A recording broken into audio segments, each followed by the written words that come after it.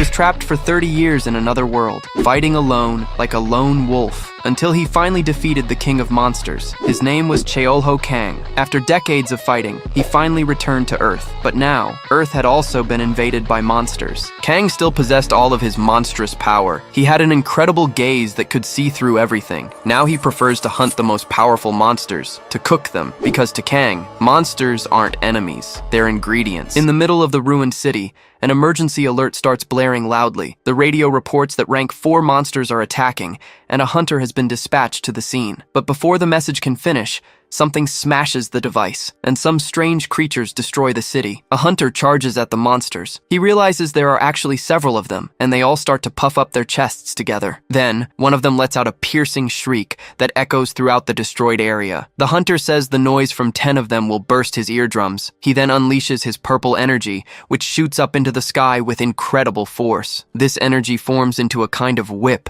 aimed directly at one of the creatures. With a serious look, he wonders if the monster considers itself dead already. Suddenly, a very bright light shines in the sky, making everyone look up. And then, a beam of pure energy comes crashing down, hitting the monsters head on. But this leaves the hunter surprised, not understanding what it was. A woman appears, praising the captain for finishing them all off in a single blow. He tells her it wasn't him, as he doesn't have area of effect attacks like the so-called Blade Queen. With that, the two of them stare into the distance, trying to understand what just happened. Then he asks if another hunter unit was sent, but she says no. The hunter finds it very strange, since he doesn't know anyone in Korea with that much power. The woman notices they left the mana stones behind, the most valuable part. He thinks that only a hunter could make such a clean cut, and wonders what his goal is. The captain then tells her to collect the stones and call the cleanup crew to the site. But as he observes the destruction, something nearby catches his attention. He spots a restaurant with a very simple sign that reads, "Eatery." With a smile, he remarks that if that guy had missed,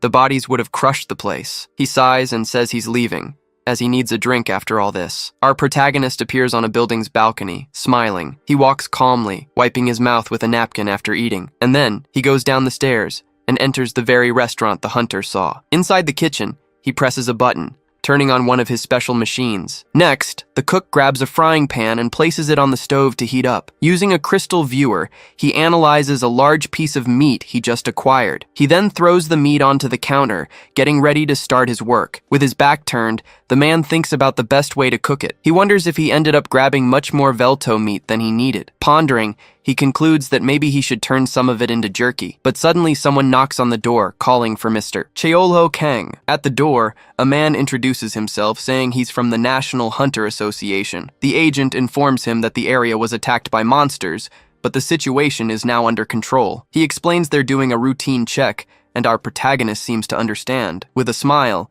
he comments that luckily few people live there, so the damage was minimal. But out of nowhere, the agent smells something different in the air and looks very surprised. He gets closer and starts sniffing, saying that something smells incredible. The protagonist replies that this is a restaurant, making the agent's stomach rumble loudly. The agent asks if he can get breakfast, as he hasn't eaten anything since dawn. With the sound of a bell, he enters the restaurant, looking around with curiosity. He's impressed, saying the place looks like it's straight out of an old TV show. The man then asks for a menu, but our protagonist explains that he cooks with the ingredients of the day. He understands it's a kind of dish of the day, and the cook confirms it's something like that. With a smile, the protagonist reveals that today's special is Velto steak. The agent is shocked to hear the name Velto, unable to believe it. He quickly deduces that the meat came from the 10 monsters the spear mage defeated earlier. The cook confirms, saying that thanks to the hunter, he got some fresh cuts. Excitedly, the agent fumbles for money, worried if he can afford the dish. The scene focuses on the chef, who starts cutting thick slices of the exotic meat. He then begins seasoning the steaks with expertise, preparing to cook. A flashback begins, showing us that 30 years ago, something incredible happened. It's revealed that he woke up to find himself summoned to a very different world. And in this world full of dragons and monsters, he had to fight hard to survive. In the flashback, he faces a giant dragon, narrowly dodging a powerful attack. After becoming stronger than them, he finally managed to defeat the terrible demon king. And by a twist of fate, he found a way to return to Earth. But upon his arrival, he saw that Seoul was no longer the place he remembered. He spent 30 years fighting, so he knows the weaknesses of all monsters. While cooking, he wonders if he still needs to get involved in these things. After all, the people here have already created their own system to protect themselves. This is the new world he lives in, so he decides to focus on his food. With the dish nearly ready, He holds the spatula and announces that it's done. And thus, the magnificent Velto steak is presented, looking succulent. The agent gulps, shocked by the beauty of a dish he never expected. He then picks up a piece of the meat with his fork, preparing to take a bite. And with the first bite, his eyes widen, completely shocked by the flavor. He shouts that the meat is melting in his mouth, relaxing his entire body. But suddenly, he stands up from his chair saying, "This is no time to think about that." He decides to forget about the price, thinking he deserves to treat himself today. With his plate now clean, he asks for another Velto steak, leaving the chef in thought. After scraping the second plate clean, he takes a deep breath and asks for the bill. The cook says the first customer of the day eats for free, but the agent insists. He says he feels recharged, and since he plans to return, he's adamant about paying. Hearing that, our protagonist gives a slight smile, seeming to agree with the idea. He then says the price is 10 silvers, and the agent leaves the money on the table. Thanking him for the meal, the agent turns to leave, but stops and turns back. He advises the owner to be careful, as times are tough for ordinary people. With that, he hands over his business card, warning that it's still dangerous outside. The card shows his name is Jae-woo Choi, from the association's patrol unit. The protagonist is lost in thought, repeating that it's a difficult era for ordinary people. Watching the agent leave, he thinks that the guy's not a bad person, and hopes he lives well. Back in the kitchen, he cuts a piece of the dish he prepared for himself, and upon tasting it, he confirms that the flavor, as expected, was very good. Later that night, an owl appears at the window, breaking the street's silence. Our protagonist stretches, thinking it was another quiet day of work. He then remembers the Velto egg and wonders what he could cook with it. But suddenly, the restaurant door is kicked open with a loud bang. A red-haired guy appears at the entrance, saying he's finally found him. Yahello turns around, confused. With a furious look, the intruder announces that he's come to take back what's his. The scene cuts to a few hours earlier, in a bustling city market. We're told that monsters have wiped out crops and livestock. With little choice, humanity started eating monsters, and the idea caught on. Thanks to this, the monster market boomed, and a vendor offers fresh eggs. He asks if they are Velto eggs, but the vendor says they're all the same. Our protagonist then uses his skill, the detector eye, to check the goods. This skill comes from a dragon artifact and reveals the identity of anything. It allows him to see the tier and species of each egg there. The skill is so powerful, it can even tell if someone is lying. That's why he avoids using it on people and just decides to take a bunch of eggs. But among them, a shiny blue egg showed no information. Even though he finds it strange, he asks the vendor to put the mysterious egg in the box. Back in the kitchen, he cracks an egg, remembering how he used to think eating was a waste of time. Back then, a good meal was a luxury, but now he cherishes everyone. With that in mind, he prepares the dish of the day, Velto scrambled eggs. He remembers sharing this dish with his comrades on the battlefield. Taking a bite, he thinks that the milk really did make the Velto eggs creamier. Alone in the restaurant, he realizes the dish turned out great, and the memories come flooding back. The faces of those he misses begin to reappear, making him feel old. But then he shifts his focus, remembering that the detector eye couldn't scan that one egg. He recalls that dragon artifacts are formed when a dragon is born. That's why they're super effective against everything except their own kind. He then touches the egg, wondering if it could possibly be a dragon egg. As he was thinking about the taste, the door is kicked open, interrupting him instantly. The intruder looks around, questioning if this place is even a restaurant. With a shout, he announces he's there to take back what's his. Pointing directly at him, he says he knew he'd find him with the egg in his hand. Yahello then realizes his detector eye doesn't work on the intruder either. He simply asks if the guy is a dragon, leaving the redhead shocked by the question. Seeing the intruder's body burst into flames, he's surprised that dragons exist in this world. Engulfed in fire, the intruder yells, demanding to know how he discovered his identity. The fire starts to burn the ceiling, and Yahello just complains about the damage to his restaurant. He explains that he has an artifact that sees through everything, except for dragons themselves. Yahello thinks this makes things easier, leaving the dragon even more confused. He offers the egg back, but tells the guy to clean up the mess first, irritating the intruder. Just then, the dragon spots a blue knife and asks if it's a dragon scale. The scent of the cutting board also catches his attention. He recognizes it as a dragon bone. Absolutely furious, he screams that the human used his people as kitchen utensils. He then attacks with full force, launching an energy sphere and yelling for the human to die. Yahello just looks a little bored, as if it's no big deal to him. The attack sends him flying back, and he complains that now it'll be harder for the dragon to clean up the mess. But he gets up, unleashing a powerful aura and talking about the nature of dragons. From his hands, a frying pan materializes, ready for combat. With a single swing, he bats away the dragon's attack. The intruder is completely stunned, unable to believe the power the human just displayed. With his eyes glowing, he advances, saying that dragons only learn one way, and as he attacks with the frying pan, he says it's the hard way. The scene leaves the intruder confused, as he remembers hearing those words before. In a flashback, the protagonist demanded the artifacts from the dragon's father. The great dragon was offended, unable to believe the human's audacity, but his son tried to warn him, saying that this was the feared warrior, Lycus. From what he saw 30 years ago, he knew his father was about to get a bad beating again. Snapping out of the flashback, our hero realizes the intruder is just a kid. He then says he has nothing against the boy, which startles the redhead. Already seated, he tells the intruder to come talk about the mess he made. The protagonist tells him to clean everything up, and then he can take the egg and leave for good. He also warns him that he doesn't like dragons, and that their next conversation could be more violent. The boy then starts cleaning the floor, wringing out a cloth with his hands. He explains that he came from the continent of Espan, sucked through a dimensional rift. The cook understands, and the boy asks if he's from Espan too. He reveals that in the other world, his name was Lycus, and here, he's Cheolho-Kang. Hearing this, the dragon frantically scrubs the floor, now certain this is the man who terrified his father. Seeing the floor shining, the protagonist tells him to grab his things and finally leave. But the boy stands up and asks why he never returned his father's relics. The cook recognizes the aura, remembering Rex, the dragon of flames. He then beckons the boy closer, saying he stopped beating up dragons 30 years ago. The boy asks his age, and he reveals he's a little over 50. Then the protagonist says he's older since he's almost 60, which shocks the dragon. He jokes, asking if it's because he's so handsome, making the boy blush. But he quickly gets serious, saying that back then, the only language dragons understood was brute force. Our protagonist starts to laugh, finding it funny to see a dragon being so submissive. He then explains that he never killed a dragon and that his utensils were gifts. As for the relics, he says they were broken during the fight against the Demon King. Seeing that this will be a long conversation, he offers the boy a drink to relax, but the dragon gets furious, yelling about how he dares to think he would drink with a human. And after all that shouting, the dragon simply passes out, face planting on the table. Slurring his words, he says the human should feel honored to drink with him. The protagonist asks if the egg is his,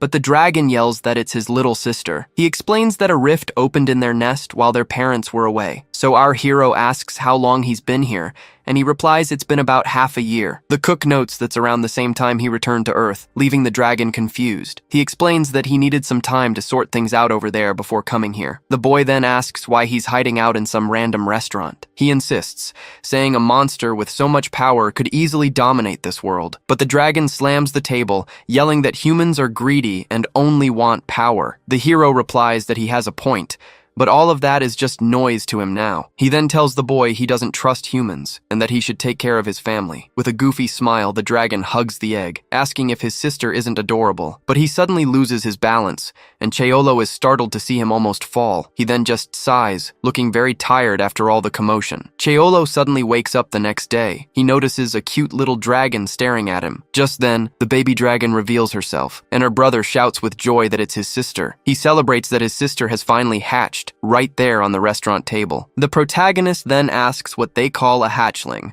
and he replies that he's still thinking of a name. He picks her up, and her older brother yells not to treat her like a pet. He then pinches her cheeks, noting that even though she's small, she already has sharp teeth. The redhead proudly says she's the cutest thing he's ever seen. With a gentle pat, our hero agrees, admitting she is indeed very cute. He then asks the boy where he's planning on taking the little dragon now. The cook remains silent for a moment, just waiting for the dragon's answer. With a smile, he says it doesn't matter where they go, and a noise starts up outside. The scene shows the restaurant, and he tells them to eat before they leave. The scene shifts to a rainy day, setting a heavy and melancholic mood. He remembers how the demons would arrive with the storm, and the scent of blood would ride on the wind. The image of the last drink he shared with someone very dear comes to his mind, and her last words echo, asking him to live his own life. Back in the present, he serves a hamburger steak, which makes the little dragon girl squeal with joy. The red dragon gets startled and asks if it's time to leave and how much the food costs. Our hero says it's 10 silver, but that he can leave without paying,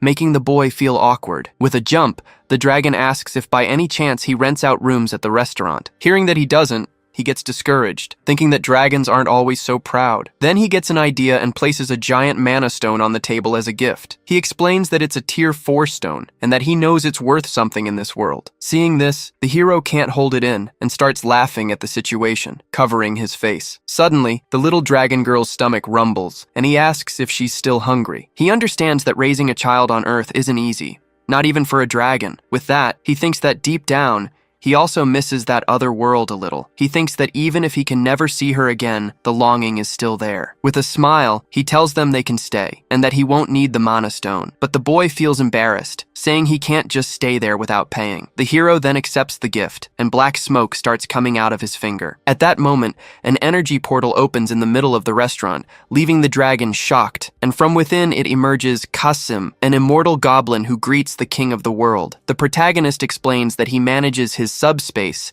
and tells the goblin to cut it out. Then he asks how many mana stones are stored in his private inventory. Kasim replies that he has as many as grains of sand, but only a few of supreme tier. The hero hands over the stone he received, telling the goblin to add one more grain to the pile. But before leaving, Kasim says he needs to take one of those stones back. He then hands one to his master, leaving the dragon completely confused by the situation. The goblin says goodbye, almost calling the protagonist the king of the world again, but he corrects himself, bidding farewell to Mr. Kang, a simple, ordinary man. With the portal now closed, he turns and says he's going to need the dragon's help. The restaurant's facade appears on a sunny day, looking much calmer than before. Inside, the little white dragon girl is sleeping soundly, enjoying the peaceful moment. But suddenly, an explosion goes off outside. Out back, the hero teaches the dragon how to control his fire without burning everything around him. He then tells the boy to try again, focusing the flames on a skewer he's holding. And with that, a piece of meat is grilled perfectly, cooked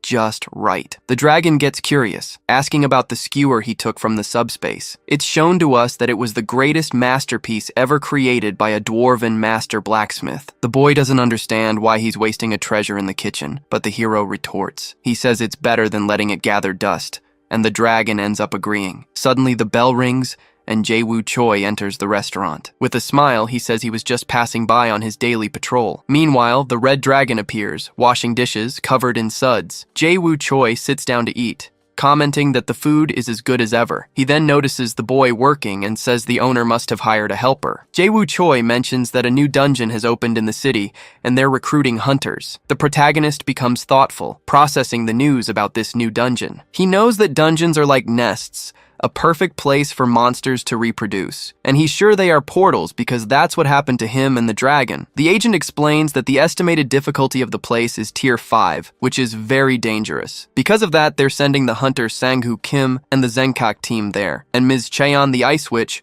will also be protecting the other end of the area. He laments that the square is full of hunters looking for work on these missions. The agent is sad because many have families to support, and the competition is fierce. With the chat over, he says goodbye and thanks him for the food, as he always does. The dragon looks proud, and the hero confirms that the customer liked the dish. With cash in hand, he thinks about buying more of that Ataho meat for his stock. The scene shifts to the market, where he asks the butcher for 10 kilos of Ataho sirloin. Just then, he hears someone shouting for anyone wanting to join the raid to form a single line. He watches the crowd, and a spear-wielding hunter in the middle of them looks very familiar. He finally remembers that's the spear mage, the one called Sang-hoo Kim. Seeing the party recruitment ads, he's reminded of the games he used to play. Since the world turned into a big fantasy game, a lot of the slang has caught on. And just like in games, healers and tanks are highly valued, but most are damage dealers. A desperate hunter even tries to get a spot, but the group says they only need healers. The memory of the association agent comes back, saying everyone there has a family to support. Hearing that, our protagonist seems to make a decision, his expression turning serious. He thinks that Agent Jae-woo is a good guy, but that he should worry more about himself. The scene changes to a man with a backpack,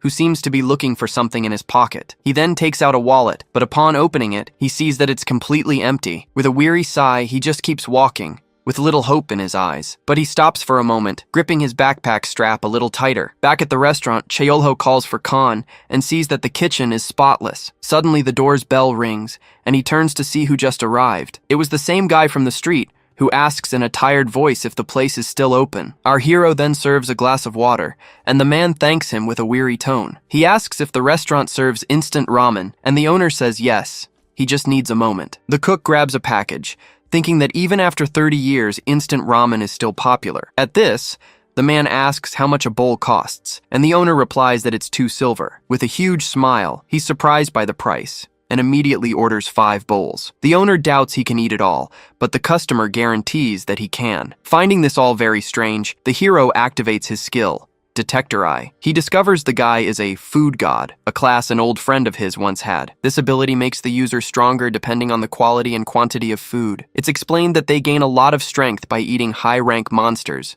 getting buffed up. But until they can do that, they barely see any results and live with an endless hunger. The man's stomach rumbles, confirming he's still in the initial stage of the skill. Our hero realizes that this guy was never able to get past this level and reach the top, so he serves a giant bowl of instant ramen with several pieces of a taho meat on top. The customer is speechless, and the owner tells him the meat is on the house. He thinks that good people always have it rough, and in times like these, they're the first to suffer. So he tells him the taho meat will give him a nice boost, since it's on the house. The man thanks him with tear-filled eyes and takes a generous bite of the meat. And with the first bite, the flavor explodes in his mouth, leaving him in complete ecstasy. He shouts, wondering how something can be so good, and the owner just laughs at his reaction. Without wasting any time, he starts devouring the noodles with a lion's appetite. And to make sure nothing is left, he tips the bowl, drinking all the broth in one go. With the plate completely clean, he takes a deep breath, thankful for the incredible meal. The customer stresses that everything was wonderful, and the owner says he's glad he enjoyed it. But when it's time to pay, he fumbles, dropping his wallet and coins on the floor. As he gathers his things, he's surprised to find a folded tie in his wallet. He hands over the crumpled money, thanking him again, and the owner accepts it without any issue. Before leaving, the man waves goodbye and promises he'll be back again. Cheolho notices that his clothes were dirty, but that tie looked new. He thinks the guy is just trying to get by in a chaotic world and forgets about it. But not long after, he ended up running into that same guy on the street again. Suddenly, the man stops upon hearing a noise, his face turning very serious. He then sees that a dimensional gate has gone out of control in the middle of the city. In the middle of the city, a sinister portal opens in the sky, spreading dark energy across the entire region. The authorities act quickly, cordoning off the area and shouting for all civilians to evacuate immediately. A hunter approaches the blockade and asks if he can help, but the guard immediately asks what his tier is. He replies that he's a food god, and the guard dismisses him, warning that the situation is too dangerous. Suddenly, a girl appears amidst the chaos, using healing magic on one of the injured. The hunter recognizes her and is shocked, realizing that it's Mi-jin, his own daughter. Desperate, he knocks down the protective barrier and runs towards her, shouting the girl's name. He asks what she's doing there, and she explains that the school sent support hunters. Mi-jin tells her father to leave, but he insists, saying he was just worried about her. But she explodes in anger, yelling that all he does is eat and work and is never home for anything. She shoves him away and yells for him to evacuate, causing his phone to fall to the ground. As she turns, Mi-jin spots a strange item on the asphalt and asks if it's a tie. She then stares at her father with a confused look, saying he doesn't even own a suit. At that moment, a portal of light opens, and an armored boot steps firmly on the ground. From it emerge Sanghu and his team, elite hunters arriving to handle the situation. One of the hunters announces that the dungeon has been cleared, congratulating everyone on the great teamwork. She asks the healers to gather and tend to the injured,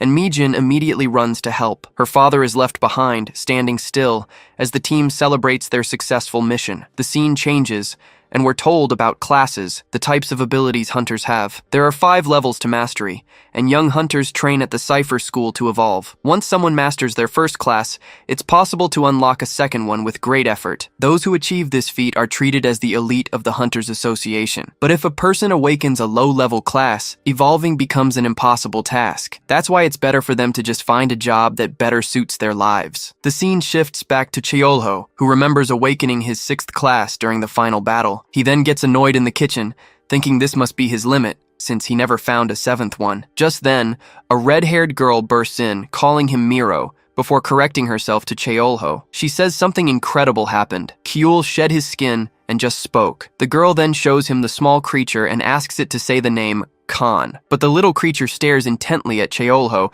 and excitedly shouts the word, "Daddy!" Cheolho feels awkward being called Daddy, while the red-haired girl is amused by the scene. He tries to play it off, questioning if the name Kyul isn't too Korean, but she retorts that the creature was born in this world. Then, she gets the creature to say its name, Khan, and excitedly celebrates the achievement. Cheolho then asks what class he has mastered, since dragons are born with one, but Khan says he doesn't know yet. Suddenly, the door's bell rings, and the girl quickly hides behind the counter. The door opens, and the hunter from earlier walks in, asking for 5 bowls of instant noodles. Khan doesn't understand why he's doing that, as the man sits down, completely dejected. He starts venting to Yahello, telling him he went to the attack site and found his daughter. The hunter laments that he couldn't help her, since he's a tier 7 and was treated like a civilian. But he explains that his daughter is a tier 3 healer, very talented and recognized by the association. About the tie, he reveals he went to buy a suit for her school event, but everything was too expensive. The only thing his money could buy was that simple tie, which left him devastated. He wonders if it's better not to even show up, since he can't even pay for her studies. With a hand on his stomach, he laughs at himself for still being hungry at a time like this. Yahello listens in silence as the man says that if he doesn't eat, he won't even be able to get work in the reconstruction. Yahello approaches Khan in the kitchen, who is preparing the noodles for the customer at the counter. He then asks if he can slice him up thinly, leaving the red-haired young man completely terrified. Khan screams, accusing Yahello of fattening him up all this time just to eat him later. But the cook explains it was a joke, and casually points to the skin Kyul shed. The young man is outraged by his look and yells that he was going to keep it as a memento. The scene then reveals an extra-large bowl of ramen, topped with several pieces of meat. Yahello serves the dish to the hunter, saying it's on the house, while Khan freaks out in the background. The man tries a piece of the meat, still with a sad expression, but is quickly surprised. With that, he begins to cry silently as he eats, letting out all his frustration. After a while, the bowl is empty, and the hunter leaves a crumpled bill on the table. He thanks him not just for the food, but also for listening to his pathetic life story. Yahello just watches the man leave with a satisfied smile on his face. Mission accomplished. At the door, the hunter stops and comments on how life is full of hardships. But Yahello replies that for those who try hard, sometimes life gives something good back. He finishes by telling him to keep on living, because he'll always be there to serve him again. With a slight smile, the man leaves the restaurant, promising he will definitely be back. Hiding, Khan asks why nothing happened, but Yahello says he did what he could with the food. Khan then gives him a serious look, wanting to know why he helped that stranger so much. Yahello doesn't answer, just looks away with a slightly darker, more distant expression. He then pets Kyul and comments that his own father once had that same lonely look. Khan is a bit shocked, realizing that even someone like Yahello had a father once. The scene changes, and we see the hunter arriving at his simple apartment in the dead of night. Inside, he finds his daughter Mijin asleep, her phone still by the bed. He then notices she picked up the tie he dropped, and he hears her apologize. Half awake, the girl apologizes again for her harsh words. He comforts her by stroking her head and says it's okay, that he's sorry too. Kneeling by the bed, he laments not being able to give his daughter a better life. But as he covers her with a blanket, he silently promises that she will always have his unwavering love. The next morning, the hunter runs desperately through the city, shouting that he's going to get the last spot. Out of breath, he finally reaches the recruiter, who asks to see his hunter ID. The recruiter recognizes him on sight and asks for his name, and he replies that it's Manhwa Kim. He then remembers that Manhwa was the guy left behind in the monster zone last time. The guard tells him not to screw things up now,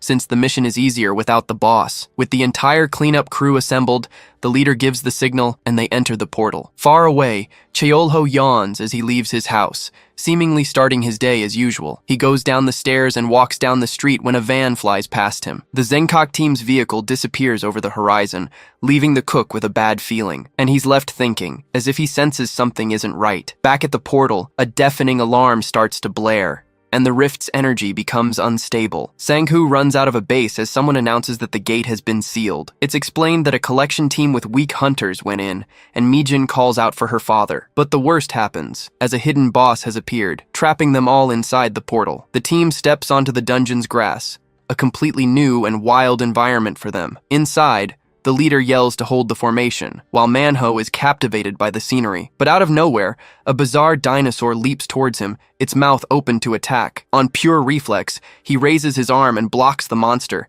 taking the direct hit. He throws the creature away and is confused, feeling strong and not hungry today. A teammate notices his strength, but is soon startled by something else in the sky. High above, a rift in space begins to form, cracking the dungeon's reality. With that, the entire ground begins to shake violently, and everyone looks up in terror. A giant, clawed paw descends from the sky, crushing the ground with a dull thud. The monster reveals itself completely, a colossal tyrannosaurus that roars, showing it's the hidden boss. Manhwa is in a total panic, unable to believe their terrible luck. We're told that a hidden boss is a second boss that appears from an extra rift, and when that happens, most cleanup squads don't make it out alive. Everyone stares at the creature, terrified, and Manhwa recognizes it as a Tigrex monster. The beast starts running towards them, and Manhwa yells for everyone to move, fast. He stops for a moment, sweat dripping as he makes a risky decision. On the fallen monster, he sees a glowing mana stone, a unique opportunity right there that would pay the bills, and he could finally give his daughter,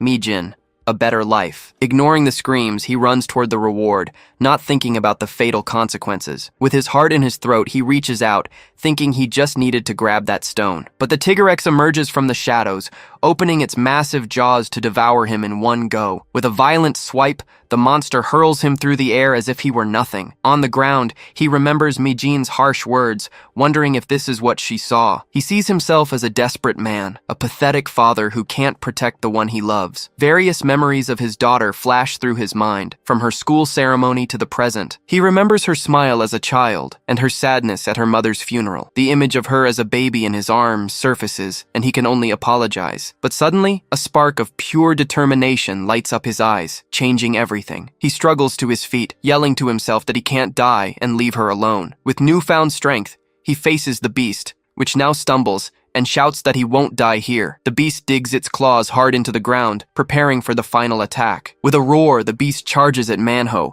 who refuses to die in this place. He then clenches his fist with determination, gathering all the courage he had left. With a cry of pure fury, he swears he can't and won't die like this. On pure instinct, he stops the monster's paw with a punch, unleashing a hidden power. A crackling red energy explodes from his fist, engulfing his entire body. From a distance, the team leader sees the scene and shouts that it could only be a rank up. Manhwa himself is in shock, unable to believe he blocked the hidden boss all by himself. He then realizes his fists don't hurt, and stranger still, he wasn't feeling hungry. For the first time in his entire life, the constant hunger was just gone. With that, he charges forward and grabs the monster's jaw, stopping the creature's attack. Using his new strength, he matches the giant dinosaur. Manhwa slides across the ground and with a defiant look, tells the monster to take the hit. He yells for the beast to hang on, because the real fight was just beginning. Elsewhere, the elite team's weapon shatters, proving the enemy's strength. Sang-hoo arrives on the battlefield and asks if everyone has evacuated, wanting to know where the boss is. A hunter points in shock, not believing that guy stopped a Tier 2 Tigrex by himself. With a smile, Sang-hoo confirms the feat and calls him a cool old guy, finding it incredible. Seeing Manhwa hold back the monster, he recognizes his potential and says he needs to get his contact info. A status window appears, revealing Manhwa's class is God of Food. It's explained that this class reflects damage, acting as a super durable tank in combat. From a distance, Yahello thinks that in the Korean system, this power is equivalent to a Tier 3 hunter. Seeing that Manhwa and Sang-hoo have handled everything, he decides his mission here is over. The scene cuts to little Kayul yawning, showing that her life is going on peacefully. At the restaurant, a newspaper on the table announces that the hidden boss, Tigrex, has finally been defeated. The news reveals the hero of the fight was Manhwa Kim, who became the MVP and rose to Tier 3. The association admits its mistake and promises a re-evaluation, while Cheolho picks Kyul up. He comments that she's gotten a little heavier, and the little one responds by calling him Daddy. He tries to deny it, saying he's not her father, but Kyul hugs him tightly anyway. With a smile on his face, he accepts the little one's affection as other news plays in the background. On the radio, a news report talks about a wave of petty thefts happening in the city. The culprit seems to like food and shiny things, and even stole mana stones from the market. Cheolho gets lost in thought over the news, while little Kyul plays with water nearby. With a cute look, she approaches and offers a mug full of liquid to her daddy. But suddenly Khan bursts into the kitchen and desperately yells for Cheolho not to drink it. With a disgusted look, he warns that the mug is completely full of dangerous bacteria. He then explains that Kyul learned from a picture book about water wells for drinking. At that, a shiver runs down Cheolho's spine, as he understands that to her, the toilet looks like a well. In another scene, Agent Jae-woo Choi tries some kimchi, saying the dish is incredible. Cheolho comments that he used premium ingredients, which is why his food has a special flavor. Suddenly, the doorbell rings, and Jae-woo announces that more people are arriving. He then says he brought someone with him today, and a man appears from behind him. There stood Captain Sang-hoo Kim, the famous spear hunter, in his leather jacket. Cheolho bows and greets him, politely saying that he's heard a lot about him. The association agent agent then introduces himself and recognizes Cheolho as a spear mage. Sang-hoo arrives complaining that the day was rough, full of meetings that never ended. At that, Agent Jae-woo points to the side and announces that the famous god of food was there. He excitedly explains that this was Manhwa Kim, the hero who turned the tide in the last raid. Manhwa smiles humbly and says he owes it all to the boss who helped him in his darkest moment, but Cheolho replies that it was nothing and that he was just hoping he'd come back to eat again. The newcomer then asks for his usual noodles, and Cheolho gets ready to cook. Seeing this, Sang-hoo gets a craving and asks for the same dish, making the cook happy. As soon as the food arrives, Manhwa tips the bowl back all at once, drinking every last drop of the broth. Sang-hoo is left speechless by the scene, impressed by his colleague's hunger and appetite. He then reminds Manhwa that he should get going, since he promised to visit his daughter's school. Cheolho says they need to rest, and with that, the agent says his goodbyes and decides to leave. He watches their interaction from a distance, thinking that the two seem to get along very well. But suddenly, he realizes the restaurant has become very quiet, finding it strange. He looks at the table and sees Sang-hoo slowly swaying, almost falling asleep right there. And just like that, the captain passes out completely, taking a nap after his meal. The scene changes to a flashback, where Sang-hoo grabs a man by the collar and yells, completely outraged at him. He questions how the man could have messed with a mystical creature as the fire beast descends on the city. The monster, a giant wolf in flames, snarls at the hunters, baring its teeth with pure hatred. With a deafening howl, the creature unleashes its power, preparing to destroy everything around it. Back in the present, Sang-hoo finally wakes from his nap, a bit confused by the situation. He jumps to his feet, seeing Cheolho still there, calmly reading the newspaper. Cheolho then notices the time and apologizes, but the cook tells him not to worry about it. The captain declines the food, saying he has no appetite, as the radio starts talking about the robberies again. But then he changes his mind and asks for a drink, and Cheolho quickly moves to fill the customer's order. Sang-hoo asks for soju and leaves the side dishes up to the chef, who considers what to make. With the fresh ingredients he bought, he suggests sashimi, surprising the captain. He confirms it's raw fish, explaining he got a very fresh catch that morning. We're told that with the arrival of the monsters, the oceans were also completely taken over. As a result, fish that were once common became rare delicacies, almost impossible to find. Instead, they now fish for monster species like this young German fish. Cheolho begins to slice the creature, saying its flavor is a cross between sea bass and flounder. As he prepares it, he confesses he didn't used to like sashimi, but learned to see it as a luxury. He then serves the dish, recommending that Sang-hoo try the seaweed noodles underneath. The captain is impressed, but finds the combination of sashimi and seaweed noodles strange. Cheolho assures him he used special ingredients, and is certain he'll enjoy the taste. With that, Sang-hoo picks up a piece with his chopsticks and eats it, feeling the crunch of the mix. In an instant, a jolt of flavor runs through his body, and he feels renewed by the meal. He then downs a glass of soju in one go,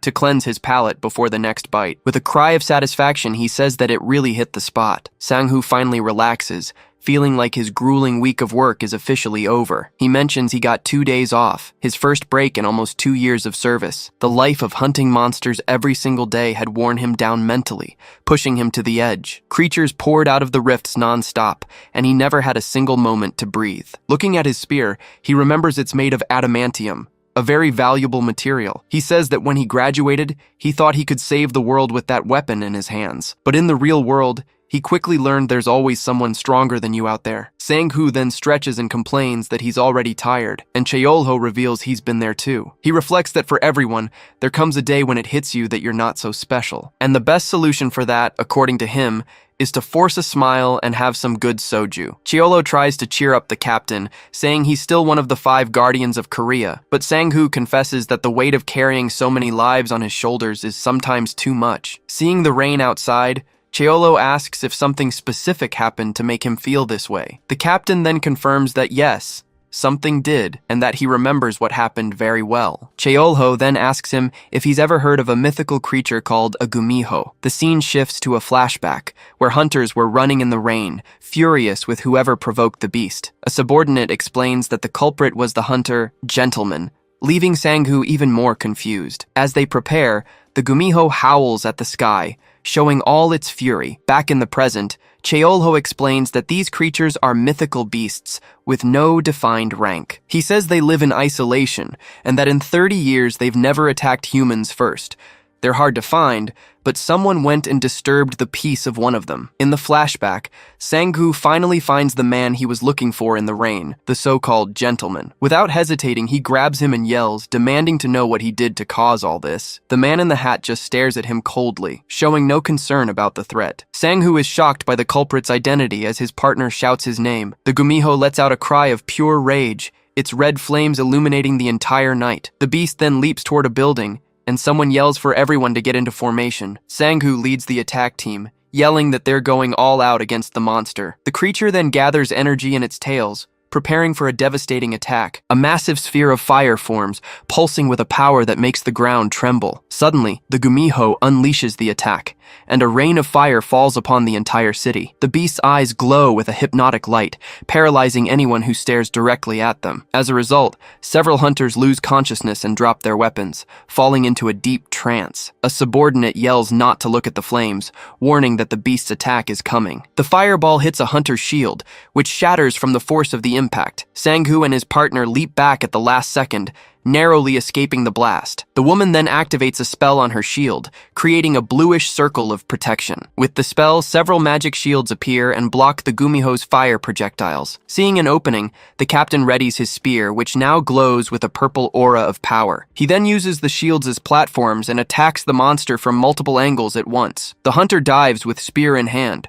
preparing for the final blow against the beast. With a furious shout, he commands the creature to leave in silence, once and for all. The tip of the spear cuts through the air and strikes the gumiho's neck, which roars in pain. The monster's eye fills with a tear. Sang-gu notices the creature's gaze, but it was too late to pull back, and Sang-gu strikes true. Back in the present, he reveals that the battle lasted all night, without rest, and when they finally defeated the monster, amid the screams, he heard something crying. Lying on the ground, he finds a small fox cub, huddled and crying in the rain. He's shocked to realize they killed a mother, and that this was her newborn. It was revealed that gentlemen's eagles had hunted the cub, and the mother was only reacting to that. Sang-gu laments, saying it was a mistake, but that even the best students make them. But he adds that they, as guardians, can't afford to make those kinds of mistakes. Sadly, he reveals that the cub also had to be put down in the end. Yahello comforts him, saying they had no other choice, closing the gumiho case for good. With a sheepish smile,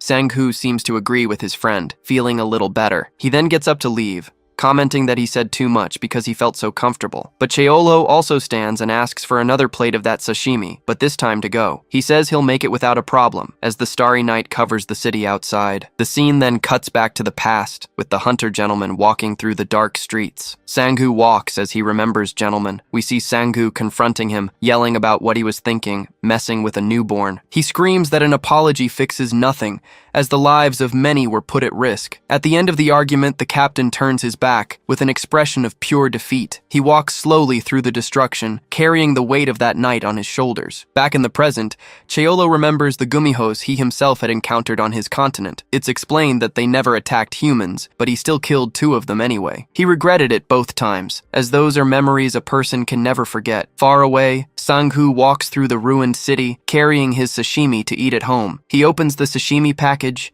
the only comfort he took from that difficult night. But these memories remain like scars, with screams that always echo in his head. Suddenly, he hears approaching footsteps, and his hunter's instinct immediately kicks in. It's as if he's reliving it all over again, with the flames forever reminding him of his mistake. From the darkness, a small paw emerges, moving slowly toward the hunter. It was the gumiho cub, now with 3 tails, approaching with its own flames. Sang-gu then reveals the truth. He couldn't bring himself to kill the cub on that rainy night. We see a flashback to the past, with the small newborn huddled and crying in the heavy rain. He doesn't know if it was because of its mother's gaze, but he just couldn't do it. Crouching, he laments being such a weak guardian while the cub eats the sashimi. The captain then asks how many mana stones it stole to already have 3 tails like that, but the little fox ignores the scolding and tries to steal the food bag, acting on pure instinct. Sang-gu instinctively grabs it by the tail, and the gumiho gets angry, baring its teeth at him. The creature then attacks him with fireballs,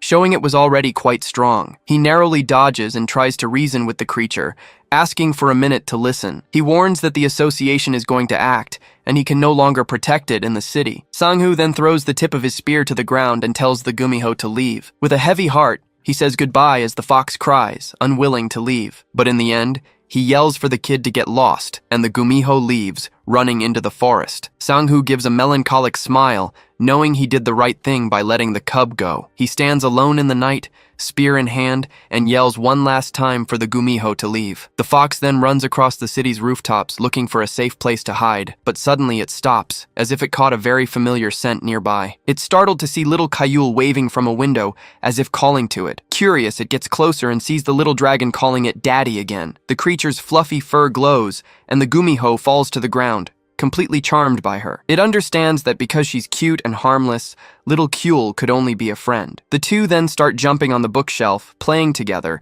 when Cheolho enters the room. The cook finally realizes it was the gumiho he had sensed around his house. He asks if the fox is hungry, and it nods its head, confirming right away. With a smile, Cheolho says it looks like it already ate somewhere else, referring to the sashimi. Just then, his goblin butler Kasim appears from a portal, asking what he desires now. Cheolho then points to the gumiho and asks him to get a mana stone from his collection. The servant promptly obeys, handing the stone to Common Master Cheolho Kang. Cheolho says a tier 1 mana stone should help, and the gumiho snatches it immediately. Without hesitating, the fox bites the crystal, shattering it into pieces in its mouth. With that, a cosmic energy envelops the creature as it absorbs all the stone's power. At the window, Cheolho bids farewell to the creature, which is now ready to finally leave. The gumiho then turns and runs, disappearing through the window like a small fiery comet. It stops on a rooftop, looking one last time at the city it left behind. The creature remembers Sang-hoo, thinking that despite everything,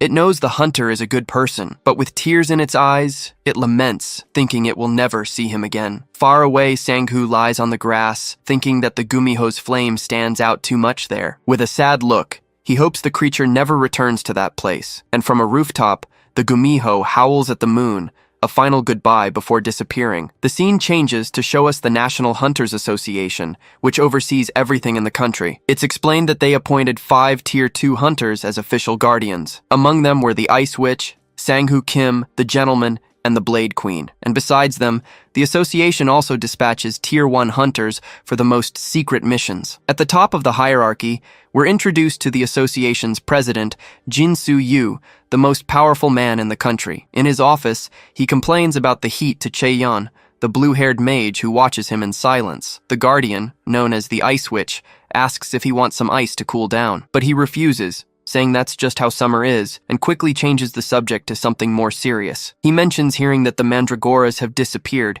and she confirms the information right away. It's explained that a mandragora is a plant monster that releases a highly dangerous poison, and to make matters worse, its scream can kill low-rank hunters and civilians in a matter of seconds. She reports that 13 of them have vanished without a trace, as if they simply walked away. The president laughs at the idea, saying that root vegetables don't have legs to run around. He then decides to call someone named Gabby to investigate, and Chae-yeon is startled by the name. Jin-soo confirms that the Shadow Cat is back and will handle this mysterious case. Far away, little Kyul stretches, waking up from another peaceful night's sleep. Next to Cheolho, she notices that Khan isn't there, but she realizes her daddy is having a nightmare, and gently tries to wake him. With her little paw, she rubs his face and calls out to him, trying to pull him from the bad dream. But soon after, the little one's stomach rumbles, and she can only think of one thing: food. She gets off the bed and goes to the kitchen, trying her best to reach a chair that was there. With a few clumsy jumps, the little dragon finally manages to climb up, ready to hunt. From there, she peeks into the fridge and finds a mandragora, a very strange plant monster. Not knowing what it was, she wonders if it's an old man. Startled, the mandragora lets out a deafening scream that echoes throughout the house. But her hunger was stronger, and Kyul simply takes a bite of the monster without a second thought. The taste was horrible, and she spits it all out, making a face and throwing the plant away. Just then, Cheolho and Khan arrive in the kitchen, and the chef gives the little one a disapproving look. The little dragon passes out with a full belly, and Cheolho warns that she's going to get a scolding later. He then picks Kyul up and asks Khan where he's been the last few days. Khan says he was researching rifts, but he only saw monsters he already knew from Espan. Cheolho becomes thoughtful, and the word monsters seems to give him an idea. He teases Khan, who gets furious and yells that dragons are a noble and superior species. He then realizes it's not impossible for a dragon or something worse to emerge from the rifts. With that, he asks Khan to let him know if anything strange appears during his research. Khan asks if he can't control the rifts, but Cheolho says he doesn't know how. He also asks how he returned to this world, but Cheolho dodges the question, saving it for another time. He changes the subject,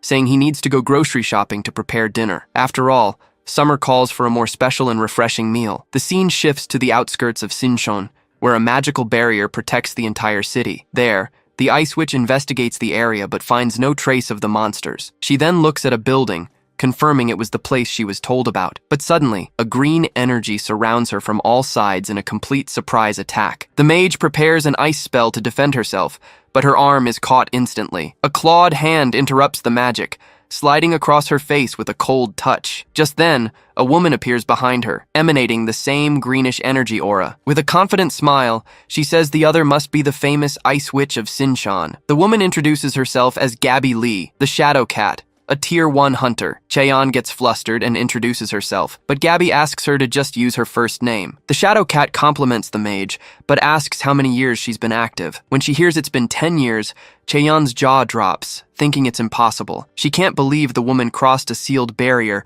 without leaving a single trace behind. She's also shocked by the veteran's youthful appearance, who's been a hunter for 30 years. Gabby shakes the mage's hand and introduces herself again, saying it's her first time there. She then asks for a summary of the situation, and Cheon explains about the missing mandragoras. The mage says the barrier was created by a Tier 4 hunter from her support team. Gabby figures that to get through, the culprit must be at least a Tier 3 hunter. To start the investigation, she asks for the biggest mercenary guild in the region. Cheon replies that it's the Temple Guild, and Gabby decides to go there to eat. Far away, Sang-hoo feels a shiver, as if someone was just talking about him. The scene cuts to the restaurant, where little Kyul is sleeping soundly in Khan's arms, looking adorable. The red-haired young man is completely smitten, saying she's just adorable. Khan is completely smitten with Kyul, saying she must have gotten her cuteness from him. He was so focused on the little one that he didn't even notice Cheolho watching the whole scene from afar. The redhead gets startled and asks how long he's been there, and the chef says he saw everything. Embarrassed, Khan tries to play it cool,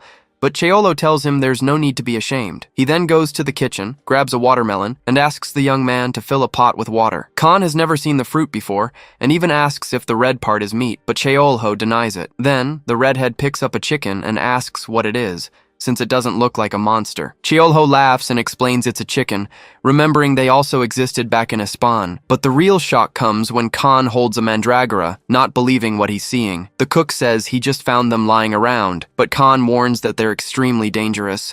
It's explained that they're full of dark energy, which is why they have a cooling effect. Besides that, they're crunchy and sweet, pairing well with many different dishes. Khan asks what the stuffing will be, and Cheolho answers that he'll use rice, garlic, and the mandragora. After a while, the pot is already boiling, and soon they'll have a warm chicken soup. But as they're cooking, the bell rings again, and a customer enters the empty restaurant. At the door, Sang-hoo, Cheon, and Gabby arrive, and the Shadow Cat immediately compliments the smell of the food. Cheolho welcomes them, and with a push, the embarrassed Khan also greets the group. Sang-hoo says that visitors are welcome, and introduces the red-haired young man as his nephew. The cook offers them chicken soup, and Gabby gets excited, as it's been a while since she's had chicken. But she quickly refuses, saying she's vegan, which leaves Cheolho wondering what to serve her. The chicken soup and mandragora kimchi are served at the table, looking delicious. The Ice Witch picks up a drumstick, dips it in a little salt, and prepares for the first bite. She then tastes the juicy meat, and her serious expression completely changes with the flavor. Sang-hoo also praises the kimchi,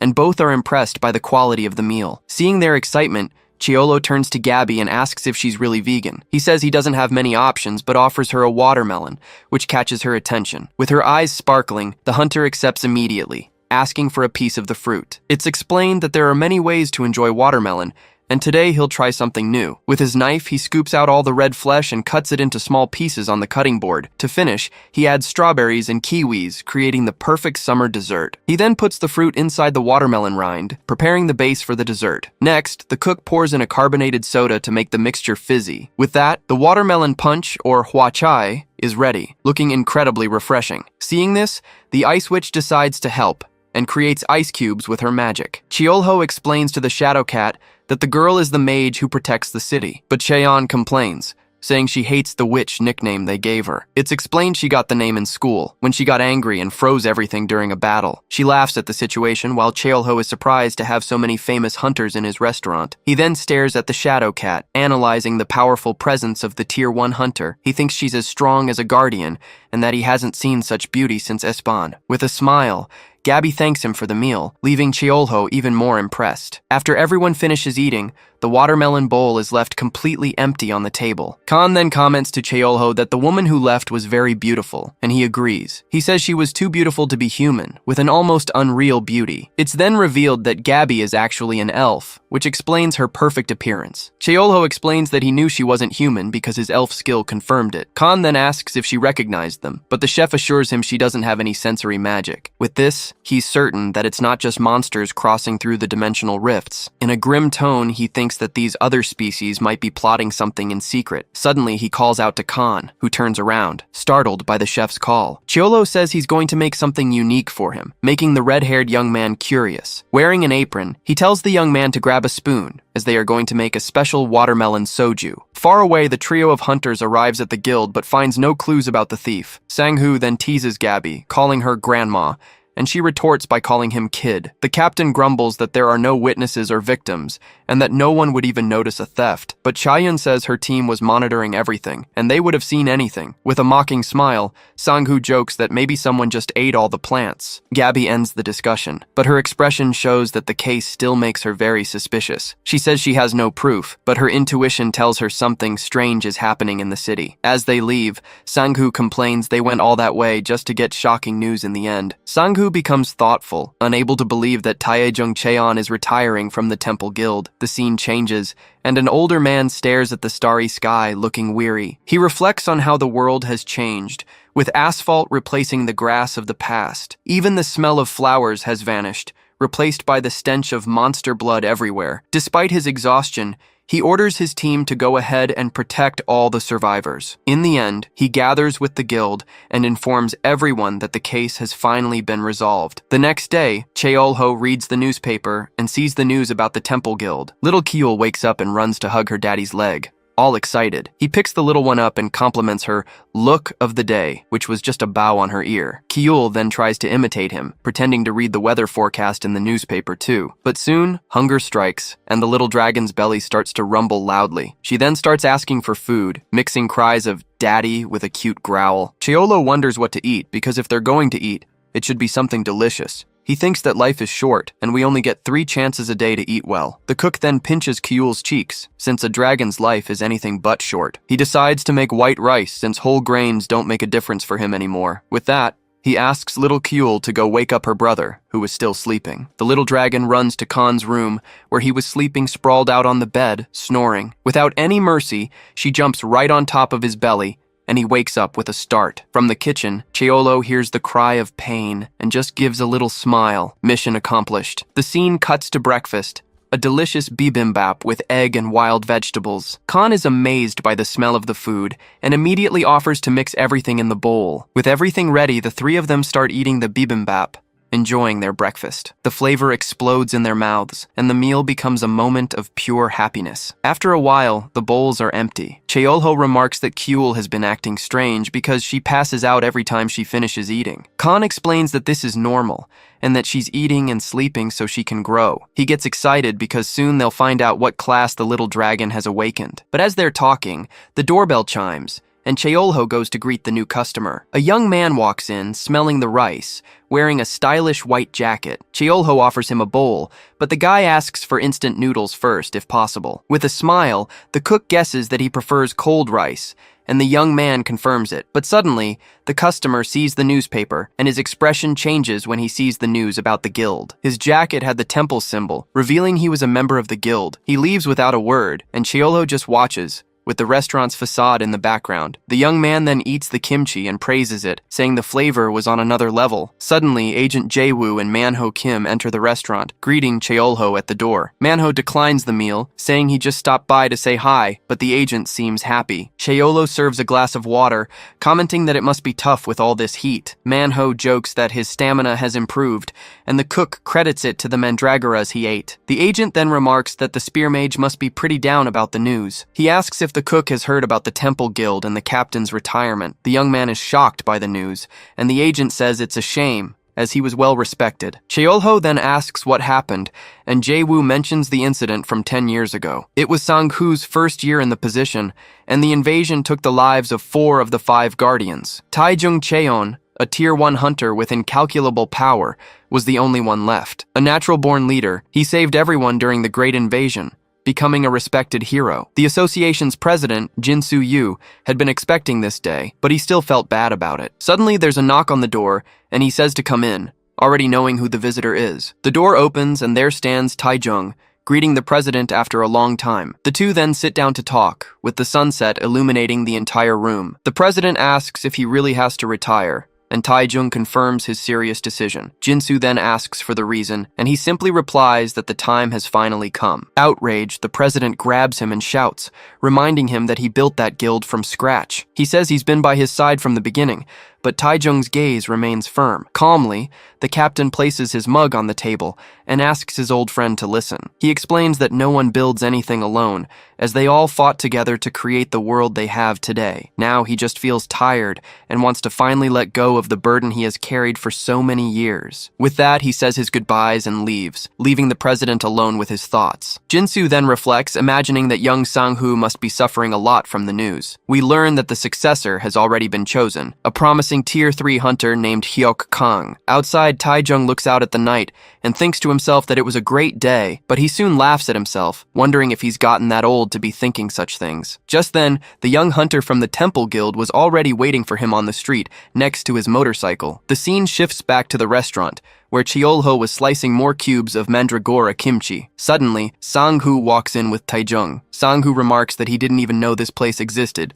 then asks with a smile what the menu of the day is. Cheolho replies that today they're serving home-style dishes, which makes Sang-hoo curious. The cook thinks about the captain's age and decides to take a chance, offering him the food anyway. Taejung sits down, and the word veteran seems to fit his aura perfectly. He says he's not in a hurry, and that the chef can take all the time he needs to cook. With a smile, Cheolho turns and heads back to the kitchen, ready to start cooking. The young hunter says his goodbyes, saying he just stopped by to show the old man the way. Taejung apologizes for the young man's immaturity, but Cheolho says he's a guardian after all. The veteran then asks if he can smoke, and the cook allows it, since there are no other customers. With the cigarette in his mouth, he compliments the smell of rice rising from the rice cooker. He comments that it's been a long time since he smelled that, which makes him nostalgic. Cheolho reflects on nostalgia and how everyone misses something. He then decides to make a special dish, one that brings back those fond memories. We learn that he's going to make a jjigae,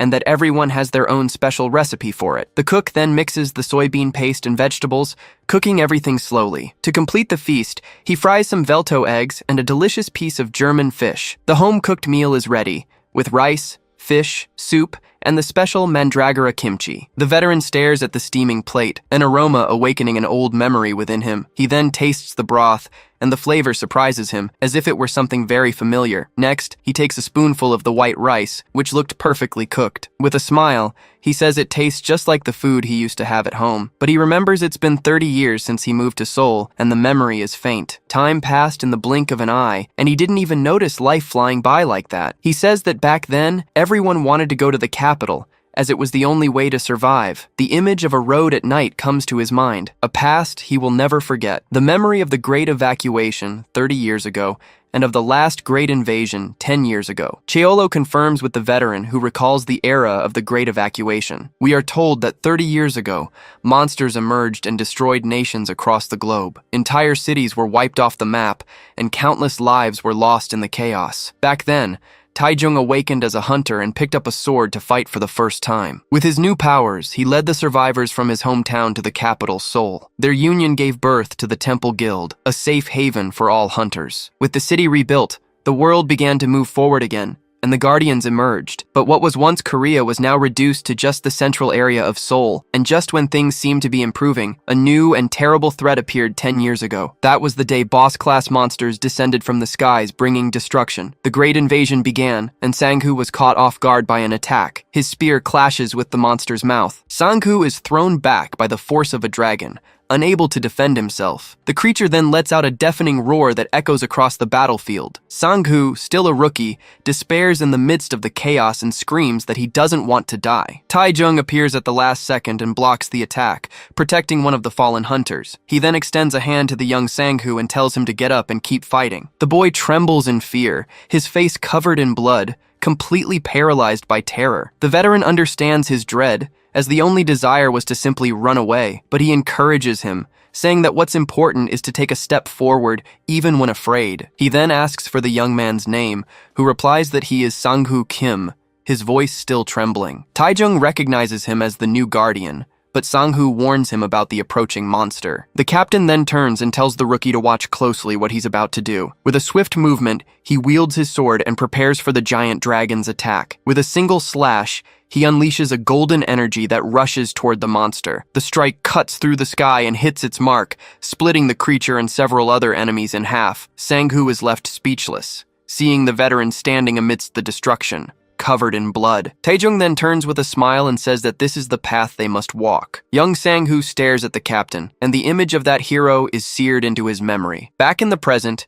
he takes off his helmet with a determined look of someone who will honor that legacy. Sang-hoo climbs a hill and says that this is a good place for his master to rest in peace. He then turns and runs, ready to clear the entire area and ensure its safety. With his spear in hand, he vows that he won't leave a single monster remaining. He plants his weapon in the ground, saying this is the place where his captain will rest. He thinks it's the least he can do to repay the veteran for saving his life. With tears in his eyes, he curses himself, unable to hold back the pain of losing his friend. On his knees, he wonders why there are no monsters for him to unleash his anger on. He feels powerless, as there's nothing he can do to change what happened. Back at the restaurant, Cheolho asks if the captain regrets anything in his life. Taejong puts out his cigarette and confesses that every day was a regret because they had to be perfect. To protect someone, to keep people alive, they needed to survive at all costs. He adds that there is no room for error, as one slip-up can cost precious lives. Cheolho then understands where young Sang-hoo's maturity comes from, having learned from the best. He reflects that despite all the exhaustion, the captain managed to raise a worthy successor. Taejong then stands up and confirms he will return to his hometown, ending his journey. Cheolho reflects that he can understand the life the captain lived,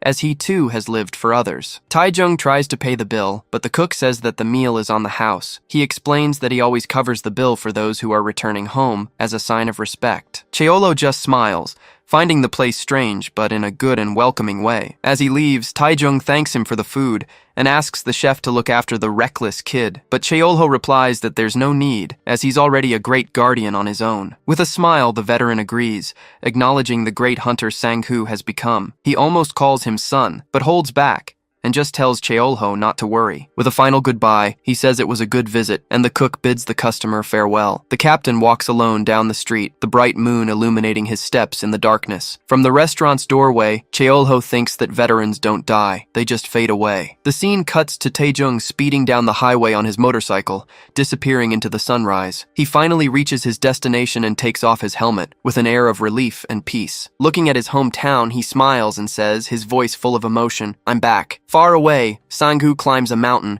ready to honor his master's legacy. With tears in his eyes, Sang-hoo says goodbye to the old man, asking him to take care. He then starts his motorcycle and disappears into the darkness of the forest, following his own path. But suddenly, the little Gumiho appears in the same spot, her fiery tails floating. She thinks about the human who left, and the other one who gave her the shiny power stone. With a smile, she remembers that cuteness means being harmless and friendly. She then gazes at the city and welcomes her new, cute human, Taejong Cheon. The scene cuts and we see Cheolo in a nightmare, hearing his old name Miro calling out to him. Suddenly he wakes with a start, shouting, "I'll be fine," as he gasps for air. But the nightmare continues, and his image distorts, as if reality itself is shattering. He sees himself back in his own world, where he was a knight facing the Demon King and his generals. One of the enemies asks if he was the one who summoned him to this dark and desolate realm. With a magic circle, the demon attempts an attack, but the knight blocks it with his bare hand. Even as the magic crackles, he says he doesn't understand a word the monster is saying. With that, he clenches his fist and shatters his own gauntlet, unleashing his power. A purple light explodes from the magic circle, revealing the true power he had been hiding. In the nightmare, Cheolho counterattacks with a golden power, facing the enemy's purple spells. With a punch, he shatters the magical barrier, preparing for the battle's final blow. Suddenly, Cheolo jolts awake, his heart pounding from the nightmare he just had. He then puts a hand to his forehead, still dazed, as he hears the sound of birds outside. But a noise in the living room startles him, and he sees Khan on the floor looking terrified of something. Khan shouts that his aura felt like a murderer's, and asks what he was about to do. Cheolo apologizes at once, realizing the energy from his nightmare had leaked out unintentionally. He laments that it's been 10 years since the war ended, but the memories still haunt him. He thinks the dream was because of the news he heard about the great invasion of Seoul, but he's suspicious, as it seems too coincidental to dream about the very day he faced the Demon King. Still, he looks out the window, doubting their paths will ever cross again in this world. At home, little Kyul calls for Cheolho, who watches her with his arms crossed, not understanding. He then sees the wall is completely scribbled on and sighs, realizing she's just a baby. Cheolo kneels to look at the drawings, and Kyul says that today's special is chicken. He points to one of the scribbles, saying it's a chicken, which confuses the little one. Then he questions another drawing, wondering if it's a fish or a mermaid with arms. He gently lifts the little creature into his arms to talk to her better. She then rubs her face against his and calls him daddy, completely shattering Cheolho's tough guy act. He then makes a deal, saying he'll make chicken if she erases the mess on the wall. But suddenly, Khan bursts in, shouting Cheolho's name and demanding to know what happened. Cheolho seizes the opportunity and tells Khan to teach Kyul how to do a proper cleaning. The happy little girl calls Cheolho daddy, making Khan jealous of their closeness. Paying it no mind, Cheolo announces he's going to the market and leaves the house in his care. The scene changes to a bustling street with several stalls and a festival atmosphere. He appears buying a lot of chicken, thinking it's for someone with a big appetite. The vendor comments that it's his lucky day, since everyone on the street is in a festive mood today. The vendor tells Cheolho to check out the square,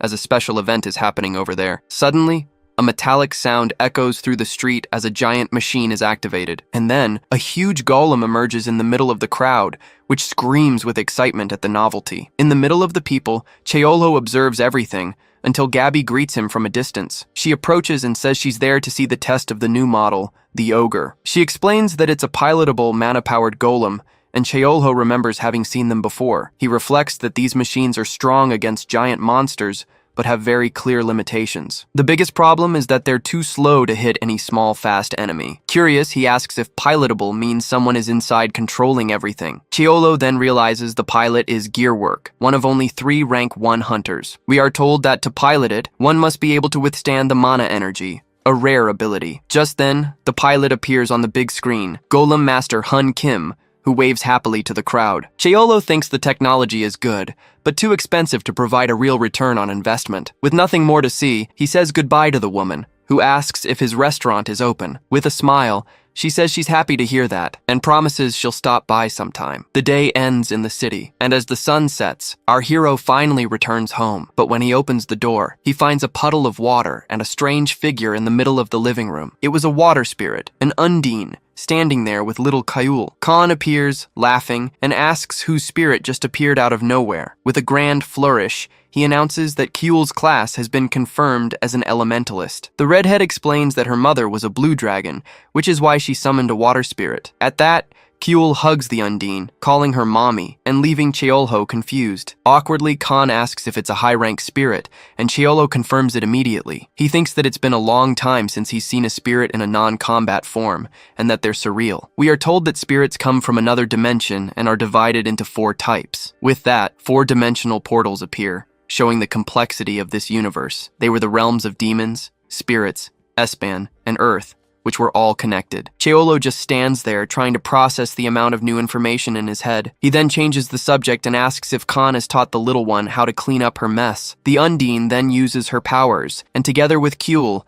cleans up all the dirt in an instant. Cheolho decides that, since she has awakened, it's time for a small celebration for Kyul. In the kitchen, he begins to prepare the ingredients, removing the plastic wrap from a bowl of chicken. He then coats the pieces in flour and explains that tonight's main course is fried chicken. We're told that about 30 years ago, there was a fried chicken craze with many variations. With everything ready, he drops the pieces into the hot oil, which immediately starts to fry. But in the end, the foundation for all of them was always the classic plain fried chicken. When he brings out the food, Khan goes crazy from the smell, and Kyul gets ready to eat. The little one takes a crunchy bite of the drumstick, savoring her first real meal. Yahello just observes her reaction, waiting to see what she'll think. With her face all messy, she lets out a cry of happiness, loving the taste of the chicken. Seeing that, Khan yells that he can't take it anymore and that he needs to eat now too. But Yahello gets serious and warns that in his world, fried chicken reveals a person's soul. With a dark look, he stares at Khan and asks which piece he's going to eat first. The redhead gets nervous, swallowing hard and not understanding the pressure that's building up. In the end, he picks up the chicken neck and asks how that could possibly say anything about him. Seeing his reaction, Yahello laughs and says he was just kidding, telling everyone to eat. But Kyul eats everything so quickly that Khan doesn't even get a taste, and Yahello says he expected as much. To go with it, he grabs a beer and says it pairs much better with chicken than soju. Mugs in hand, they make a toast, celebrating another day well spent. Khan finally takes a bite and his jaw drops, saying it's amazing. Then, Yahello perfectly debones a wing, shocking the redhead with his skill. He complains that there are bones everywhere, and Yahello just laughs at the whole scene. Suddenly, a loud noise startles little Kyul, who looks at the window, not understanding anything. And out of nowhere, a burst of fireworks illuminates the sky, surprising the group. Yahello realizes the festival is still going on, while Khan thought it was a war. He picks Kyul up in his arms and explains that they're fireworks, calming the little one with the news. Seeing her joy, he thinks that Kyul has never been outside, and asks when she will change her form. Khan replies that it won't be long, and Yahello asks if she will also breathe fire. With a smirk, he confirms that she will, and says he can't wait for that day. Finally, he dreams of buying clothes and shoes for her, and taking her to see the world. Elsewhere, the test of the new golem continues, with a giant drill piercing through metal. But the pilot complains that the machine is too heavy, and that the mana isn't working properly. Tired, Hun Kim, the robot's pilot, arrives at the locker room to finally get some rest. But he's surprised by the mysterious woman, who informs him that this is the men's locker room. He teases her, asking if she got old to justify the nickname she has. Hun Kim complains that he's starving, but the woman says she's already chosen a good restaurant. He teases her about her age again, but she ignores it and says the place is in Seodamun. She then comments that Captain Cheon has retired, and Sang-hoo isn't handling it well. Hun Kim says it was a shame, but that it was time for the captain to get some well-deserved rest. With a sad look, Gabby laments not having a hometown she can one day return to. Changing the subject, she asks about the new mana stone, and he says its density is insane. He confirms that it came from the new dungeon, but that there's something very strange about that place. Gabby explains that there are no monsters, only that the sky began to glow with a bizarre color. Just then, a necklace begins to glow, as the dark sky indicates that something is about to fall. The scene cuts to our protagonist, who is sensing this energy and waiting for what's to come. The butler, Kasim, reveals he's been looking after the relics, since many were lost in the war. In the past, dragons trembled in fear, fleeing at the mere mention of Miro Lycus's name. Back in the present, Yahello uses a detector and confirms there's mana in the air. Other hunters also arrive at the mine, realizing the place's immense potential. But Yahello feels the detector break and understands the energy here is too strong. Just then, a huge crack appears in the sky, confirming that something terrible is about to happen. The rift shatters completely, releasing a red energy and opening a dimensional portal. From within it, a giant metal gate begins to materialize out of thin air, and from it emerge several bizarre creatures,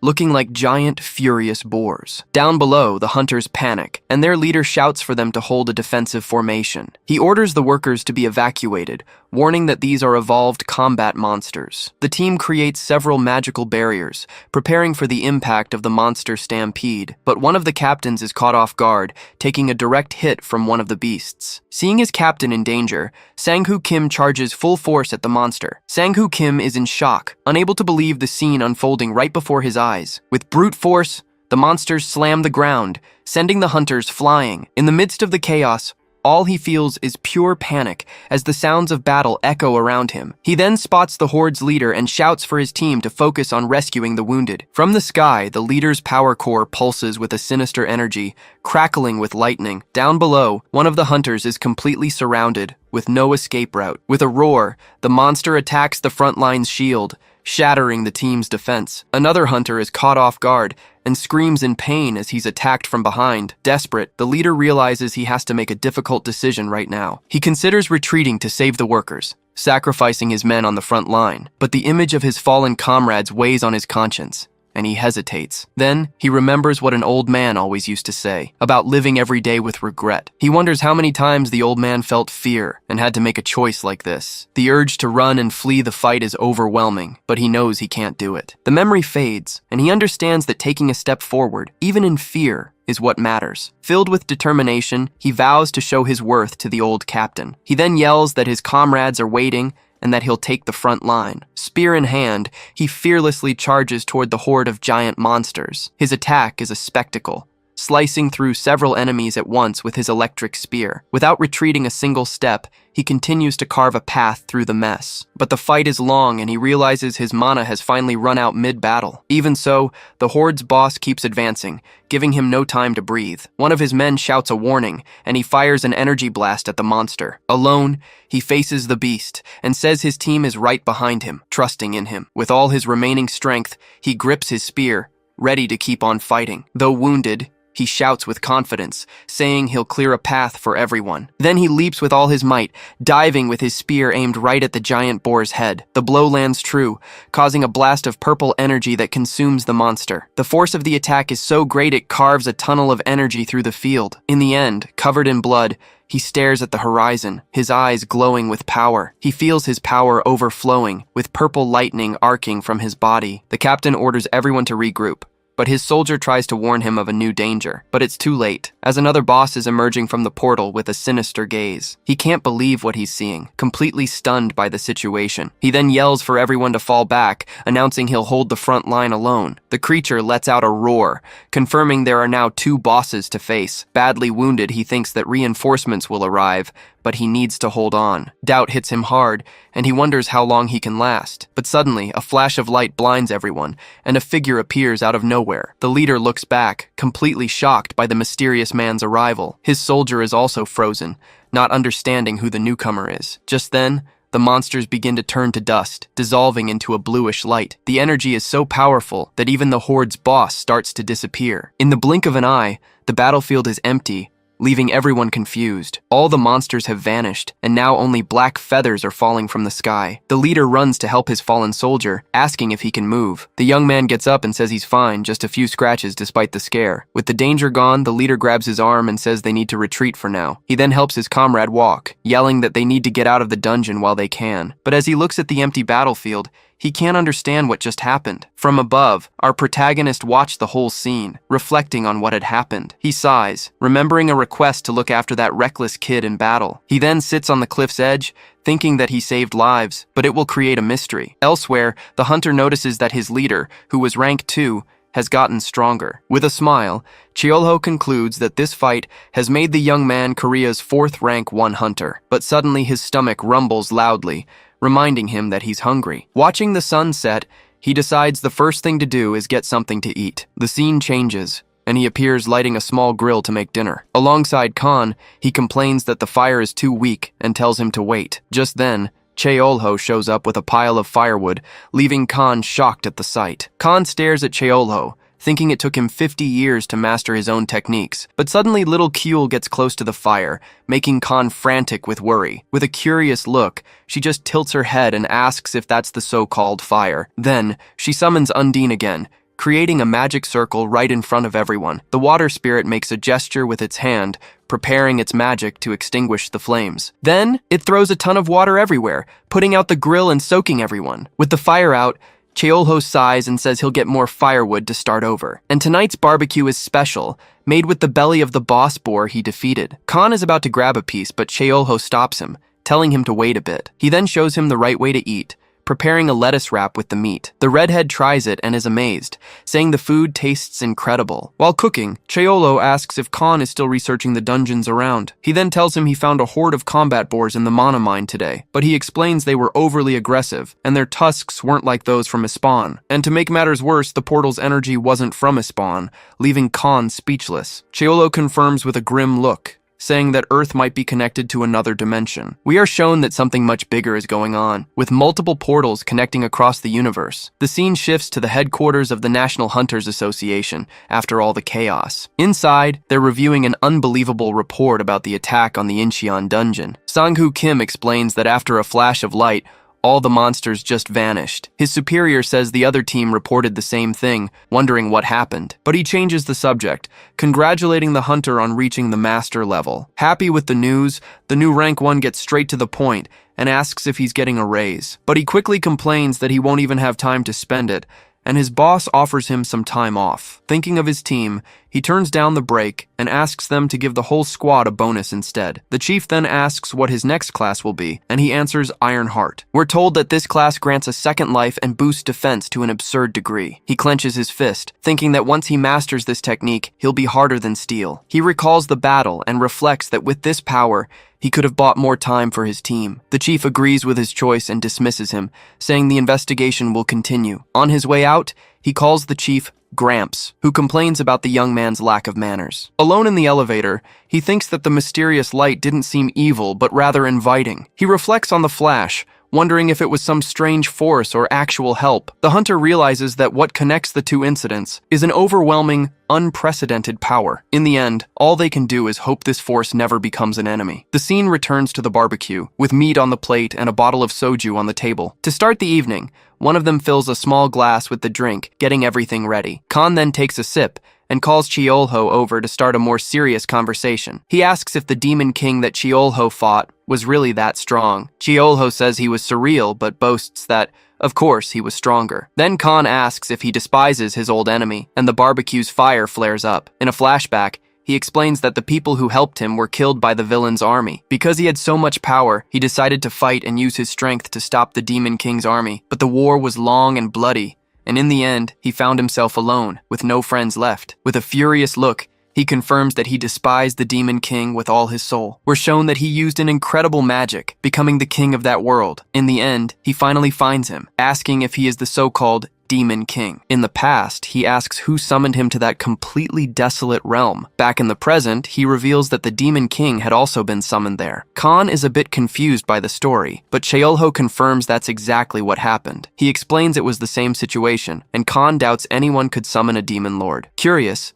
the redhead then asks how he managed to get back to Earth after all that. In a flashback, it's shown that he searched for 10 years before finally giving up. But then a portal opened in front of him, revealing the buildings of his original world. He finishes the story by saying that's how he came back, and that it's the absolute truth. Cheolho is surprised to hear this, as Khan says he completely believes him. Sitting around the fire, the redhead reaffirms that he trusts his friend's story. Cheolho stands up, and Khan says that he must have gone through a lot alone. With a sad smile, he just nods, remembering his difficult past. With that, they make a toast, and Cheolho confesses he still despises the Demon King, but he also feels sorry for him because he understands the pain of suddenly falling into a strange world. In the end, he concludes it was a kind of brutal loneliness for both of them. He reveals that he always has nightmares where his old name, Miro Lycus, haunts him. In these dreams, he relives the war and the pain of losing the people he loved so much. This pain was like a giant nail in his chest, an agony that never went away. To be able to sleep, he drowned himself in alcohol,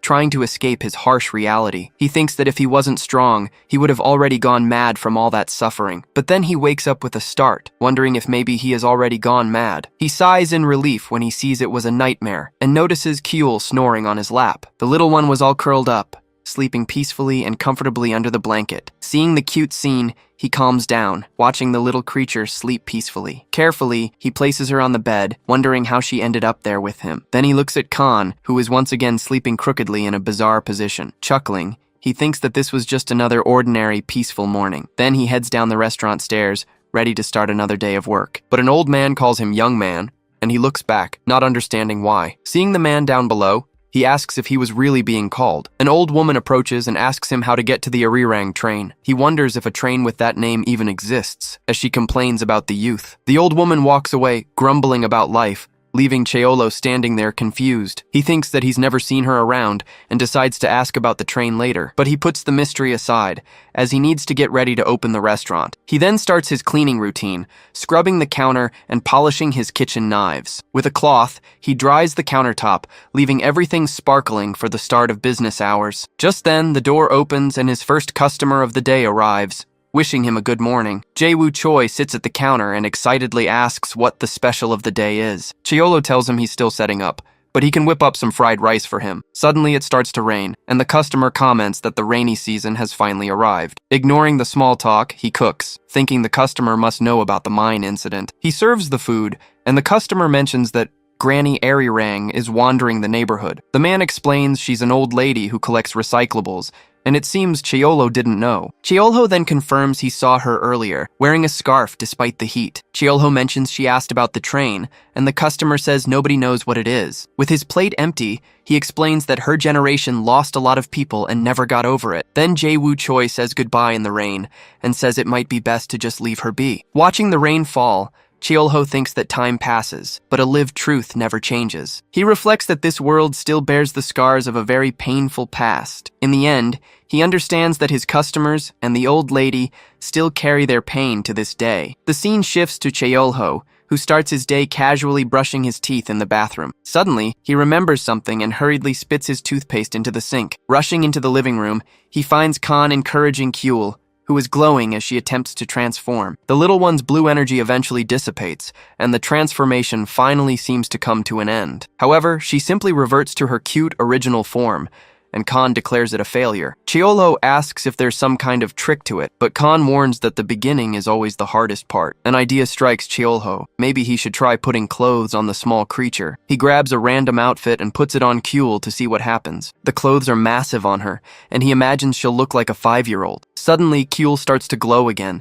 this time with a much more intense blue light. Energy ripples around her body as the transformation truly takes hold. When the light finally fades, it reveals that she has finally turned into a little human girl. Cheolho is left completely speechless, shocked by the result. Overjoyed, the little girl runs toward him, calling him Daddy, but halfway there, she loses her footing and slips on the floor. With lightning-fast reflexes, Cheolho catches Kyul before she hits the ground. Beaming with happiness, she gives him a huge smile and calls him Daddy again, showing off her little teeth. He remains there, kneeling and holding her hands, still processing everything that just happened. Khan then picks the little one up, celebrating and shouting that she finally did it. He brags about his little sister, but Cheolho warns him that she isn't ready to go outside yet. He tells Khan to find her some proper clothes while he heads off to prepare food. The scene shifts to the street, where a heavy downpour begins to fall. Carrying an umbrella, Cheolho heads down the stairs, thinking about what he can cook with the leftovers. In the middle of the rain, he encounters the old woman from before, standing right in front of him. She approaches and asks if she can take shelter from the storm for a moment. He invites her inside,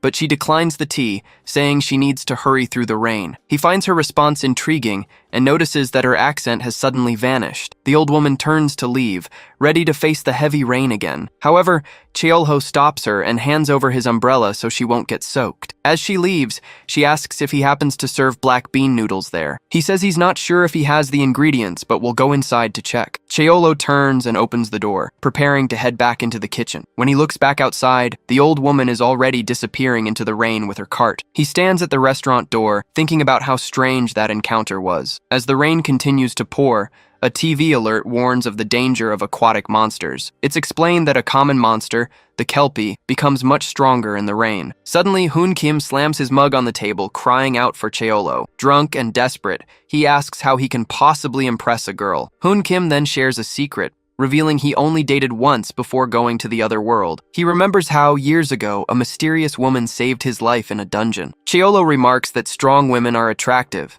and the pilot agrees while swigging his beer. With a distant look, Cheolho thinks he understands the young man, as the same thing happened to him. He remembers the strongest and kindest person he ever knew, the former Miro Lycus. The memory of that woman stirs something deep within him, bringing up old feelings. Hoon Kim continues, saying that while she is cold, he finds that to be part of her charm. Cheolho asks if he's talking about the woman who saved him, but Hoon Kim denies it, saying she is like a mother to him. He explains that the girl he actually likes despises him, and has even threatened to kill him. Frustrated, he bangs on the table, complaining that she likes Sanghu, which makes no sense to him. With a small smile, Cheolho reassures him and promises to keep his secret. Hoon Kim asks for another beer while the radio announces construction at the Tomb of Rest.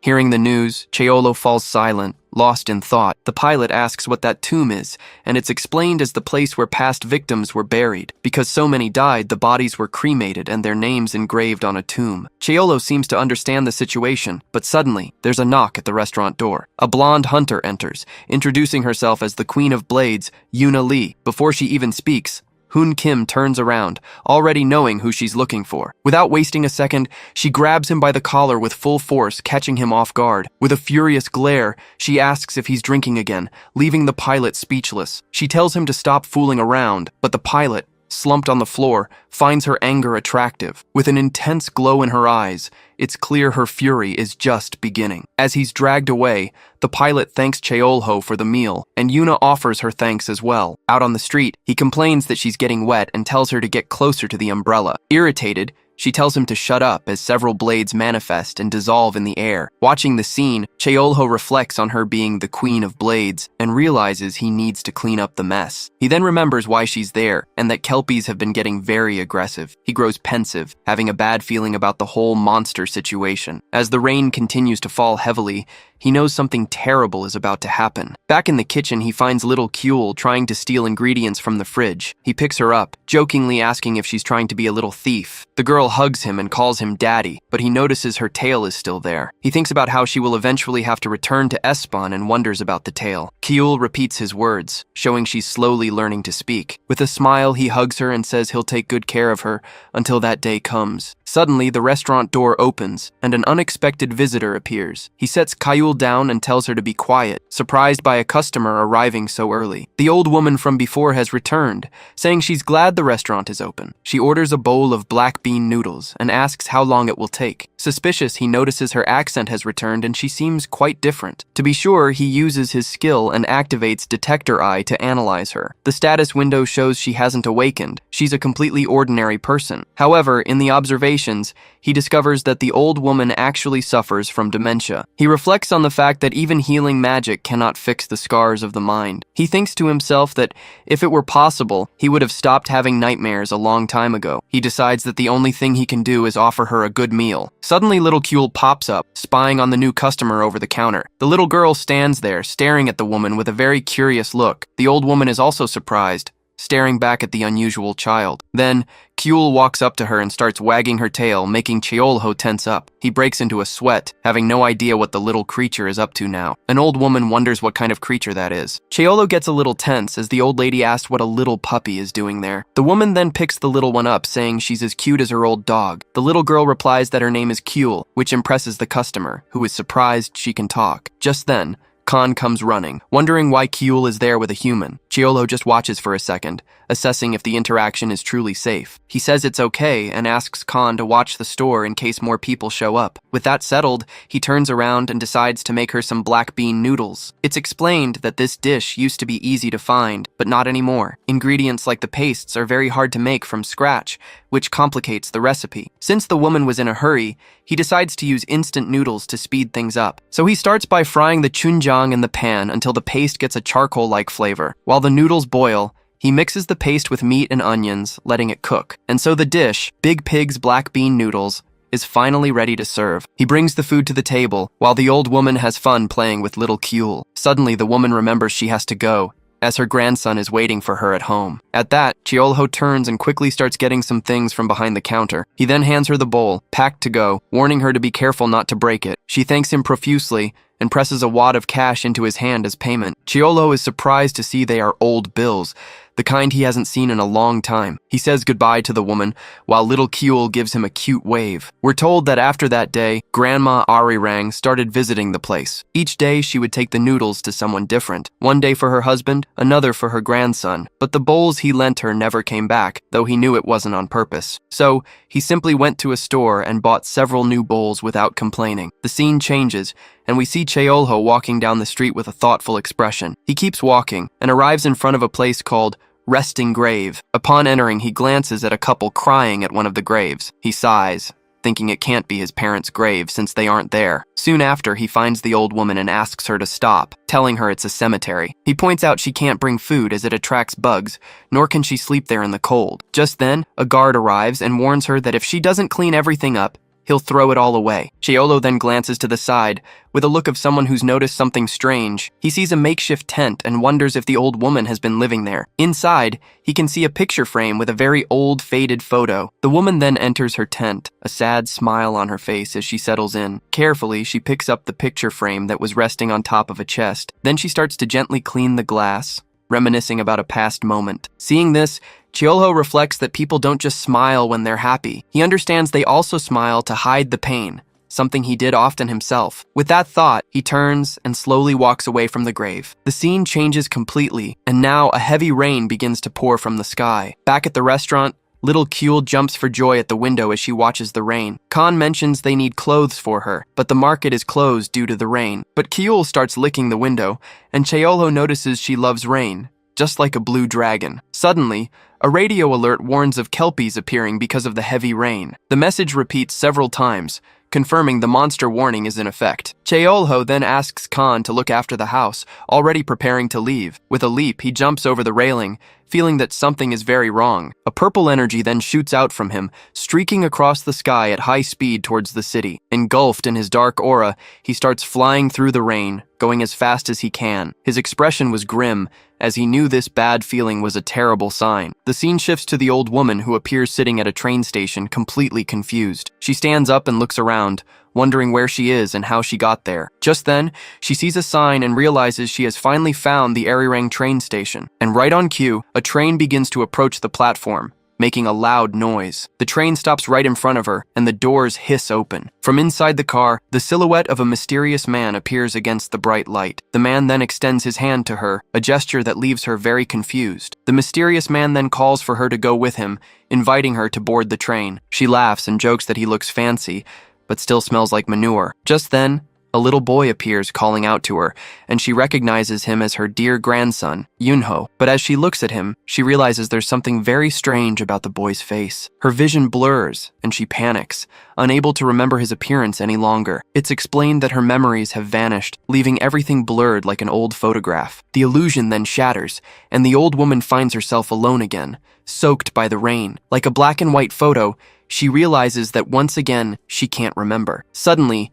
a pair of glowing blue hooves splashes into a puddle right in front of her. A horse appears and prepares to attack the sleeping woman. The creature approaches carefully, sniffing its victim before making its final attack. The monster opens its giant mouth, ready to devour the poor woman. But Cheolho arrives just in time, blowing the creature's head off with an energy blast. He stands there in the rain, confirming to himself that his gut feeling was right all along. Seeing the broken bowls, he concludes the monster found her because of the spoiled food. Cheolho hears someone shout that Grandma Arirang is at the cemetery, right in the middle of the storm. He turns instantly, his expression serious, already knowing what he has to do. With that, the hero flies towards her, just as a group of hunters also arrives on the scene. Their leader is confused, as he could have sworn he saw a kelpie forming nearby. But looking at the ground, he sees the slime and the mana stone, confirming the monster was there. Sang-hoo Kim then analyzes the puddle, thinking a creature of that size would be quite powerful. He clenches his fist tightly, wondering if that unknown power has struck again. In any case,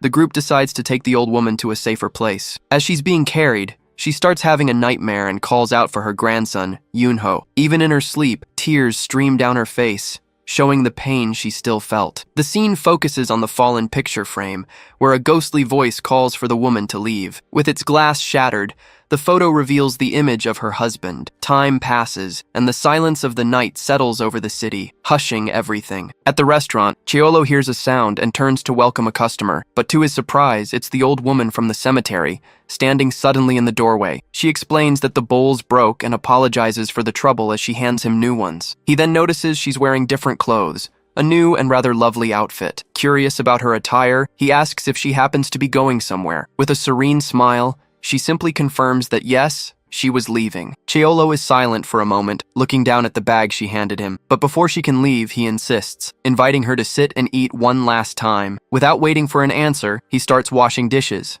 getting ready to cook. He asks if black bean noodles are all right, and she nods in agreement. He goes to grab the instant noodles, but stops halfway and reconsiders. He turns and asks if she's in a hurry, and she says she isn't. With a smile, he tells her it'll just be a few more minutes. This time, he slaps the dough onto the counter, determined to make fresh noodles for her. Homemade noodles usually need to rest, but he didn't have time for that today. So he cuts the dough thicker, ensuring a much better texture. In no time, he serves the bowl of noodles, surprising the old woman with his speed. The aroma of the food fills the air, looking much more delicious than before. He stands by, waiting, as she stares at the bowl without saying a word. Then, she begins to tell him that she used to work on a farm with her family. Life was hard and hectic, but she felt very happy and fulfilled. Her husband was a good man, and because of him, she even picked up the city accent. Once a week, they would take their grandson into town to eat black bean noodles. She ends her story with a sad look, reminiscing about those good times that are long gone. Just watching their grandson eat made them happy, and they would smile the whole time. But now,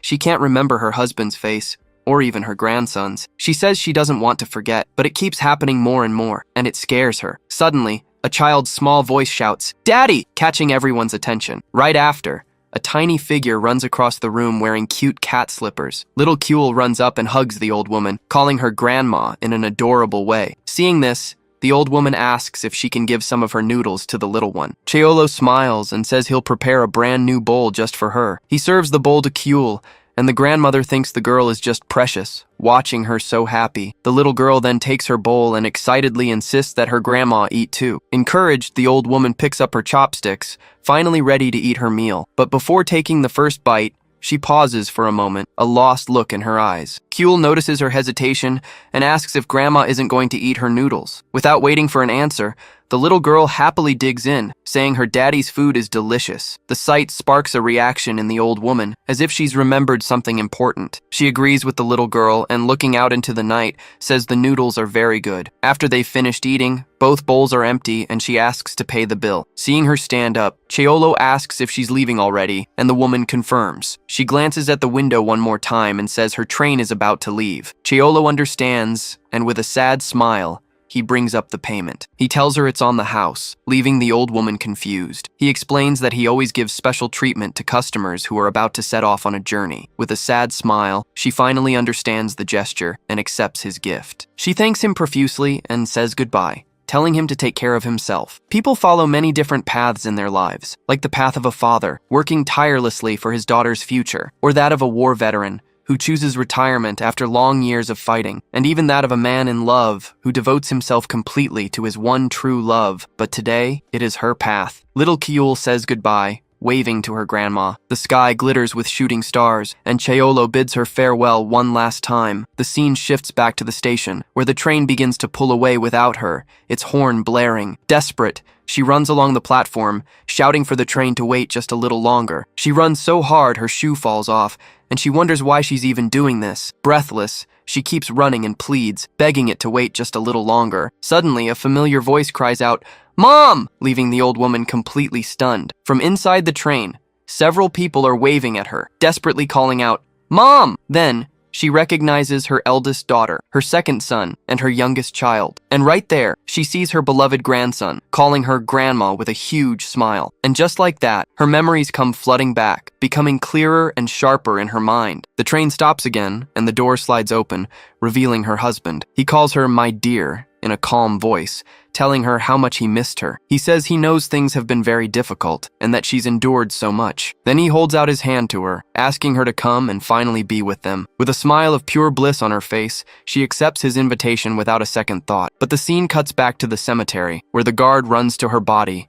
shouting her name. He shakes her, trying to wake her, but quickly realizes she's already gone forever. With a sad smile, he understands what's happened and falls silent for a moment. He thinks about how she was always asking about the train and that she finally got her ticket. But then he turns and notices something strange has been left on her grave. Someone has left a bowl of noodles and the money for the meal, like a final goodbye. Watching the guard, Chaeollo reflects that you can't stop someone who has decided it's time to go. He understands that sometimes, simply having to keep on living can be the cruelest thing of all. The scene then shifts, taking us to the Zenkak office in Seoul. Sang-Hoo Kim is at his desk, thinking about recent events and connecting a few names. He senses something strange is happening in the city, involving powers far beyond the norm. This unknown force is quiet and secretive, operating in the shadows without anyone noticing. But the strangest part is that, despite everything, the power didn't seem to have any ill intent. Suddenly, he remembers there is one person who would be capable of such a thing. He wonders if the hunter Jaeger could have returned after disappearing 10 years ago. But he saw Jaeger throw himself into a rift with a monster with his own eyes, saving everyone. Although the public believes he's alive, the association knows he would never return. Unless, of course,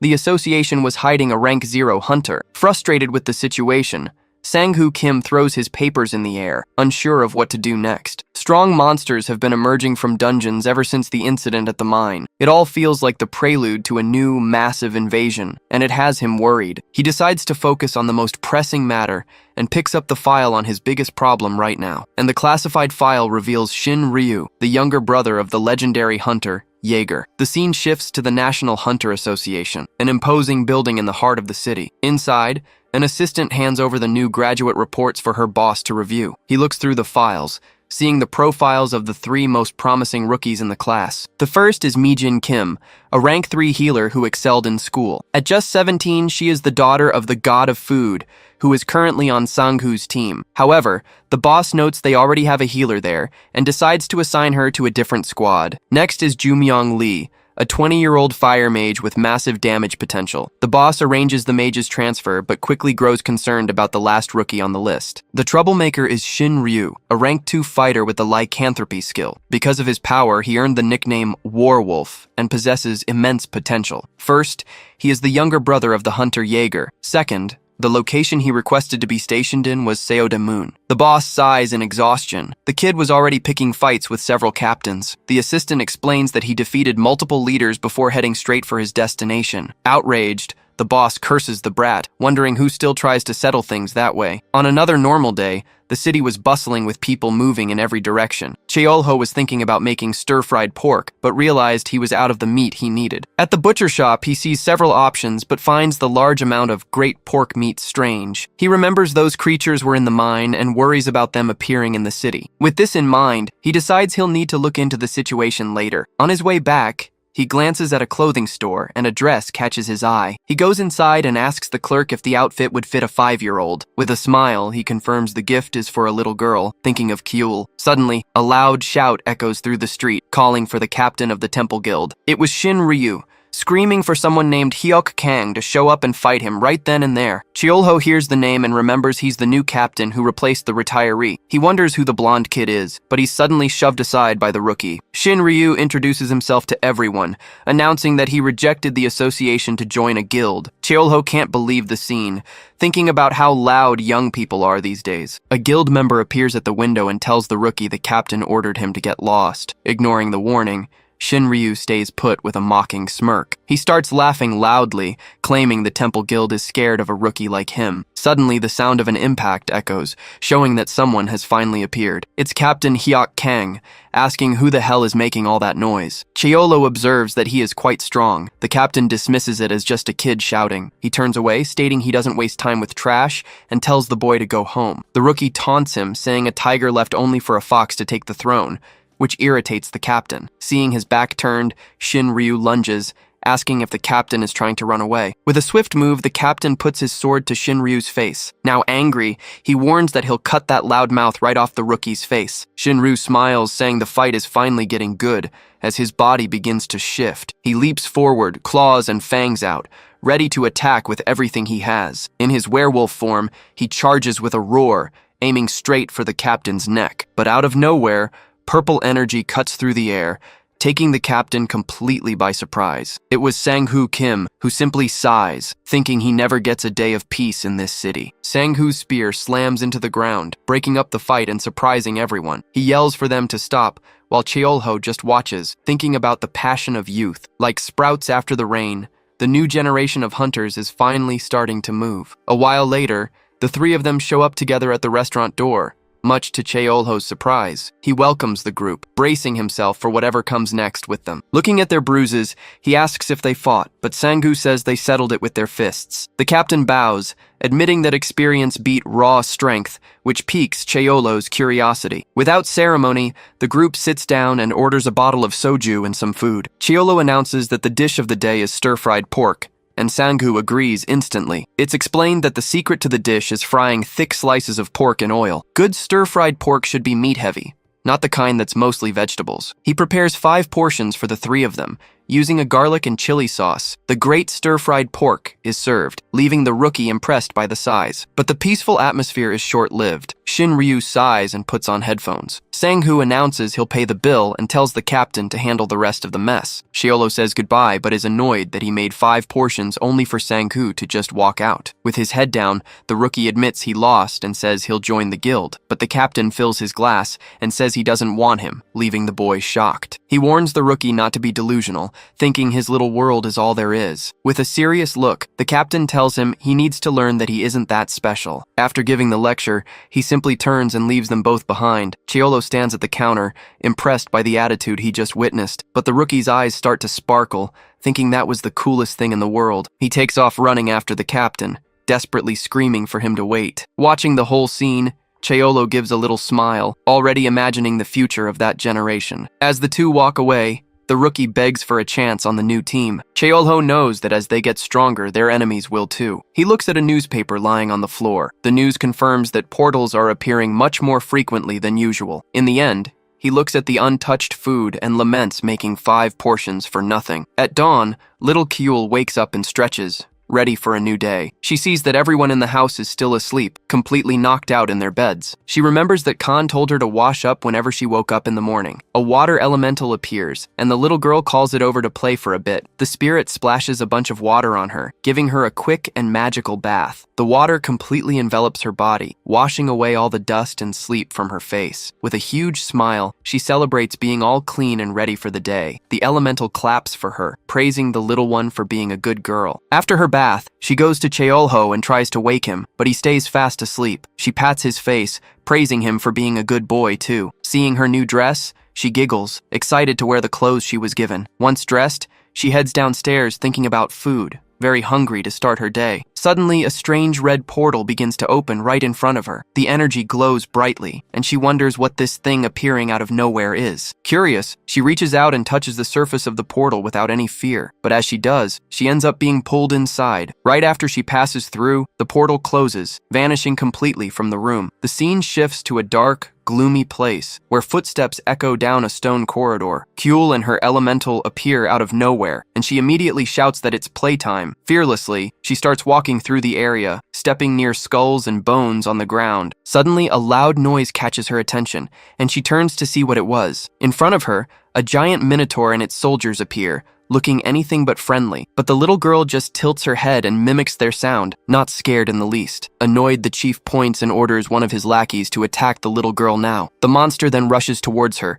ready to strike with its giant axe. Seeing the danger, the water elemental begins to transform to protect its friend. It turns into a giant water creature, and Kyul celebrates, shouting with joy. With a massive wave, the spirit attacks and engulfs all the monsters at once. Trapped in the water, the enemies are left confused, shocked by such power. Even the chief is defeated, and the little girl praises herself, saying she was a good girl. She then pats one of the dazed monsters as if it were a pet. Seeing this, the chief realizes that to have such a spirit, she must be a master at the very least. The chief gets angry and shouts that she is a threat that needs to be eliminated now. Furious, he charges forward with all his might, smashing the surrounding walls. But suddenly a fist bursts through the wall. It was Yahello who grabs him by the snout, leaving the monster completely shocked by the scene. He then throws the beast to the ground, and Kyul runs happily, calling for her daddy. Startled, the Minotaur wonders who the man is that appeared out of nowhere. But upon seeing his face, the monster recognizes him as the legendary Miro Lycus. Yahello grabs him by the horns, but the beast tries to deny it, saying he's mistaken. With a deadly glare, the hero squeezes and breaks its horn, and the monster quickly confesses the truth. He explains that he fled with the Demon King when he escaped through the dimensional rift. The beast swears he returned to this labyrinth 10 years ago and has never left since. Yahello asks what he knows about the Demon King, and he says the Lord went to sleep. His eyes glow with power, and he uses an ability to check if it was true. He confirms the story, and the monster asks if he's come to invade the demon realm. But Yahello explains that this is Earth, and thinks to himself that the Demon King can't die. He explains that to fight the Demon King, he had to master 6 power classes. Then, along with the dragon and the Ice Emperor, they almost defeated him for good. But by luck or fate, a rift opened up, and the enemy managed to escape through it. He thinks that the Minotaur isn't one of the strongest, but it's still a powerful boss. Just then, little Kyul's stomach rumbles, and he realizes she's very hungry. With everything settled, he picks up the little girl and tells her it's time to go. But before leaving, he turns to the Minotaur, remembering there was one more thing. He stares at the beast and tells him there's a little job he needs him to do now. The scene then cuts back to the restaurant, where a new day begins with the sun shining outside. In the kitchen, Yahello is already starting to cut a thick piece of red meat to cook. Khan arrives, smelling the meat, and asks what's good for lunch, but Yahello was lost in thought, staring at the pot without answering. Then Khan shouts that the pot is boiling, and the hero finally snaps back to reality. He says that breakfast is ready, but mentions Kyul already ate and went back to sleep. Khan asks what kind of meat it is, and Yahello replies that it's oxtail, because it reminded him of something. Khan picks up a strange vegetable, and Yahello tells him it's a pepper, great for stress. He takes a bite anyway, wondering if it's some kind of herb. Instantly, he breathes fire, yelling that it's very, very spicy. As he drinks some milk, the doorbell rings, and Yahello turns to see who arrived. A young woman with a bouquet of flowers appears, saying she opened a shop nearby. She hands him the flowers, and Yahello thanks her, accepting the welcome gift. But the woman smells the meat and asks if he happens to serve food. Excited, she asks for a bowl of the soup, and the hero agrees with a smile. Khan notices the new customer and just wants her to let him finish his soup in peace. The woman then pouts, complaining that there were some vegetables on her table. Suddenly, her eyes glow, and she starts staring at the vegetables on the table. The pepper starts to levitate, and Khan is confused about what's happening. Then, two giant onions jump onto the counter,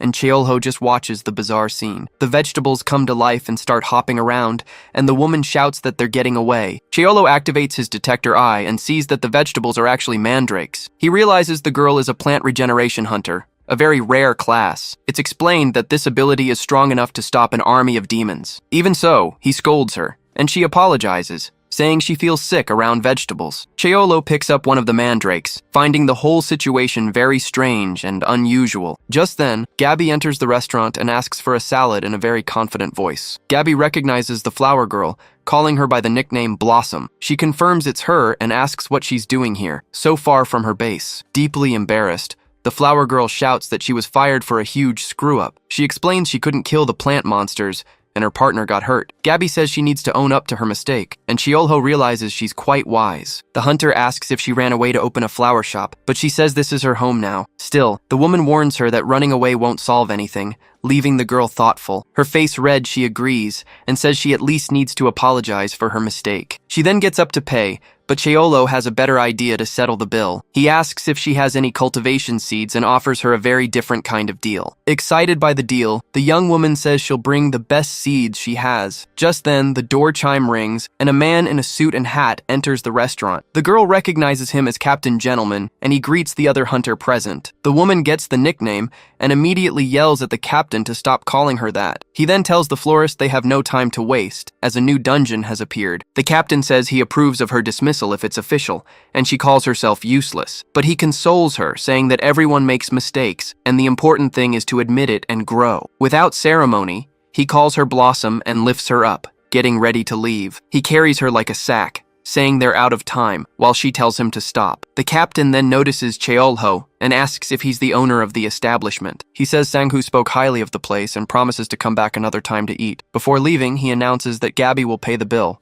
leaving the woman exhausted. Khan then asks her why her nephew was hiding in the corner. She looks over, sees the boy, and plays it off, saying it's nothing, a bit embarrassed by the scene. Seeing the commotion is over, she says she's leaving too and leaves the cash on the counter. As the customer leaves, Yahello says a polite goodbye, as he always does with everyone. He notices Khan standing still and asks what the problem is, but the young man was just staring in awe. Khan gets all goofy, remembering the hunter and the wise words she spoke. He then turns to Yahello and declares that he thinks he's completely in love with her. Yahello asks since when, and the young man says it just happened, love at first sight. With his red aura radiating power, he takes a firm step inside. He feels relieved to be free of the walls, gazing at the huge crystal floating in the sky. Then, the monsters welcome him as their boss, and he finally understands how the labyrinth is maintained. He analyzes the crystal and realizes it's a magical artifact, far too advanced for a dungeon. He even considers taking the item, but he knows the magic would vanish if he removed it. Seeing the farm,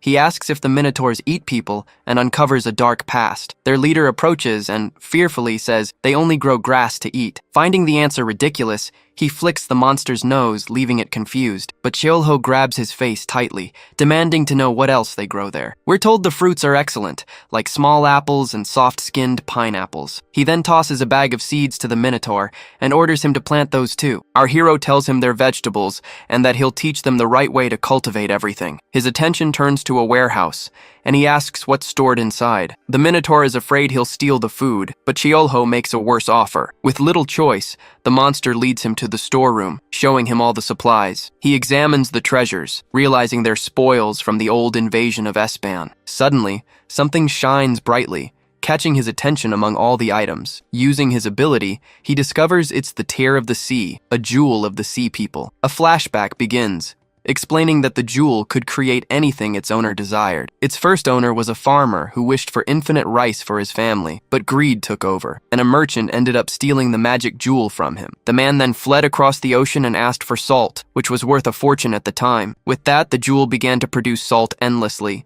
fulfilling the thief's wish. But the production was so immense that the weight ended up sinking the ship and the merchant himself. Cheolho holds the jewel and confirms the legend is real, and its salt is incredible. He decides to take the item, knowing it will be very useful in his new restaurant. Before leaving, he opens a portal and tells the Minotaurs to eat well to expand the fields. As soon as he disappears, the monster leader asks, relieved, if he's finally gone. He takes a deep breath and touches his head, remembering that the fear of war never fades. The Minotaur recalls the past, when that man cornered the Demon King himself. He also remembers a little girl who, despite her appearance, was a powerful dragon. The monster then wonders if Cheolho now commands dragons too, and starts to panic. In his mind, he imagines the hero has conquered the world and will invade the demon realm. His desperation grows, as it's only been 10 years since his only hope, the Demon King, fell asleep. He then realizes that his only chance of survival is to side with the protagonist. The Minotaur then turns and shouts to the others,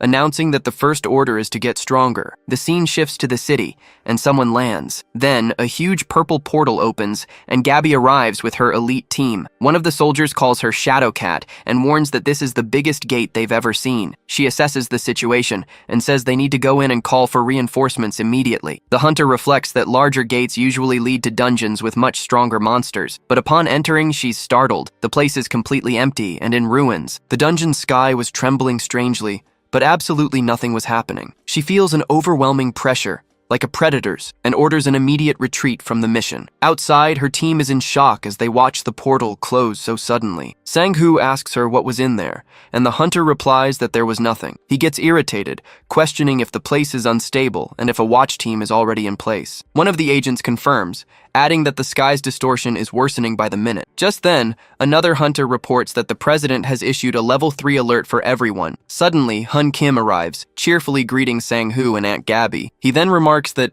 everything strange lately has been happening in the same city district. Gabby notices Sang-hoo's exhaustion and advises him to get some rest, but it seems no one will be sleeping as the portal continues to pulse menacingly. The scene then shifts to Cheolho's restaurant, which has a very peaceful atmosphere. We see Khan all dressed up in a white suit, thinking he's a real heartthrob. He asks Cheolho what he thinks of the look, but our hero doesn't get it. Khan then reminds him that she is coming today, and Cheolho realizes he's talking about Shadow Cat. Our hero confirms she comes every day, so she'd probably show up. And just like that, the hunter walks into the restaurant and orders a salad, surprising Khan. Cheolho says he'll prepare it but stops midway, sensing something different in the air. Out of nowhere, Khan kneels before her and, with a flower, proposes. She's confused, asking if he's talking to her, and a nervous Khan confirms it, but the hunter starts to laugh, saying she's not into younger guys because they're just trouble. Then she teases him about his age, and Cheolho steps in to pull him away. He then apologizes for his nephew, but she finds the whole scene quite adorable. Khan then whispers to Cheolho,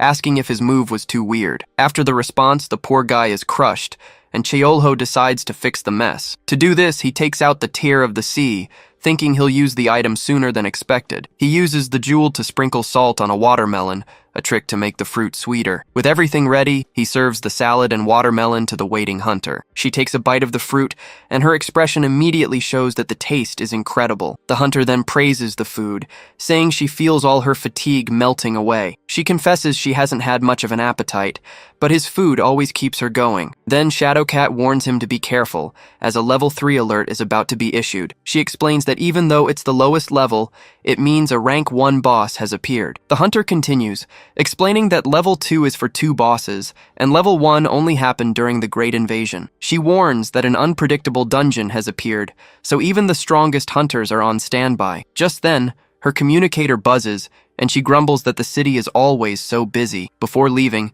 she whispers for him to have a talk with his nephew and find him a nice girl. She then thanks him for the food, and our hero says goodbye, telling her to take care. Yahello then confirms to Khan that yes, that was a major rejection. The boy asks if he also thinks it's strange for a dragon to fall in love with an elf. A flashback begins, and a beautiful elf says that his time flows differently than hers. She advises him to stop sacrificing himself for others and finally live for himself. He remembers the elf said this before falling into a deep sleep to heal. Back in the present, Yahello says that race doesn't matter in love, and that he was the same. Khan gets all excited by the gossip, but our hero changes the subject and asks him to go for a walk. But suddenly, his expression changes as he senses a malevolent aura in the air. A purple energy surrounds him, and Khan screams, smelling the strong scent of blood. With a dark expression, our hero recognizes that familiar scent from a distance. He realizes it's the same scent from 10 years ago, from his fight against the Demon King. Just then, the new villain summons her children, completely surrounding the team of hunters on sight. With her magic glowing, she orders her monsters to simply devour them all without mercy. Sang-hoo wastes no time, yelling for his team to hold the line in battle formation. The mages then unite, quickly creating a powerful protective energy barrier. But the enemy attack comes from above, with several blood spheres raining down on the shield. The blood then merges, forming a hideous monster ready for combat. The creature attacks with full force, starting to crack the barrier and driving the hunters to despair. But in the nick of time, Hyuk Kang arrives and slices the vampire in half with his sword. He then realizes the monsters are just puppets made of pure blood magic. Sang-hoo recognizes him and is relieved by the arrival of reinforcements in the dangerous dungeon. From above, the villainess calls them pathetic and prepares a new attack spell. Sang-hoo sees the Temple Guild arriving and announces that everyone is ready for battle. The woman then uses blood to create a new being, a warrior with a powerful aura. He floats in the sky and unleashes a devastating attack on the hunters below. A blood mist blocks their vision, and Sang-hoo shouts for everyone to stay alert. One of the hunters activates a high-tech weapon, charging up a blue energy shot. The shot is a direct hit, striking one of the enemies, who screams in pain from the impact. Sang-hoo gets annoyed by the shot, and Hoon Kim regrets losing his chance with Yuna. He asks Hoon Kim to clear their vision, but he says he can't with so much mist. But he uses his gauntlet to create a sonic pulse, at least clearing his own line of sight. With that, he fires a blue energy beam that tears through the blood mist, but the blood monster reforms in mid-air, as if nothing had happened to it. The shooter then realizes that normal attacks won't work against that thing. Suddenly, he's surprised, warning everyone that the monster is trying to escape. The creature heads straight for the gate, and a hunter tries to stop it. Sang-hoo then hurls his spear with precision, landing a direct hit on the blood target. He seizes the chance and yells for the others to act, taking advantage of the opening he created. He orders the defense squad to seal the exit, and a team begins the spell. A gigantic magic barrier is created, completely sealing the gate's passage. With the exit blocked, the hunters gather, ready for the real fight. Sang-hoo then gives the order to begin, and the warriors charge toward the demons. The villainess realizes she's at a disadvantage, thinking things have gotten ugly for her. She has only recovered a fraction of her power and doesn't understand how these humans are so strong. She even considers swallowing her pride and simply begging for her life. But the fear of death is stronger, and she tries to flee with all her might through the cracks in the seal. Suddenly, Gabby appears right in front of her, glowing with a green aura of power. With her dagger in hand, she warns that playtime is over, and she's going to end the fight. Meanwhile, the smaller demons push against the barrier, which slowly begins to break. One of them finally manages to create a crack, and the magic seal starts to shatter. Seeing this, the hunter attacks the boss, saying they need to end this now.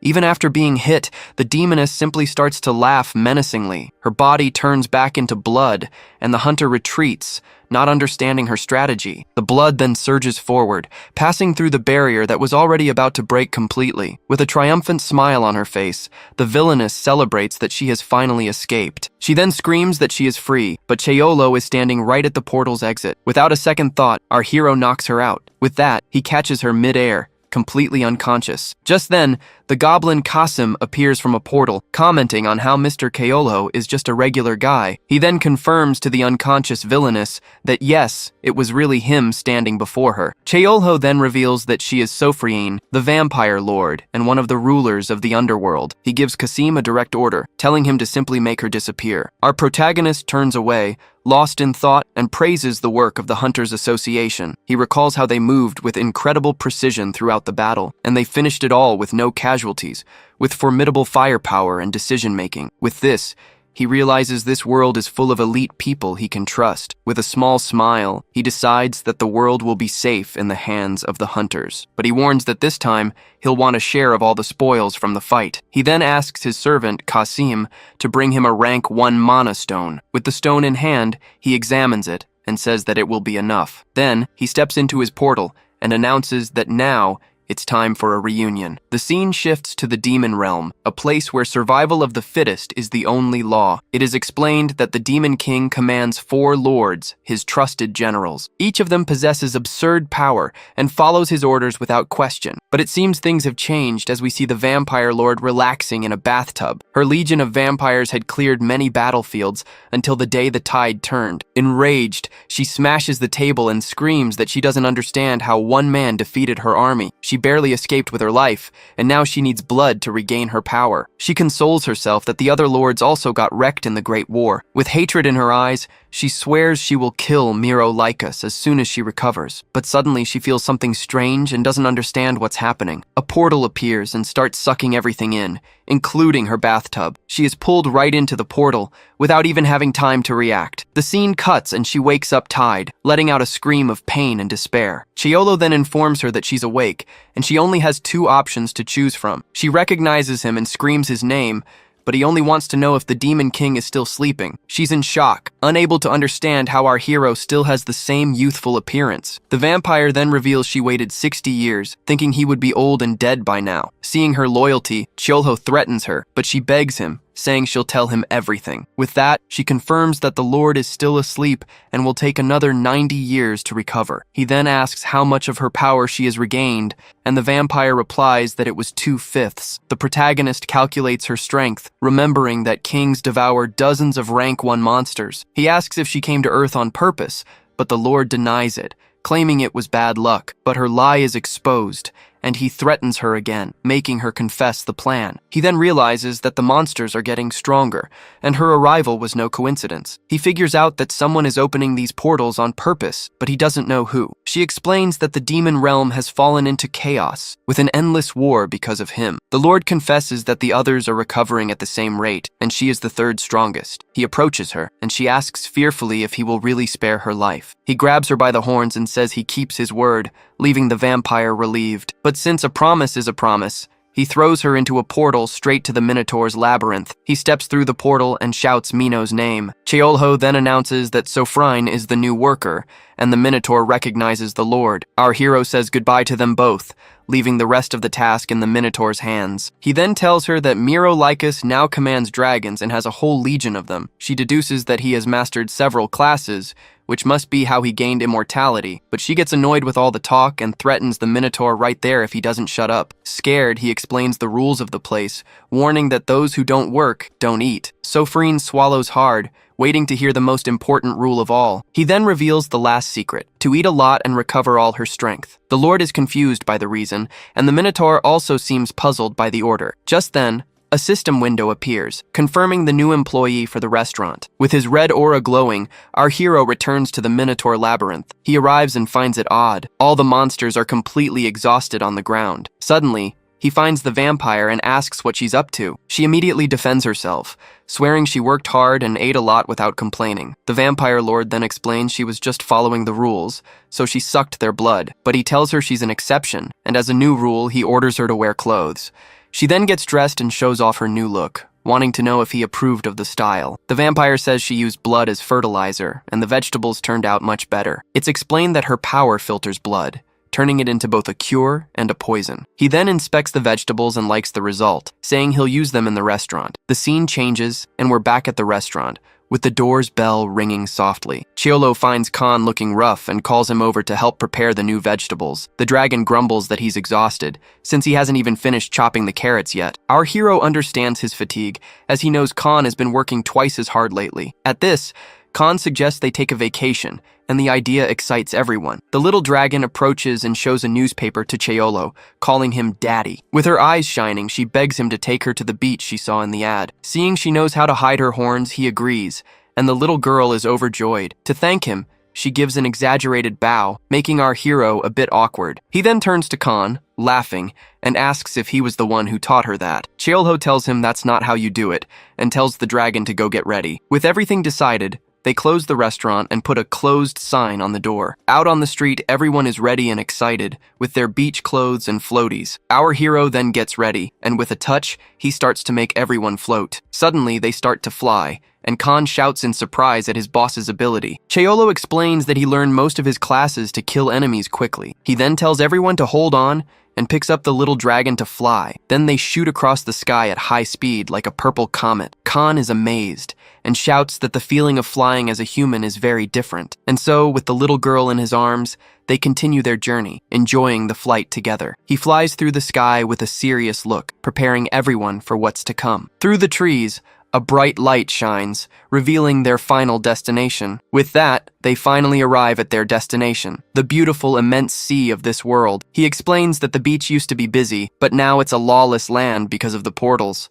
Yahello asks if Khan isn't going in the water, but he says he's not a big fan. While the little one has fun with the water spirit, he says he's fine, just watching. Our hero then smiles and agrees with his dragon friend's decision. At that, he summons Qasim and asks him to bring a legendary fishing rod from the east. The servant appears instantly, handing the magical item to his dear master. He explains that he got the rod from a sage, and that it catches big fish without any bait. Without wasting time, the guy makes an incredible leap and gets ready to start fishing. He remembers the sage said that fishing was a time for self-reflection, but he still doesn't get it, because when he reflects, he can only find regrets. Suddenly, the line pulls hard, and he realizes he won't have time to think. And out of nowhere, a giant monster, the Kraken, bursts from the water, startling everyone. Meanwhile, the little dragon was having fun in the water, asking the spirit to catch little fish. Then, Yahello gets her attention, showing her the enormous fish he managed to catch. But he warns that despite the good catch, those fish aren't good to eat. It's explained that giant squids stink,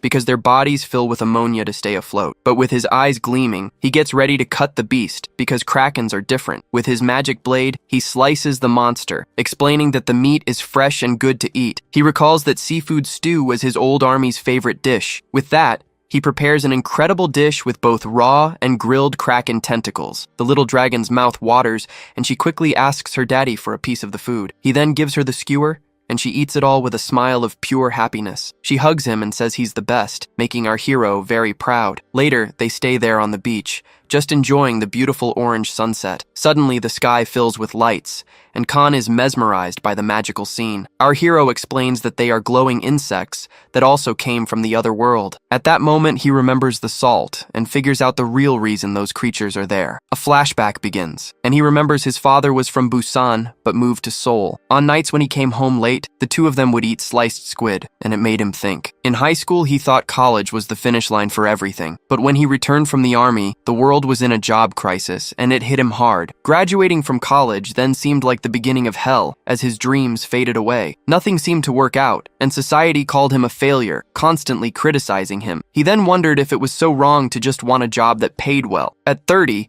he gave up on everything and decided to become a civil servant. Then he remembers his father's advice, along with the salty smell of the sea. The old man says that the path he's on is definitely the right one. He swore he would return home a success, but he was never able to fulfill that dream. In the end, he couldn't return and ended up being taken to another world. Back in the present, Khan asks if something is wrong, pulling him from his memories. Our hero then stares at the horizon with a distant look, lost in his past. But he turns with a slight smile and says it's nothing, hiding his pain. On the beach, Khan offers his friend a drink, who immediately accepts. The scene cuts to night, and a giant winged creature flies under the moonlight. We then see that eagles are chasing a criminal monster fleeing at high speed. It's revealed that his cargo is hundreds of mana stones on their way to the lawless zone. The order is clear. They cannot let the crystal monster leave the city, and they begin the capture. Back from the beach, the little dragon lands stylishly in front of the restaurant. Yahello announces he's going to prepare the kraken and asks Khan to put the little one to bed. Alone in the kitchen, he wonders what delicious dish he'll make with the creature. He imagines various options like a salad or even stuffing the monster with a sundae. But in the end, he already had another very special recipe in mind. He then begins the prep, cutting everything into pieces and making the batter. With the oil piping hot, he fries the kraken pieces until they're golden brown. And just like that, the final dish is ready, a giant portion of crispy fried kraken. He tries a piece and the flavor is simply perfect, just as he imagined. The meat was tender and juicy, and the crispy crust was just right. He then decides this dish calls for a beer and goes to the fridge to get one. But he hears a meow and thinks a stray cat must have wandered into the restaurant. When he turns around, he comes face to face with a giant cat, almost the size of a tiger cub. Using his ability, he sees the creature as a normal cat, but it has swallowed mana. We're told that animals that swallow mana usually die, as they can't handle the power. It's explained that pure mana stones are lethal to living beings. Feeling sorry for the creature, he offers it some cooked kraken. Yahello notices the cat is quite gentle despite its large size. With that, he relaxes with his beer and snack and starts reading a newspaper. The article is about one of the 5 guardians who survived the Great Invasion. He gets a nagging feeling, as if he's seen that face before. Suddenly, a light bulb goes off, and he finally remembers where he knows him from. He sees another news story about giant cat attacks happening in the city. Hearing this, our hero quickly turns to see where the cat went, but the feline had already vanished, leaving behind only a completely clean plate. The scene changes to morning, with the sun shining and birds singing. Out of nowhere, a huge burst of flame erupts inside the kitchen. The little dragon was all excited, playing with a very strange instrument. Khan explains he's boiling the broth by hand because the brazier is broken. Yahello can't help himself and starts laughing at the completely bizarre scene. Our hero explains that the brazier will work again if they replace the mana stone. Just then, he hears a meow, and Khan is shocked that the fix was so simple. The giant cat returns, bringing a rat as a gift, but Yahello isn't thrilled with the idea. The little dragon gets scared and thinks it's a tiger, but he explains it's just a cat. She then approaches and starts petting the creature, even giving it a name. The little girl then mounts the cat and yells, "Attack!" dashing off with the feline. He realizes the cat is too gentle and wonders if other cats have eaten mana. Suddenly, Hodori runs outside, leaving the two of them confused. A man then lands with his eagle, and a new character appears at the restaurant door. The guy approaches and greets the chef, and the little girl is sad that the cat left. He sits at the counter, asks for something light to eat, and is called gentleman. Just then, Hyuk Kang and Shin Ryu show up, and Shin Ryu suggests it's better to just exterminate the cats. Shin Ryu is hungry and asks for something cold, curious about the day's menu. In the kitchen, he thinks about how to prepare a cold, light dish with the kraken he caught, and so he serves a cold kraken soup, that is, sliced squid. Hyuk Kang then asks for some rice, but Shin Ryu finds the idea completely ridiculous. With a little smirk, he mixes the rice into the soup, preparing the perfect spoonful to eat. Hyuk Kang tries it, and the flavor is so good that the other hunter drools beside him. At this, he begs for a bite, but Yahello tells him to order his own rice. He then asks the gentleman if he's going to hunt the cats that attacked civilians. The man confirms the mission, and the captain of the Temple Guild worries about him going alone. He replies that they are probably the cats from that old case he's been investigating. Yahello gets curious, and the guy explains that a thief stole a bunch of mana stones. After the robbery, the bandit vanished off the map, leaving no clues behind. We're told his nickname is Beast because he has the power to control animals. We see a flashback as the hunters prepare to capture the beast and the stolen truck. One of the hunters then uses her magic, and several roots burst from the ground with full force. The plants wrap around the truck, crushing it as if it were made of paper. But inside, the mysterious villain lets out a whistle. Out of nowhere, a flock of crows explodes from the truck, surprising the hunters. One of the crows grabs a stolen mana stone and prepares to flee. The gentleman then orders the mage to surround them, and she casts a light spell. But suddenly, her magic fails, and she's left confused about what happened. Just then, a giant black tiger appears and attacks the truck, destroying the roots. He realizes the enemy is a hunter, but one who uses animals to fight. Suddenly, he senses movement and turns, startled by what he sees in the woods. Several cats with golden auras come running out, fleeing the crime scene. He then realizes the crows were just a distraction for the others to escape. On top of the truck,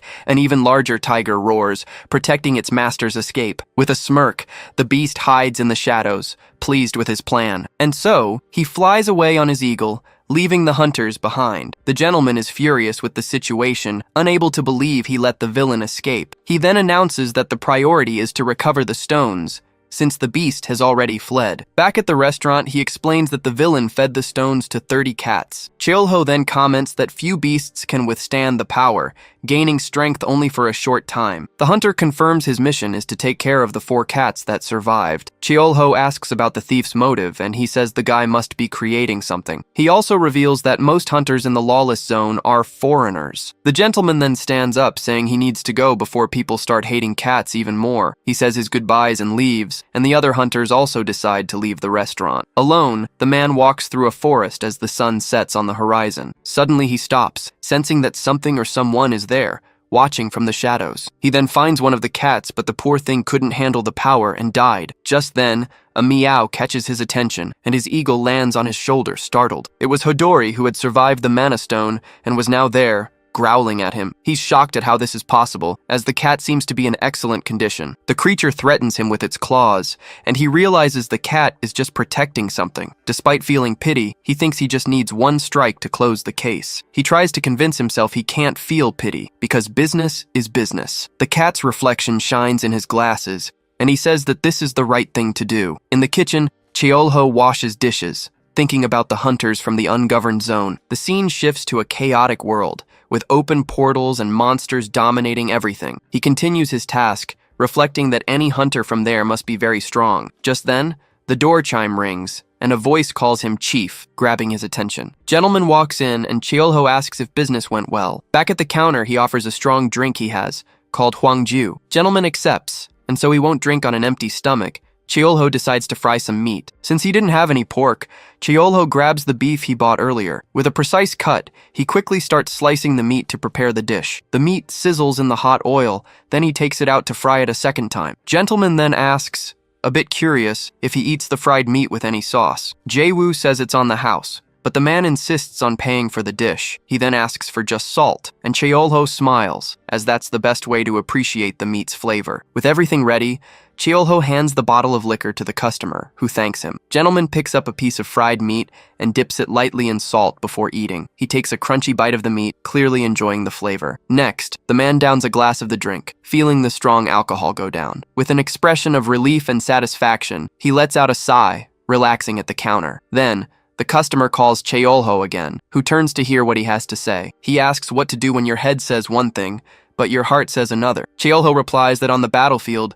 such difficult choices were very common. The scene changes to a flashback, where a friend is dying surrounded by enemies. He explains that your heart tells you to save your comrade, without thinking about the consequences, but your head tells you to advance with the troops, as you would save many more lives that way. Back in the present, Cheolho reveals that either way, he always paid a price. Jae-woo listens intently as Cheolho says there was always regret left over, but also a gain. Then he throws the question out there, asking what to do if the loss is only money. Gentleman reflects on this, saying that in hindsight, maybe money doesn't matter that much. With a thoughtful look, he falls silent for a moment, and then he takes another gulp of the drink, downing the glass in one go. After eating, he puts the glass on the table and says he feels more at ease. With that, a memory of Sang-woo Kim comes to his mind, sitting alone with a drink. Cheolho then smiles, thinking that the spear mage and the gentleman are similar. Just then, Florzinia appears at the door and greets the man, calling him Captain Gentleman. She says she saw his eagles outside, so he asks what she's doing here so late. With a big smile,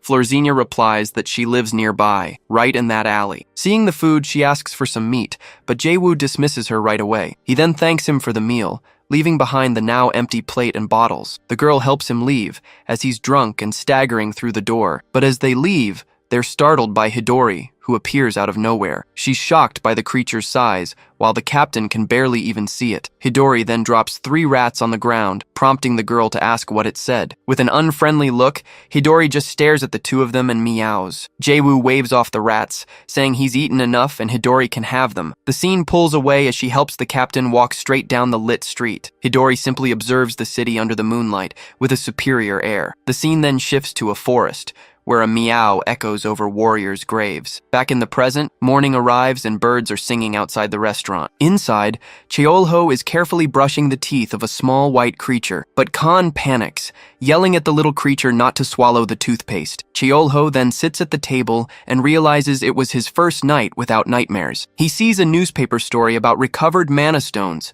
featuring the captain's photo. Remembering their conversation, he understands that the captain paid for the stones out of his own pocket. Cheolho smiles, thinking that Jae-woo is a good man and will be a great guardian. His gaze, however, quickly shifts, turning serious and focusing on something else. The newspaper also mentions the Foreigners, a mysterious group living in the Forbidden Zone. It explains that over the last 30 years, many hunters have emerged and also vanished. During that time, 2 ideological groups were in constant conflict with one another. After a major monster invasion, they finally went their separate ways, and so they became the Foreigners, a problem that causes great concern. In an office, a man wonders if they've finally passed the point of no return. The scene changes to a hangar, where a giant mecha is being analyzed by a technician. Hoon Kim comments that its movement has improved, but new materials will be needed to withstand the strain. He then tells her to keep up the good work, but seems to not fully grasp the situation. Just then, Gentleman appears and hands him a coffee,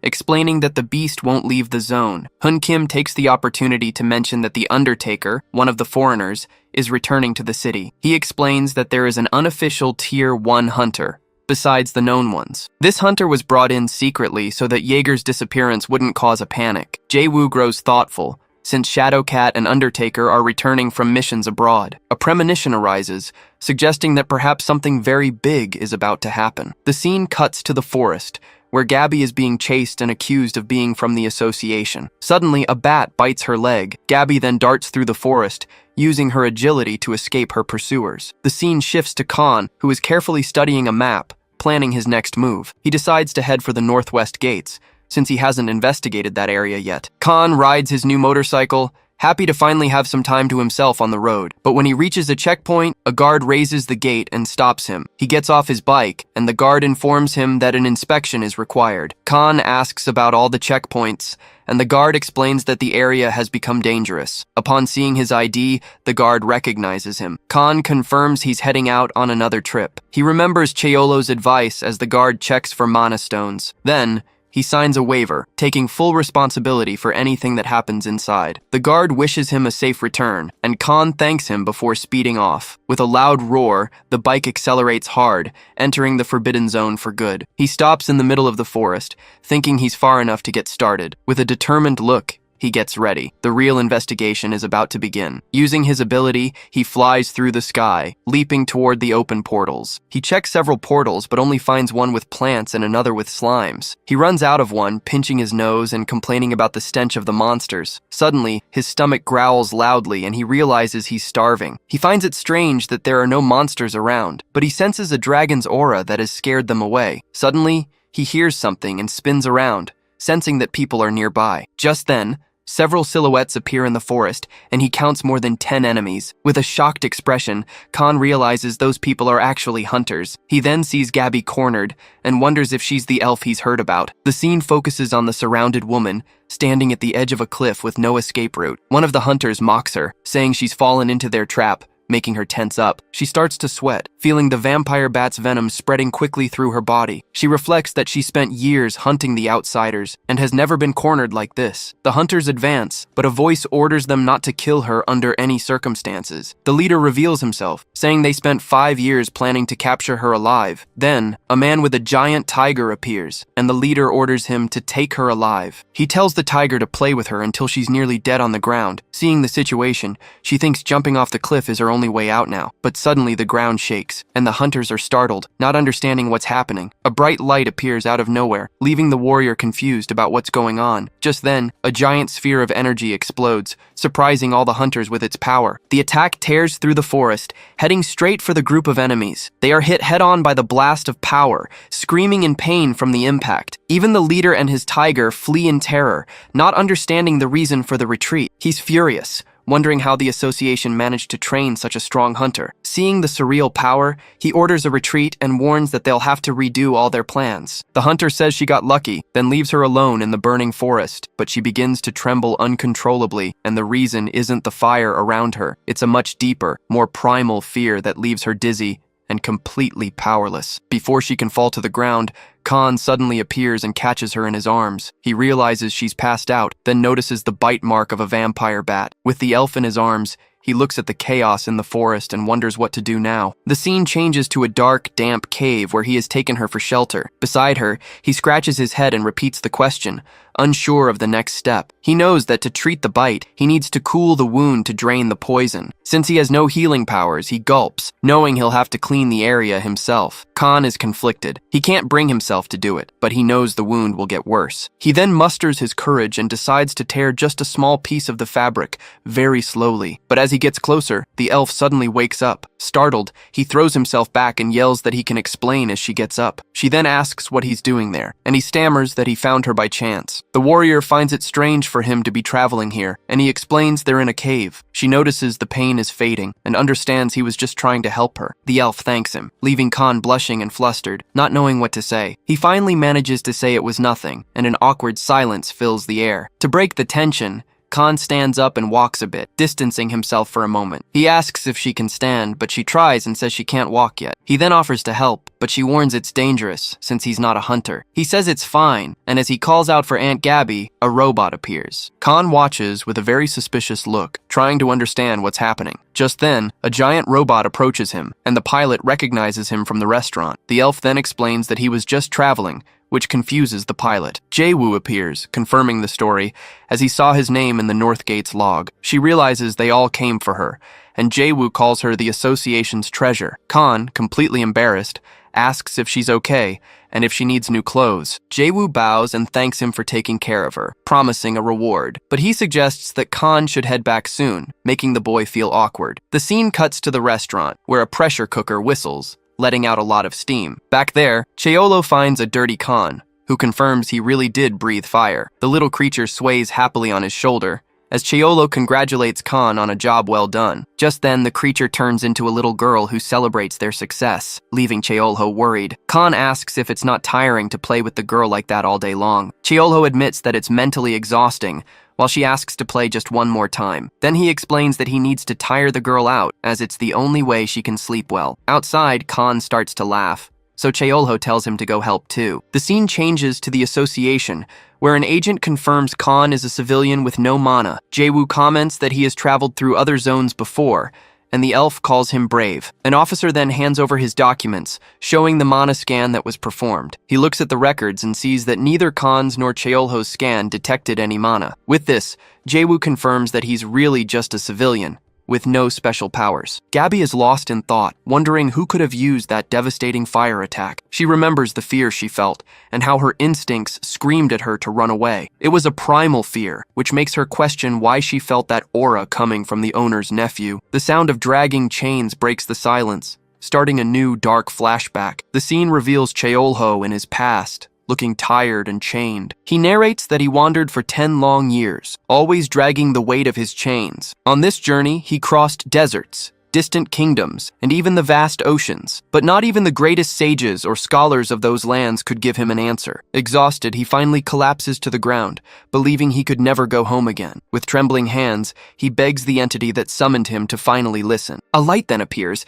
and he screams that he has fulfilled his duty as Miro-Lycus. The light rejuvenates him, and his eyes fill with hope for an answer. With his eyes glowing blue, he pleads to be sent back now. Just then, a portal of dark purple energy begins to open in the sky. He's confused by what's happening and reaches his hand toward the portal. His hand is yanked inside, sucked in by the mysterious energy. Then, his body is dragged through space, past distant stars and planets. Engulfed in a strange light, he has no idea what's going on. He flies through the cosmos, passing through a portal where a strange creature is also being pulled in. Then, he sees what looks like the demon realm, filled with terrifying beasts. Right after, a portal to the spirit realm appears, with a much calmer landscape. But a bright light catches his attention, making him turn sharply to see what it was. He finds himself facing a world of machines, something he had never seen before. Just then, his body is pulled into this new dimension, falling toward the light. Suddenly, his eyes glow with a golden light, signaling a great change. Then,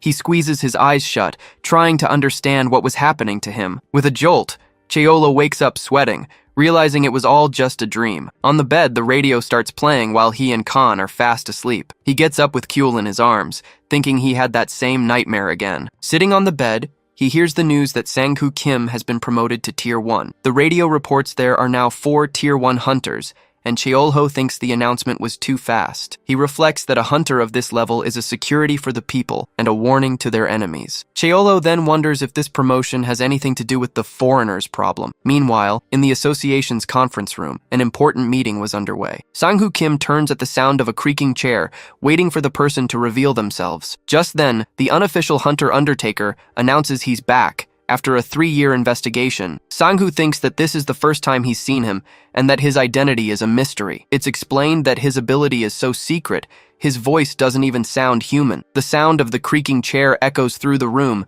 sounding very strange and unique. Leaving the room, Sang-Hoo grabs a coffee, and Gearwork asks if his day has been hectic. He asks why he's not wearing his glasses, and Gearwork explains he wore contacts to impress Yuna. Gearwork calls him a buzzkill and mentions the intel they're getting is terrifying. Tired, Sang-Hoo vents that what he really needs right now is a good beer. Hearing the word beer, Gearwork gets all excited, his eyes sparkling with joy. He then drags Sang-Hoo away, who despairs because the Blade Queen is going to yell at him again. Sang-Hoo can't believe they're drinking in broad daylight, right in the middle of the city. Just then, they find Yahello with little Kyul getting a pizza delivery at the door. The hunter finds it strange that he'd ordered delivery, but Yahello explains his daughter wanted it. With a cute little face, Kyul invites them to have some pizza with them. The two are charmed, and ask if they can come in and have pizza and beer too. Yahello then turns and orders a few more pizzas from the delivery guy, who confirms the order. The delivery guy vents that he's so busy, he barely has time to play with his own daughter. Hearing this,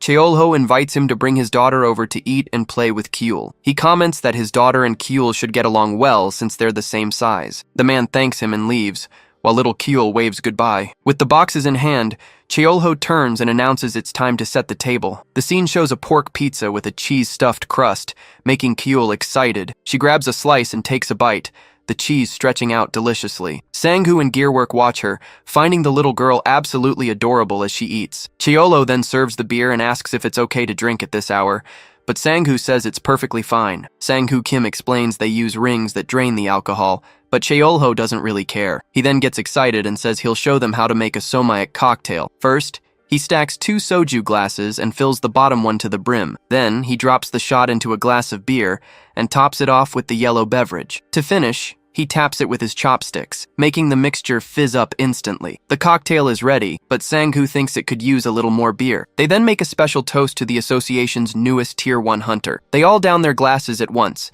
enjoying the celebratory moment among friends. The empty bottles show it was a long afternoon, with plenty of drinks and conversation. Suddenly, Gearwork's watch beeps, signaling it's time for them to go. Their rings glow, and Sang-Hoo admits the cocktail trick was quite useful after all. They say goodbye to the chief and little Kyul, and Yahello tells them to take care. Kyul asks for more pizza, and Yahello remembers something important he needed to say. But Gearwork runs back, saying he brought a new pamphlet for him to check out. It's an invitation to the Guardian's seminar, so Yahello thanks him and keeps it. Kyul sees the photo on the pamphlet and shouts that it's magic, leaving Yahello very confused. He turns the pamphlet over and sees it's the magician Dog-Young Han, the guardian of Gangbuk. The little girl then asks if the magician is his friend, and Yahello awkwardly confirms. The scene changes to a flashback in Seoul, and he thinks about how they were classmates. With a smile on his face, the magician says that the harder things get, the more they should smile. He pulls a crystal ball from his top hat and asks if everyone is ready. Then, an explosion of playing cards flies through the sky,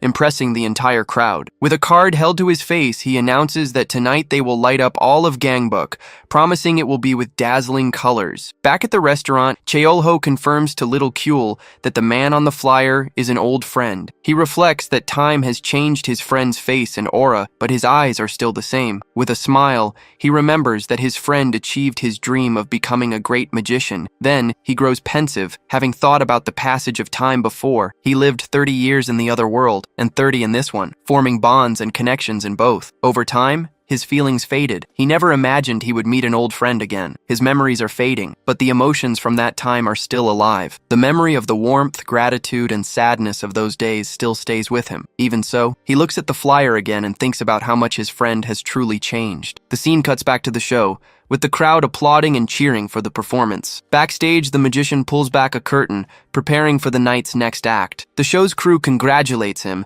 and he tells them he's heading out first to take care of something. But he suddenly stops, sensing a strange presence and imminent danger nearby. He looks up and sees a portal opening in the sky, right above a building. An alert comes through on his communicator, warning of a gate on the rooftop of the neutral building. He realizes the damage could be massive, so he decides he needs to clear the area quickly. With that, he summons a giant Ace of Spades card. He hurls it with all his might. The magician then flies at high speed, heading straight for the gate in the sky. Using the card as a platform, he finally manages to enter the gate's mysterious dimension. He looks around and realizes the strange place looks like some kind of machine. The scene then shows a bizarre world, filled with gears and metal parts everywhere. He finds the scene grotesque, an abnormal phenomenon that needs to be dealt with as soon as possible. With that, he decides to clear the place out, preparing his deck for a new attack. 2 Joker cards then appear out of nowhere, glowing with a dark purple energy. From them emerge 2 jesters, who begin to fight the mechanical monsters. With a wave of his hand,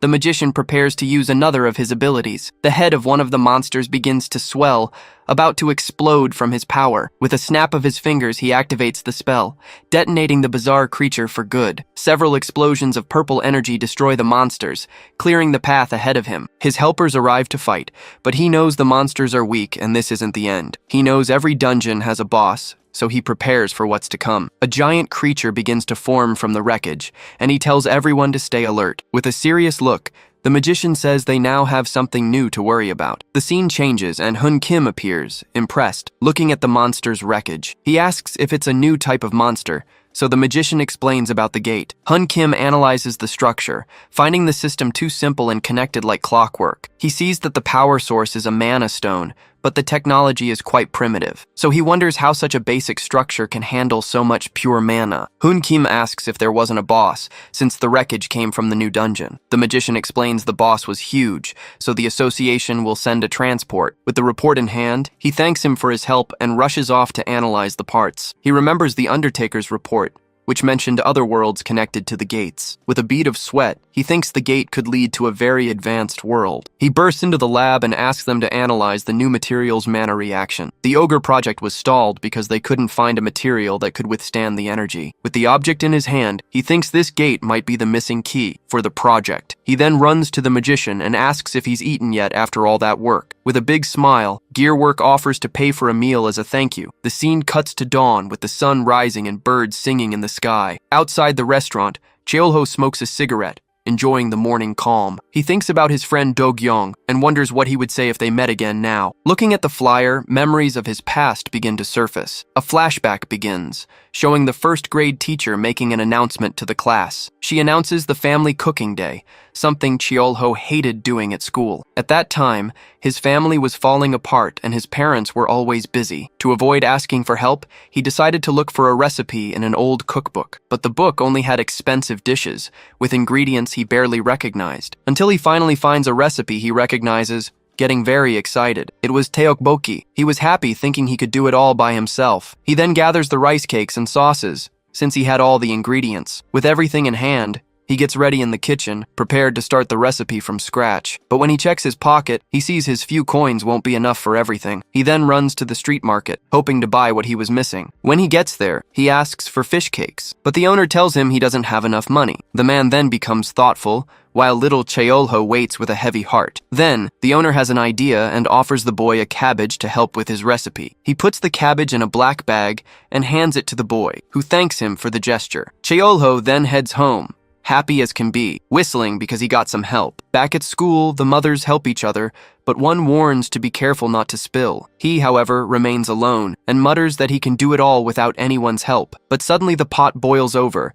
and the sauce starts to spill onto the stove. He then tastes a little, but realizes the recipe turned out way too salty. To try and fix it, he dumps a bunch of water from his bottle into the pot. He tries it again, but the look on his face shows the mixture is not good at all. In the end, the dish was completely tasteless, like a watery soup. With no more ingredients, he despairs, but tries to convince himself that everything will be okay. But the truth was, he wasn't okay. Feeling all alone in the middle of everyone. Sniffling, he feels defeated, until a voice asks about the tteokbokki. Just then, his friend comes over and excitedly asks to try some of the food. Yahello tries to stop him, but the boy is faster and already scoops up a spoonful of the dish. After tasting it, he breaks into a huge, bright smile as if he really liked it. The reaction leaves Yahello completely bewildered, totally confused about what was happening. Suddenly, his friend jumps up and shouts to the whole class that his tteokbokki is amazing. He gets embarrassed and asks why he's lying, so his friend tells him to pay attention. Dog-young says that one day he'll be a magician and use magic to make his food delicious. Then his friend turns the heat all the way up, leaving Yahello confused about his intentions. He then waves his hands over the pot, as if casting a spell on the dish. Other classmates come over, asking what the two boys are cooking up. One of them complains there are no fish cakes, but Dog-young assures them it's delicious. The boy tries it, and is shocked by the flavor, which greatly surprises Yahello. Curious, Yahello also tries a piece, still trying to understand what just happened. He asks how it's possible, and his friend replies that it was real magic. With its success, the other kids rush to the table, asking for some of the food too. Yahello thanks him and insists on the question, but Dog-young says he won't share the secret for free. Desperate, he offers his coins, but his friend says that's not the right payment. He then makes a proposal, asking Yahello to walk home with him every day. With a gentle look, Dog-young remains silent, just waiting for his answer. Yahello realizes that his friend, just like him, was also there all alone. He then accepts the offer, and the two boys finally seal the deal for good. Back in the present, the pot boils on the stove, smelling of delicious food. He remembers that's how he became friends with Dog-young, but they separated soon after. Even though their friendship was short, he remembers that moment with great gratitude. He then tastes the broth and, with a nod, approves of the dish's flavor. With the sauce ready, he throws in the vegetables to cook and absorb the seasoning. Seeing there's still meat, he thinks about frying some bell peppers to go with the tteokbokki. Little Kyul asks if they're going to eat meat, so he tells her to go play for a bit. She runs off excitedly to play, and Khan asks if she's leaving already. But before she goes, he smothers her with kisses, making the little one laugh from the tickles. He says that as the older brother, he has the right to spoil her as much as he wants. Yahello then asks Kyul for a kiss, which leaves Khan completely shocked by the scene. Jealous, he runs after her, yelling for a kiss from his little sister too. Just then, the door opens, and the magician greets the little lady and his nephew. Hun Kim then arrives with him, announcing to the chef that they're here. With a smile, the magician mentions that Hun Kim has been praising his work quite a lot. A bit awkwardly, Yahello stammers a little but welcomes the two customers. Hun Kim asks what's on the menu, and he says he can make whatever they want. The magician thinks tteokbokki sounds good, and Gearwork agrees, finding it the perfect choice. So he ties his apron, saying the tteokbokki will be right out for them. As he cooks, he thinks that his friend doesn't recognize him. After all, 50 years have passed. He remembers Dog-young's dream of becoming a magician, and how he envied that. With a heavy heart, he wanted to introduce himself, but knew he wouldn't be remembered. He then clenches his fist, realizing he couldn't say those words out loud. The dish is finally ready, and he serves the special tteokbokki recipe with fries. Hun Kim tries it and is shocked by the flavor, so the magician says now he's curious. Upon tasting it, he becomes thoughtful, trying to figure out the secret behind that taste. Yahello explains that the secret is that this dish tastes better when everyone is together. Gearwork then asks if the chef has eaten yet, but he replies that he hasn't. Kyul tells the old man he has soup in his beard, and the magician thanks the little one. But he says she got dirty too, and she panics because her clothes were new. With a trick, he pulls a card from inside his handkerchief, leaving little Kyul amazed. He then helps her hold the card, building suspense for his next trick. Just then, The card turns into a purple flower, and she squeals with excitement at the magic. He asks her to take the flower to her father and call him over to eat with them. The little one runs and gives the flower to Chaeolho, inviting him to join them at the table. With a smile, he thanks her for the flower and says they will all sit down and eat, but Gearworks' watch beeps again, breaking the restaurant's calm. He jumps and yells, but quickly clarifies it's not an alert, but the results. In a hurry, he says he has to go and pays the bill before rushing out. The magician then comments that young people are full of passion, and Chaeolho agrees with him. Chaeolho then gets up and goes to the counter, thinking about the tteokbokki sauce. He then asks if the magician used instant noodle seasoning, shocking the man. Dog-young confirms it, and says the nostalgic taste reminds him of an old friend who used to visit. He explains that his family was poor, but his friend's tteokbokki was always very good. Chaeolho then asks what they used to talk about, and the magician laughs at the memory. He reveals his dream was to be a magician because he loved seeing people's happy smiles. But he says he had no talent, so he was always jumping from one troupe to another. When the world changed, he gained real powers and became what they call a guardian. And in difficult times, he always remembered the days when they used to dream together. He recalls the innocent days when they would laugh and talk until the sun finally set. Hearing all this, Chaeolho remains silent, just processing his friend's memories. He then asks about now, and the magician says that, deep down, nothing has really changed, because he still protects everyone, and his childhood dream is as alive as ever. The promise to use magic on food echoes strongly in Chaeolho's mind at that moment. With a big smile, he replies that he's very happy to hear all that from him. The magician then says goodbye, thanking him for the meal and the wonderful time they had. He then introduces himself as Dog-young Han and extends his hand to ask for the chef's name. Shaking his hand, Chaeolho introduces himself, saying his name is Chaeolho Kang. From the doorway, he says goodbye, watching his old childhood friend leave the restaurant. Outside, the magician finds the name familiar and keeps repeating it, trying to remember. Suddenly, a memory surfaces, and he remembers the boy named Chaeolho. He turns around at once, looking back at the restaurant, still in disbelief. At the door, Chaeolho holds Kyul, who purrs in his arms, while Khan looks grumpy. Dog-young Han laughs to himself, still thinking that such a coincidence was impossible. Meanwhile, Kyul offers the flower she received to Khan, making him all excited. Chaeolho looks up at the sky and thinks, hoping his old friend will come back more often. The scene changes to the lab, where scientists discover the material is very durable. Hun Kim says that if a small piece can withstand a tier 6 stone, the chief will be even stronger. He gets excited, as this could be what they've been looking for all this time. With an admiring look, he says it's terrifying, but he can't wait. Sitting by the riverbank, he takes a moment of peace to gather his thoughts. Remembering the past, he notices how the water, which used to be a sewer, is now surprisingly clean. But as he was relaxing, something nearby catches his attention and breaks the silence. A giant turtle was flipped on its back, struggling to get back to normal. Going to help, he picks up the heavy animal in his hands and prepares to return it to the water. Then he throws the turtle, which swims off at high speed and disappears. Right after, he notices a school of salmon passing right in front of him. In the middle of the water, the fish swim calmly through a whirlpool that forms. Just then, the turtle he saved returns, but now it heads straight for that vortex. Caught by the force of the water, it starts to spin endlessly, completely trapped in the whirlpool. Floating dizzily, the turtle seems unable to escape the current at all, until suddenly, the creature gets out of the water and comes to him, stopping right in front to face him. After thinking for a moment, he decides what he's going to cook and gets ready to head home. His focus now is on one thing, getting a nice salmon for a feast later. And it doesn't take long for him to catch 2 large fish, securing the day's dinner. In the kitchen, he begins to prepare the salmon with a special knife in hand. Then, with a quick movement,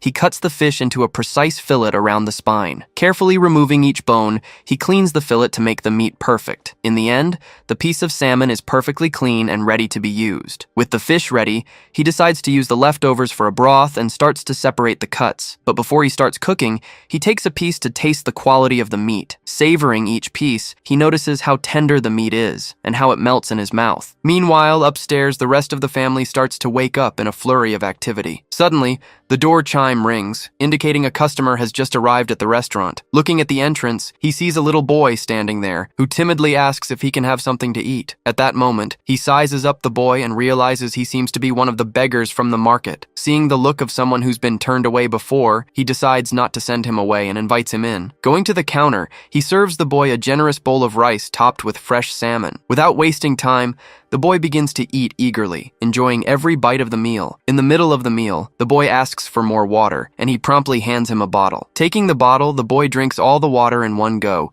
leaving the cook astonished. Then, to thank him, he places a handful of things on the counter as payment, but the cook refuses. Looking at what he left, the man sees it was just a few random shells and rocks. At that moment, his eyes glow in a strange way, as if he had used a skill. As the boy leaves, a status window appears, revealing that he is a mystical creature. Connecting the dots, he understands that the boy is the turtle he saved earlier in the river. Watching the boy run off down the street, he reflects on this new twist of fate. Determined, he decides to gather some ingredients to help the creature cross the whirlpool. Right after, a red portal opens up in front of the restaurant, revealing a passage. Inside the portal, the scene changes to a field where several bull-headed creatures are working. In the middle of them, a minotaur named Mino takes a break from his work on the farm. Just then, a woman approaches and calls out to him, causing him to turn towards her. This woman, who is actually a queen from the demon realm, points in a certain direction. Walking together, the two stroll side by side through the field, as she's now a farmer too. Suddenly,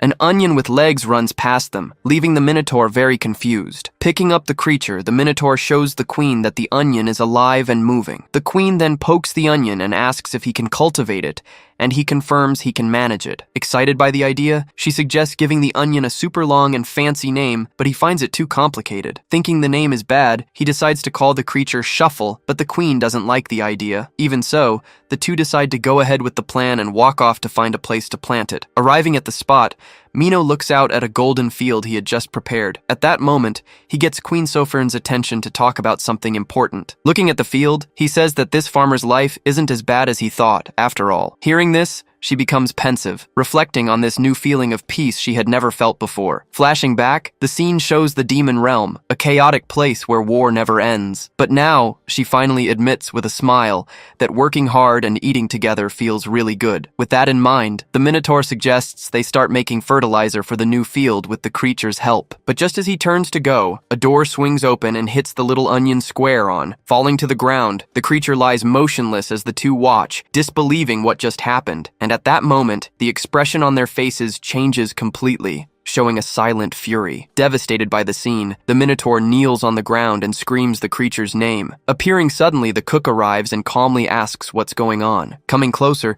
he finds the Minotaur crying over the creature and is confused by the situation. While the queen explains that it was a walking onion, he listens to the whole story with a surprised look on his face. But suddenly the onion comes back to life, and other vegetables appear with it, leaving everyone shocked. Seeing this, he explains that a drunk customer cast a spell on the vegetables, and he forgot about a few. Laughing, he says that if it happens again, he'll send the other creatures straight to her. Shortly after, he turns to the Minotaur and says he came to get ingredients and ask a question. Being blunt, he asks if the Minotaur was one of the former Demon Lord's subordinates. He then questions the queen, wanting to know if the kingdom of Espan was the only place they invaded. Confirming the story, she asks why he wants to know, since they never tried to go anywhere else. At that moment, he discovers they didn't go to Espan by choice, which complicates things. When asked about other realms, she reveals that she knows about the existence of the demon and spirit realms. Remembering something, the scene flashes back to the previous night when he went for a walk after a visit. Walking down the street, he saw a truck carrying a giant robot that was definitely not from this world. Recalling his return,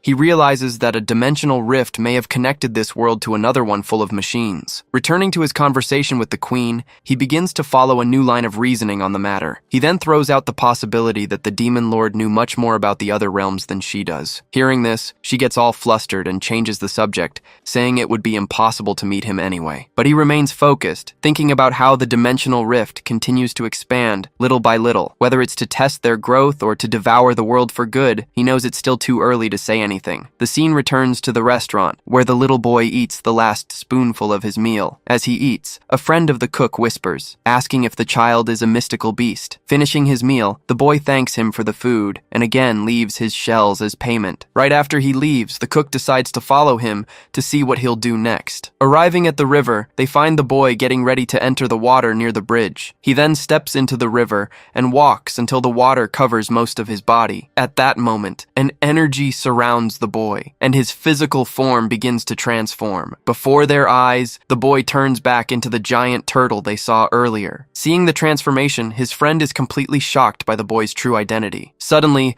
a blonde man arrives arrives and asks if they've seen the mystical beast that just appeared. Meanwhile, the turtle swims directly to the middle of the river toward the large whirlpool. Caught by the current, it's sucked into the vortex again and gets stuck spinning. Watching the scene, the blonde man asks why the creature doesn't just get out of the water to avoid the problem. He then explains that mystical beasts usually become obsessed with something specific. Remembering the past, he tells them about a mystical dog that waited for its dead owner for decades in the same spot. Continuing, he also recalls a mystical fox that was obsessed with mana stones. Through this kind of repetitive process, mystical beasts manage to evolve and grow stronger over time. But he admits that deep down, he doesn't really understand how this growth logic works. Thus, their behavior has always been a great mystery he could never decipher. A few days pass, and the little boy returns to the same place again. Entering the restaurant, he looks very discouraged and once more asks for food. Seeing his condition, the cook realizes that 6 days of pure failure have passed, so he decides it's time to use the aged salmon he was saving for a special occasion. Cutting the salmon's belly, he prepares the most flavorful and tender part of the fish. Remembering the past, he compares this meal to the food he had to eat on the battlefield. After a while, the spicy salmon stew is finally ready and just right. Serving the special dish, he gives the boy a full feast with rice and sliced salmon. Handing over the food, he says he hopes today will finally be the day of his victory. With these words of encouragement, the boy thanks him with a sincere smile. Back at the river, he prepares once again to enter the water and face the challenge. With the support of the whole crowd on the bank, the turtle gets ready to finally cross the whirlpool. It then starts swimming with all its might, heading straight for its goal. Moving forward without hesitation, it faces the strong current and gets closer and closer to the danger. Meanwhile, everyone on the riverbank watches the scene with great anticipation. At that moment, it's finally swallowed by the force of the vortex, which pulls it in completely. Fighting against the water, the turtle keeps swimming and pushes forward with determination through the chaos. Then, with one last push, it manages to cross and is thrown out of the water by the impact. Seeing its success, everyone joyfully celebrates the small creature's great achievement. Suddenly, a bright light starts to emerge from the turtle's shell, which glows intensely. Coming out of the water, it reappears visibly larger, surprising everyone with its new size. Observing the result, he explains that it will continue to grow every time it overcomes its strange obsessions. Still impressed, his friends finally begin to understand how the whole process works. Remembering his own past, he recalls when his combat skills hit a limit. With the child in his arms, he reflects that his own path to power might have started with something small, perhaps with something that, in the beginning, seemed to be nothing special at all. The scene changes to a dark, abandoned area, where a blue-haired man appears out of nowhere. Walking through the place, he heads towards an ancient temple that serves as a dungeon. Following a dark corridor, he passes a cage where a monstrous creature is trapped. Upon reaching a large hall, he finally finds a group of 3 people waiting for him. In the center, a woman sitting on a throne welcomes him very coldly. Recognizing the group, he identifies the woman as the prophetess Eve and the others as the Shadow Brothers. Just then, one of the guards reveals that the prophetess has just received a new vision of the future. The guard then orders her to show him the prophecy, and she agrees with a nod. In that same instant, a bright light begins to emanate from the prophetess,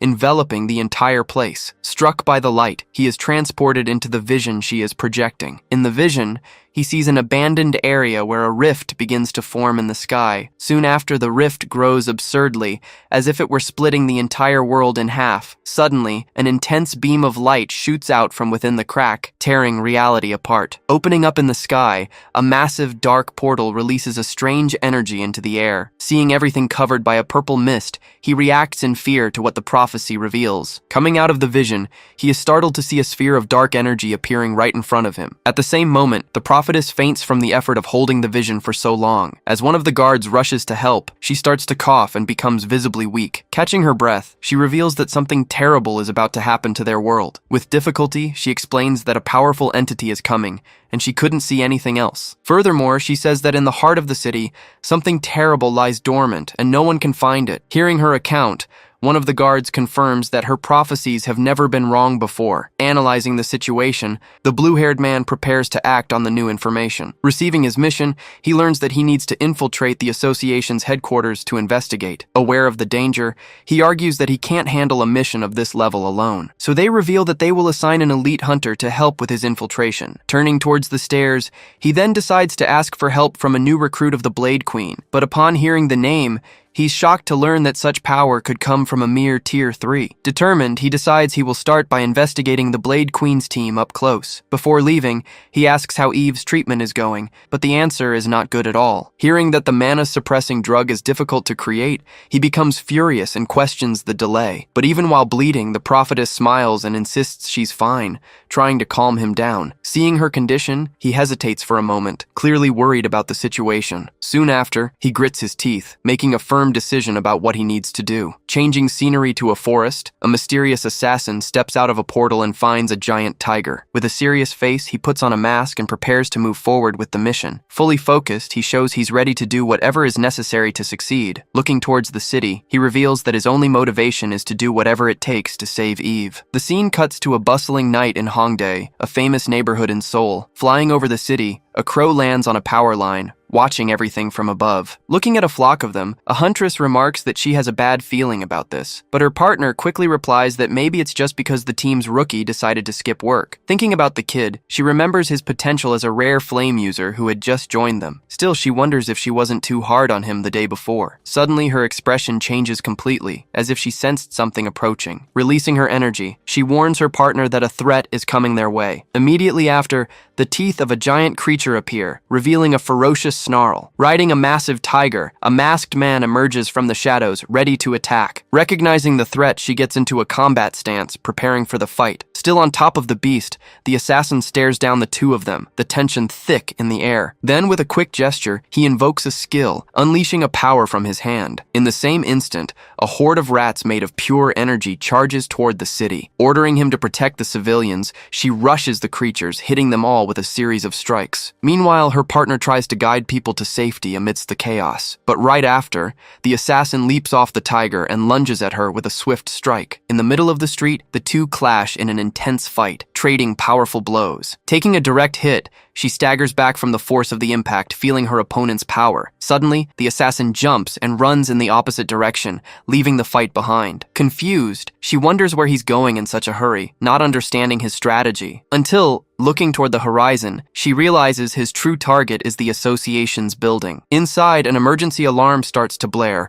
warning of the hunter's approach. Upon receiving the alert, the association's chief learns that the assassin known as Beast is heading for them. Remembering the past, he wonders how a hunter so passionate about protecting people became an enemy. The scene flashes back, showing Beast in action, fighting monsters with a savage style. Even with a slower class evolution, he was always a brute force in urban missions. With a determined look, the chief recalls how he never imagined he would one day switch sides. Still, he deduces that if Beast is the same as he was before, this attack is just a diversion. After all, the foreigners have been trying to steal the association's records, and this is the perfect chance to infiltrate. Remembering the past, he knows the foreigners' two best infiltration specialists are ready to strike. Facing the imminent threat, the association's chief orders the building's protective barrier to be activated. Receiving the order, a hooded mage nods and prepares to use his skill. With a swift movement, he slams his staff on the ground, releasing a large amount of energy. Immediately, a protective barrier with golden gears forms around the entire building. Far away, the cook feels a strange chill, as if he heard something. Walking down the street with the child,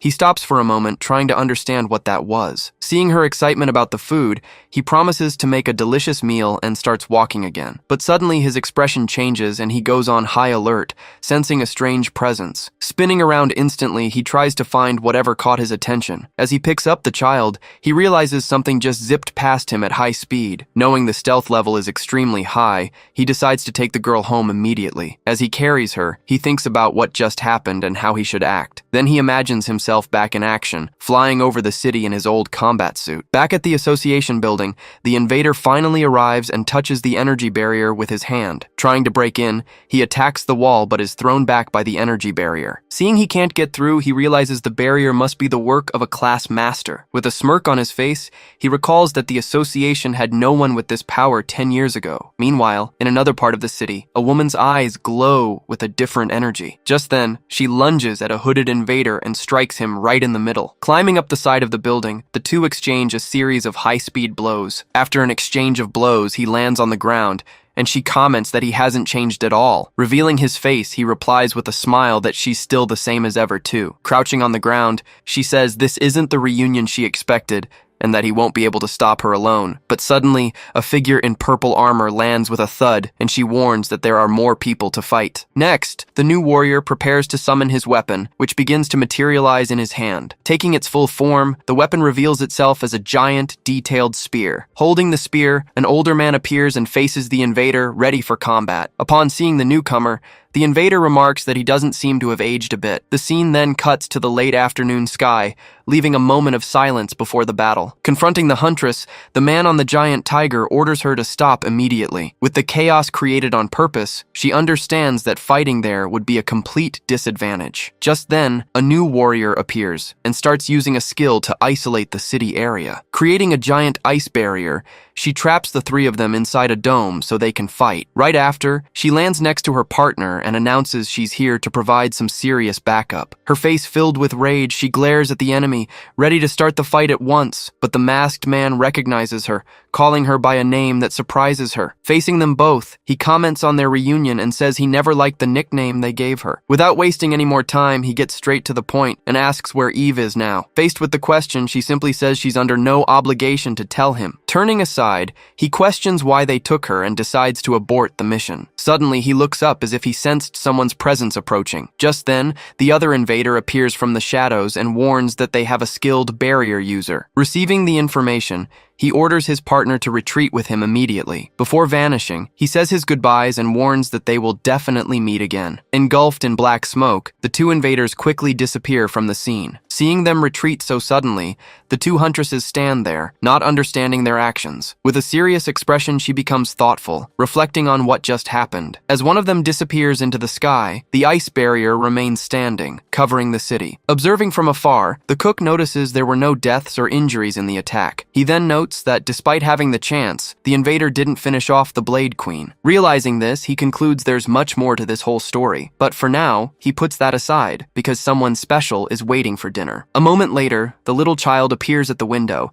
happily calling for her father. At the Temple Guild headquarters, the main topic was the disaster from the previous night. Reading the news, one of them sees that although there were no deaths, residents were complaining about the damage and taxes. At that, a blonde guy slams his hand on the table, annoyed, since the complaint came from an anti-hunter association. Then, his partner, who's cleaning a sword, asks if he's being called ridiculous too. Seeing his own reflection, he explains that their mission is to protect lives, not property. Swinging the blade in the air, he continues his lecture while the blonde guy just scoffs. Just then, the younger guy complains that he can't understand these anti-hunter protesters. Right after, he remembers his own brother sacrificed himself to save all these people during the Great Invasion. Furious at the memory, he wonders if this anti-hunter association actually wants to die. He nearly loses control, clenching his own clothes tightly. But before it's too late, his superior appears and grabs his hand to stop him, saying that in times of chaos, the strong must know how to show mercy. Understanding the scolding, the young man backs down and just nods. Meanwhile, in another room, a cute little creature was sleeping soundly. Waking up on top of its owner, it stretches and lets out a very loud yawn. Waking its owner, the small creature pats his head. At that moment, it remembers a girl kissing his face. So, the little creature rubs its own face against his in a gesture of affection. Placing a camera on his chest, it wishes him sweet dreams. But suddenly, a bright light flashes from the bedroom door. Next, a little girl runs into the room accompanied by a spirit. Going straight to the entrance, she picks up a pair of shoes from the floor. Right after, the girl sits down and struggles to put on the shoes. When she realizes she can't do it, she starts to cry in frustration. Seeing this,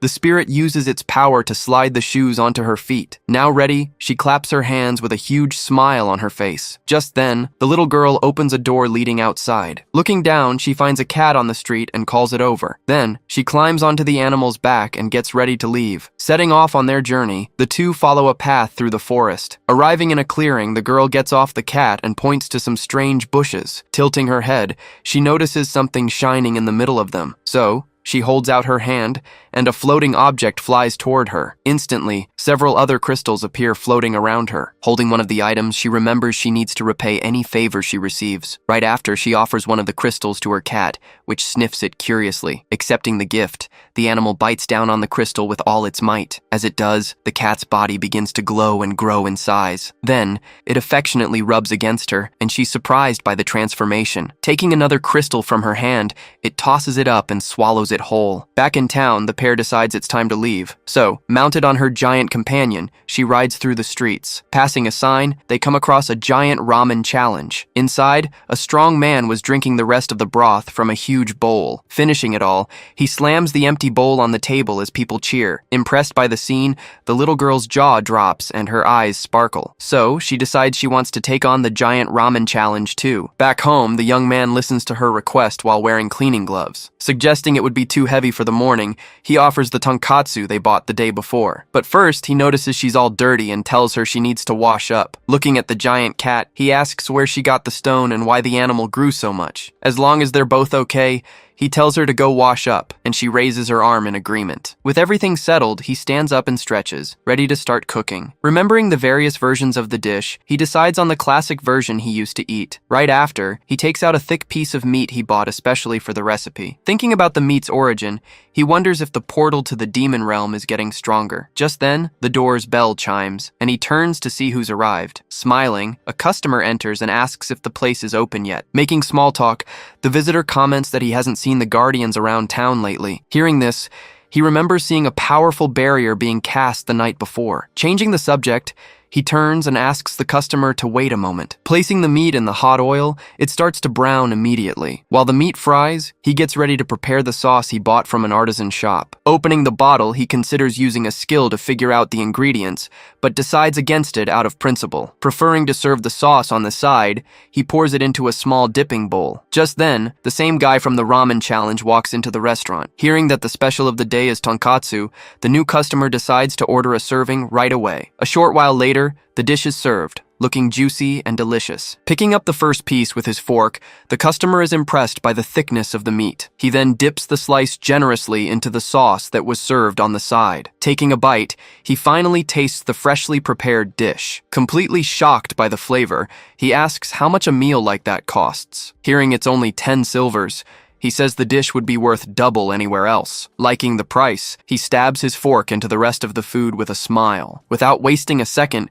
he practically devours the rest of the tonkatsu in one go. Letting out a satisfied burp, the customer holds up the empty plate and asks for another, leaving the owner impressed. But he actually turns to the other customer who was also eating there. Proudly introducing himself, he says he's In Chang Jong, the new eating legend in the area. Hearing this, the other guy gets flustered and says he's been dying to meet the god of food in person. Then, he gets excited too and orders another plate, giving the owner a bad feeling. Soon after, he serves both dishes and already feels that things are about to get very busy. Outside the restaurant, the day seemed to be going on peacefully. Inside, the guy in the cap kept devouring tonkatsu without stopping. His opponent was also eating at the same speed, trying to keep up with the challenge. Watching the scene, the owner of the establishment had already counted their 12th plate, until one of them finally drops his fork on the plate, giving up on the competition. Then the winner raises his empty plate and celebrates the good match they had. Following the market's rule, the loser gets ready to pay for both their meals. As he's leaving, the champion waves and promises they'll have a rematch soon. At this, the restaurant owner comments, surprised that someone finally managed to eat more than him. But the guy asks for another plate of tonkatsu, leaving the owner completely confused. Revealing his true nature, he explains that was just his limit as a normal human. With a smile, he assures that if there's a challenger, he'll be ready to compete. He promises himself that next time, victory will be his. A week later, the guy shows up again with a clear look of defeat on his face. While the winner thanked him for the meal, he just muttered that he would win next time. Announcing he's leaving town, the guy explains he's going to work on a dangerous project and will be away for a few months. But he reassures them he'll be fine because of the hunters and the pay, since this will be his last job. Surprised by the news, the other one listens as he explains he's saved up money and now wants to open his own noodle shop. Seeing the little girl excited by the conversation, the owner offers some instant noodles on the house. Holding the girl, who also asks to eat, he realizes he'll need to make a very large portion. Soon after, he serves 2 hot bowls of steaming ramen on the counter. Instantly, the guy in the cap grabs his chopsticks and starts eating with great gusto. Pulling up a huge amount of noodles, he eats the first portion without even taking a breath. Completely satisfied, he praises the dish's flavor while the owner watches modestly. Then, he says he really liked the seasoning and decides to tell a bit of his life story. Going back in time, he reveals he grew up an orphan and left the shelter at 15 to work in construction. Because he had no money, whenever he got something good to eat, he would stuff himself until he couldn't take it anymore. As long as his belly was full, he could endure the heat, the cold, and the exhaustion of his routine. Back in the present, he confesses that he ate so much ramen because it was cheap that he got sick just looking at it. But after eating it so many times, he not only got used to it, but also grew to like it, making the owner smile. Smiling, the guy thanks him for the support and says there's nothing strange about it. Then, he reveals he's going to open his shop right there in the market to serve mountains of noodles. Before he leaves, the little girl runs towards him to say goodbye. With her hands outstretched, she offers him a gift she was holding. Laughing, he takes the 2 boiled eggs and thanks her, but she shakes her head no. Explaining that one of the eggs is for the food god, she hands it to him. With the girl beaming with pride, the 2 men are amused by her kindness. Holding his egg, the guy promises his rival they'll have a rematch next time. With a smile, the other just agrees as the winner leaves. Holding the gift, the food god looks thoughtful and uneasy at the counter. Worried about his new friend's safety, the restaurant owner knows that the ungoverned zone is dangerous. These expansion projects, usually led by the Hunter Association, are for building walls in new cities. This is how humanity has been trying to expand its reach and reclaim what was lost. To do this, they need to deal with floating crystals that appear in these areas. And then, they must cut down the strange vegetation that grows around these objects. At that very moment, a bull-headed being sniffs out a strange approaching presence. Holding a handful of wheat, she watches a dark energy dissipate into the air. Right behind her, a woman approaches and calls her name, Queen Safrine. With an irritated expression, she turns and stares at the horizon suspiciously. They both agree they felt the same presence for a brief moment. They know the barrier between worlds is thinning, allowing the presence of the demonic realm to leak through. At this, she reveals that she felt the presence of the demon lord himself in that energy. Looking at the floating crystal, they know that if the lord returns, they will have no way to challenge him. Sighing, they just accept that they might have to fight again soon. 3 weeks pass since the project began, and the food god seems quite down. Visiting the restaurant almost every night,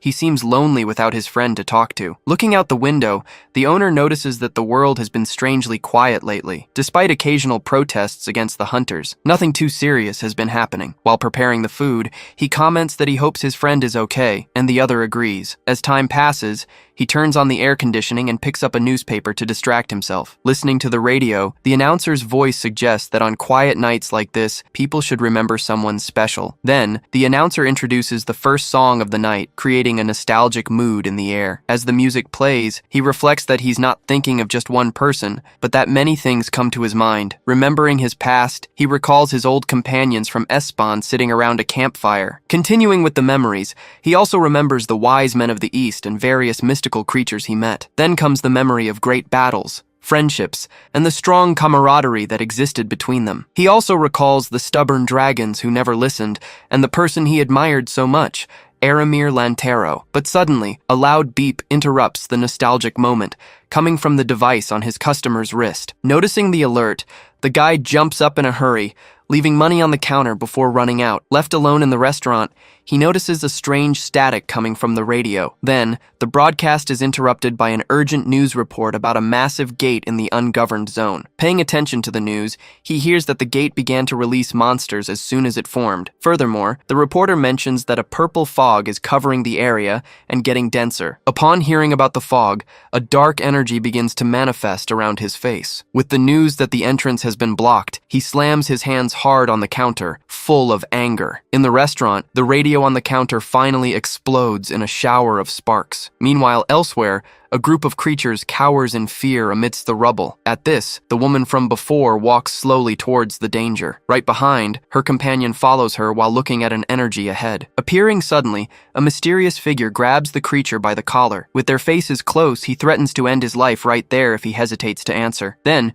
revealing his powerful form, he asks if it's the demon lord who is coming. In the ungoverned zone, several portals floated in the middle of a dark forest. A woman ran through the area, dodging several vines that attacked her along the way. Soon after, she stops, breathless, and stares at a giant gate floating in the sky. Realizing the purple mist was making her walk in circles, she focused on rescuing the workers. Suddenly, the ground begins to shake, and she loses her balance from the strong impact. At the same moment, the gate in the sky also trembles and starts to open slowly. Then, the structure door opens completely, pulling her into a new setting. Looking around, she finds herself in a completely purple world and hears a cry for help. Following the voice, she spots a distant silhouette in the middle of the dark forest. Getting closer, she comes across the young man from the restaurant carrying an injured man. As she was telling him to bring the injured man closer, a noise interrupted their conversation. Just then, a giant monster appears before them and lets out a deafening roar. Startled, she tells the young man to run with the injured person toward her team, but he desperately warns her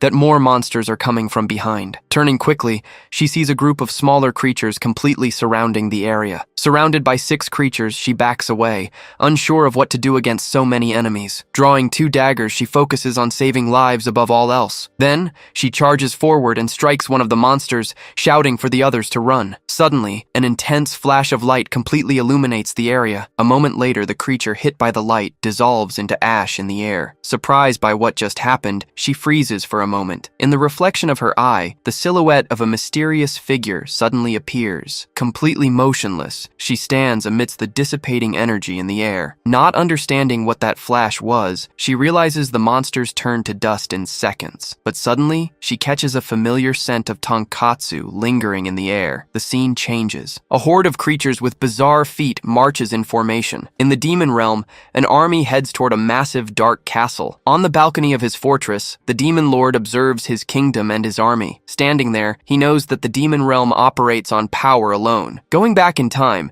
it's shown that he and the other 4 rulers were defeated and lost all their power. As rumors spread, a war for the throne began among the demons. The greatest threat, however, was a human who appeared 10 years ago and annihilated the entire northern kingdom. Watching the explosions, he wonders if humans grow stronger when they cross into their dimension. Gripping the balcony tightly, he laments that he cannot win in his current state, blaming a man named Miro. Just then, a glowing portal opens right in front of him, making him question if this is the end of his reign. Then, the structure fully materializes, revealing a figure at its center. Recognizing the portal, he realizes it's the same one that dragged him to Espan. Stepping back to gain momentum, he decides he won't make the same mistake this time. Taking a step forward, he vows to get revenge on Miro and Jaeger for invading his castle. Vowing to reclaim his power, he promises to rule the kingdom and all who betrayed him. Outside the gate, a group of people ran desperately for their lives. One of the men was shouting for everyone to hurry and escape as fast as possible. But an imposing silhouette emerges from the portal, hovering in the air with a dark energy. Falling to the ground, the man trembles in fear, not understanding what that creature is. Landing with a firm step, the mysterious figure steps onto the ground in front of him. Staring at the fallen human, the imposing figure slowly approaches to question him. Introducing himself as the 14th Demon Lord,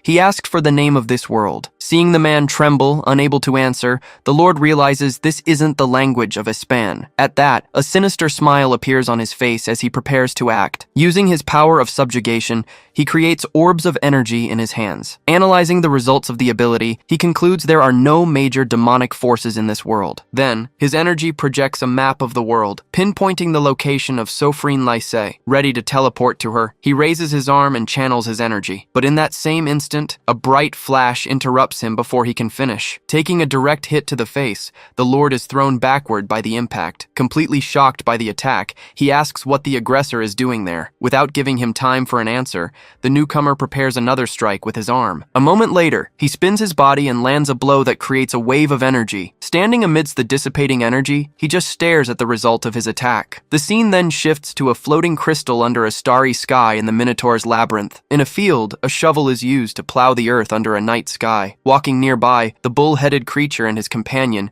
seem to be in a moment of peace, but suddenly, a strange energy manifests in front of them, shattering the calm. Then, the figure of the demon lord appears, imposing and emanating a powerful purple energy. Instantly, they both kneel and greet the Lord with reverence and fear. Appearing by surprise, the Lord grabs the woman by the shoulders and shouts that Miro is in this world. Trembling, he continues, saying the man hasn't aged a day and still has a dragon under his command. Desperate, the Lord turns his back and complains that even the stubborn lizards have submitted to him. Completely in disbelief, he wonders if this is all just a dream. Gritting his teeth, he refuses to accept the reality of the situation situation. With his body cloaked in dark energy, he reaffirms his identity as the 14th Demon Lord. But before he could finish his sentence, a clean blow strikes him right in the face. Thrown far back, he collides with a structure and falls unconscious to the ground. With a snap of his fingers, the aggressor tells his companion to bring the Demon Lord to him. Without hesitation, she drags him across the ground toward her leader. Staring at the fallen lord,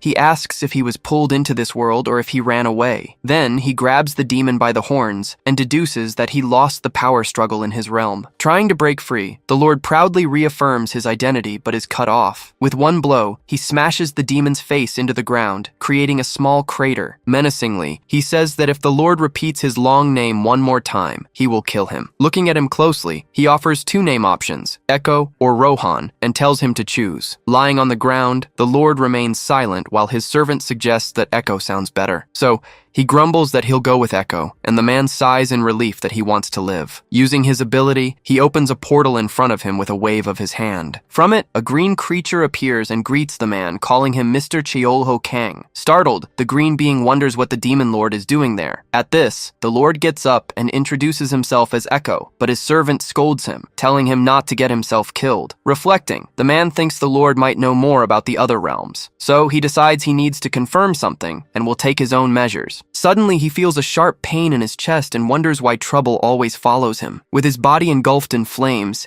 he extends his hand and orders Qasim to bring him an item. A moment later, a golden bracelet floats in the air, emanating a powerful energy. An alert flashes on the monitors as a report details a giant gate appearing in the ungoverned zone. Soon after, the news reveals a mysterious power emerged to resolve the crisis, leaving 87 injured, but no fatalities. The report shows that high-level monsters were eliminated with a single blow of pure physical strength. Watching the monitors, an agent and her colleague wonder whether this force is an ally or an enemy. Expressing her conviction, she decides they must uncover the mysterious being's identity at all costs.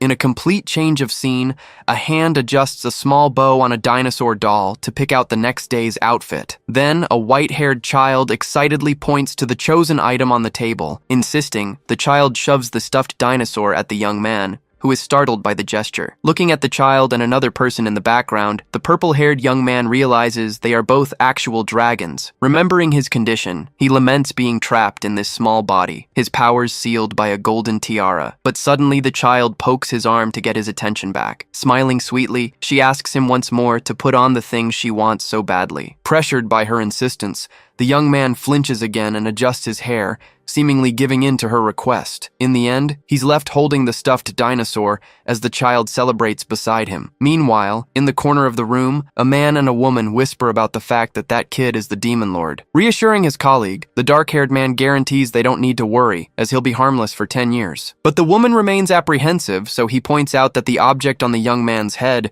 is a magical containment tiara. Explaining how it works, he reveals that the tiara tightens and causes terrible pain if the wearer even thinks about hurting someone. Even though a Demon Lord could normally get rid of the item, he can't because he's in a weakened state. At that, the redhead asks about his current strength, and his colleague replies that it's probably the same as his own. With a smile, the redhead seems to get an idea as the other man announces it's time to open the shop and calls for Echo. Right after, he snaps his fingers and orders the young man, now called Echo, to come do the dishes. Outraged by the command, he introduces himself as the 14th Demon Lord and questions who dares to order him around. Instantly, the golden tiara on his head begins to glow intensely with stored energy. Then, the object unleashes a shock that drops him to the floor, writhing as the others watch the outcome. Suddenly, the red-haired man turns around as he hears the shop's door chime ring. Looking at the entrance, he sees the agent from earlier, who greets him as her nephew. Completely flustered, he awkwardly rushes to fulfill her request for a simple salad. While watching the purple-haired young man do the dishes, the agent notices an elf and dragons are there. Realizing this, the dark-haired man approaches from behind as he continues his task. Sitting at a table,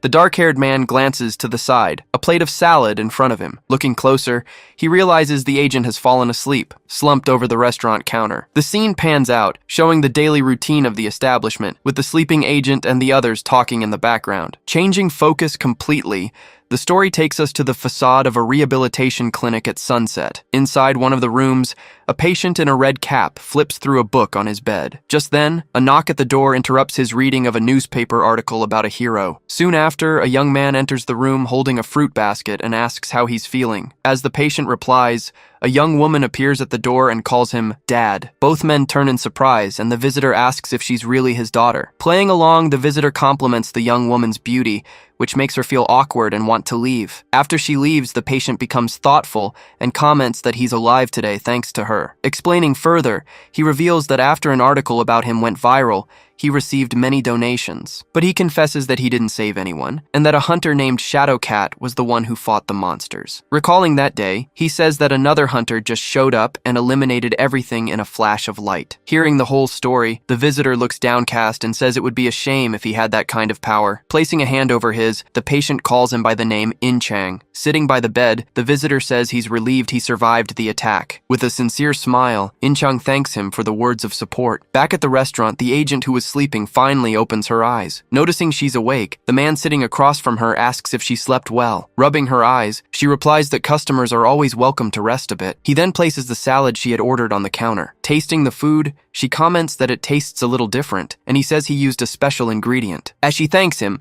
the sound of something breaking comes from the kitchen, and the redhead calls out to him in desperation. Answering the call, he turns around, and the agent looks in their direction, wondering what they're frying. But suddenly, she catches a familiar scent coming from the kitchen. Remembering that smell, she recalls the day she was surrounded by giant reptilian monsters. Startled by the memory, she stands up and slams her hands on the counter. With a slight smile, the man asks if something is wrong. Visibly tense, she says no and tries to hide her suspicion. Sitting back down, she tries to convince herself she's just imagining things due to exhaustion from weeks of meetings. In the end, she concludes it must be just exhaustion as the scene shifts to a sunset over the city. The next morning, life in the city resumes with the sound of birds and rustling leaves. Inside a room, two young men wake up in their beds, complaining about the excessive brightness of the daylight. Sitting up in bed, the purple-haired one reflects on how the bright sun bothers him, since his kingdom is always dark. Getting up to get a glass of water, he feels a touch on his leg and stops to see what it is. Annoyed, he looks at the redhead sleeping peacefully beside him and feels offended by his audacity. But remembering the pain from the tiara, he feels a shiver and gives up on any plan for revenge. Angrily, he leaves the room and walks down the hall, promising himself he'll wait until he regains his powers. Arriving in the kitchen, he starts using the sink and the little white dragon appears to watch him. Suddenly, a noise behind him makes him turn to see the little dragon has fallen to the floor. Standing in the doorway, he stares at the creature,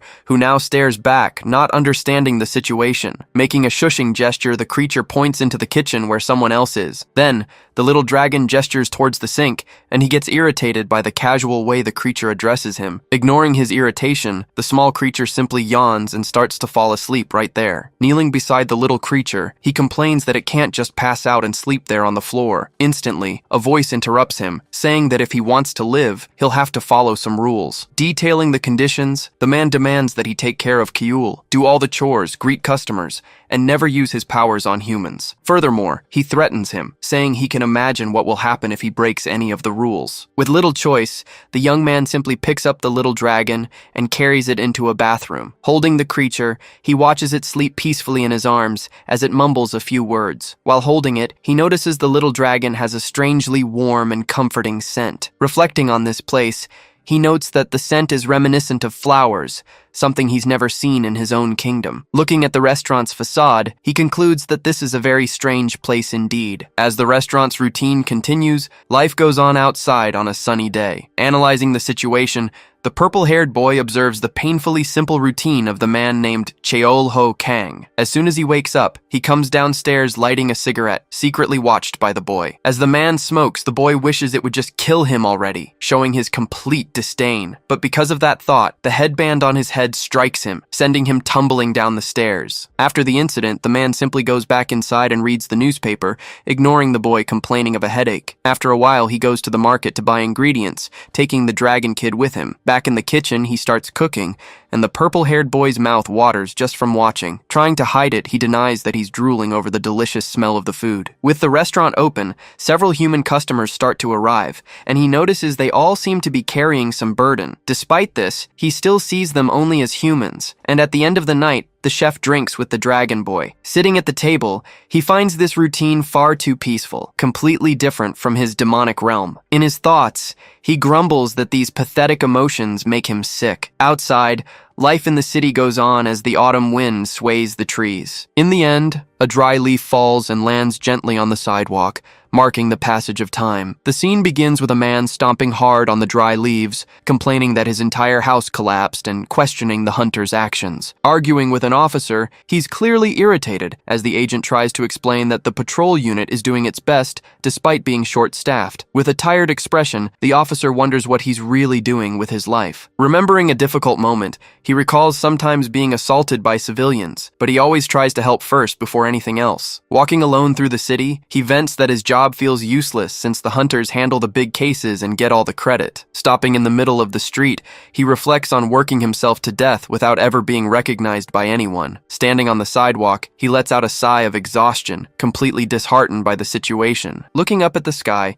he finally admits to himself that he doesn't want to work anymore. With a flushed face and a goofy smile, he decides with conviction that he's not working today. Arriving completely drunk in front of the restaurant, he greets the owner, who is with his 2 helpers. Explaining the reason for his celebration, he says he took a day off for the first time and asks if he can come in. With a smile, the owner replies that of course everyone likes it, but quickly corrects himself when he sees his nephew complaining about the salty taste. Presenting the dishes, he reveals he made 2 types, one with sliced kraken meat and another with archer fish roe. To avoid scaring the customer, he decides to call the kraken meat squid and the archer fish roe pollock roe. At this, he reveals that the secret is to use high-quality ingredients and salt, guaranteeing the flavor by using the tear of the sea. Assembling the tray, he serves the complete salted seafood set with rice, soup, and side dishes. Upon receiving the dish, the officer is impressed, having not seen salted seafood in a long time, and the owner suggests he try it. Following the tip, he picks up the small bowl and pours a little sesame oil over the meat. Picking up a piece with his chopsticks,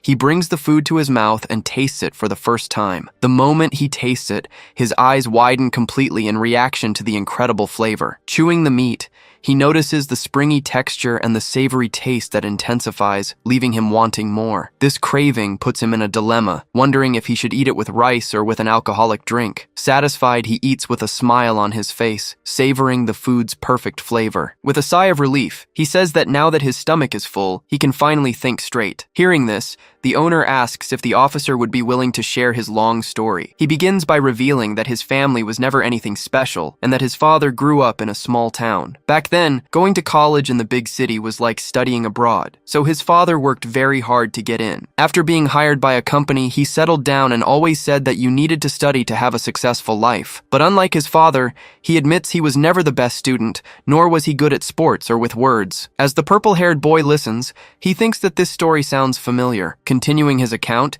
he says he managed to get into a mediocre college, and that's where everything changed. With a panicked expression, he remembers that terrifying day. Suddenly, the world fell apart as giant monsters appeared and destroyed everything. Hunters awakened and portals opened, but even in this new world, he remained unspecial. Always outside the spotlight, he saw himself as just another extra in the crowd. Listening to the man vent, the restaurant owner reflects on the feeling of questioning one's own life. In his thoughts, he admits that listening to others' worries is harder than it seems. After hearing the story, he decides to share the words his own father once told him. He advises that life is a thorny path, like navigating stormy seas, and that the path you choose is the right one. Explaining further, he says that since no one can predict the future, believing in your own path and moving forward is the only answer. At that moment, he concludes that this belief will become your beacon, a light to guide you through the chaos. After giving the advice, he apologizes for butting in, leaving the officer speechless for a moment. Thanking him for the words, the officer goes back to eating his meal, touched by what he just heard. Upon trying the other dish, he is impressed again and praises the incredible flavor of the roe. As he eats, he compliments the texture and the mild aroma, and the owner reveals that the secret was the high-quality salt. Questioning this,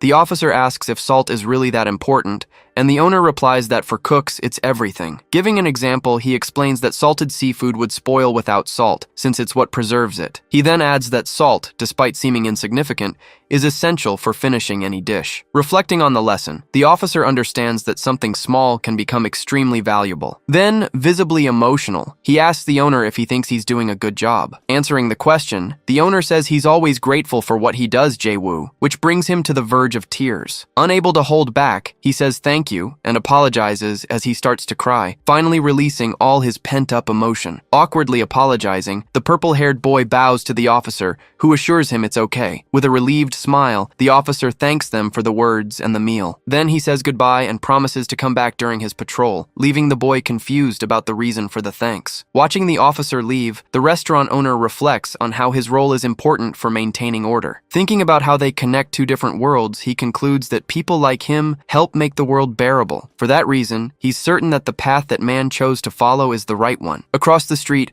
a mysterious hooded figure watches the restaurant from a distance. Soon after, the figure turns and begins to walk away from the place in silence. Running at high speed, the hooded person vanishes down a dark alley, leaving a trail of energy behind. In a bustling forge at the Hunters Association, a blacksmith endlessly pounds hot metal on an anvil. Turning to the young man, the master blacksmith named Smith asks what size he wants for the tip of his new spear. Pointing to his weapon, the young man replies that he can keep the same length, and the blacksmith details the materials he'll use. Smiling proudly, the blacksmith explains that the weapon's resonance will be incredible because of a monostone he added. Showing a bag full of rare materials, he says that's why he's so excited, as it's hard to find items so well preserved. Looking at the monitors, the blacksmith comments that all the monsters were eliminated with a single blow, probably painlessly. The young man says he's not complaining about the items, but he wonders who could have been responsible for such a feat. With a hand on his chin, the blacksmith replies that it's exactly who they've been looking for, and that only a level 0 hunter could pull off such a feat. Then, the hunter adds that whoever it is must have mastered at least 3 classes,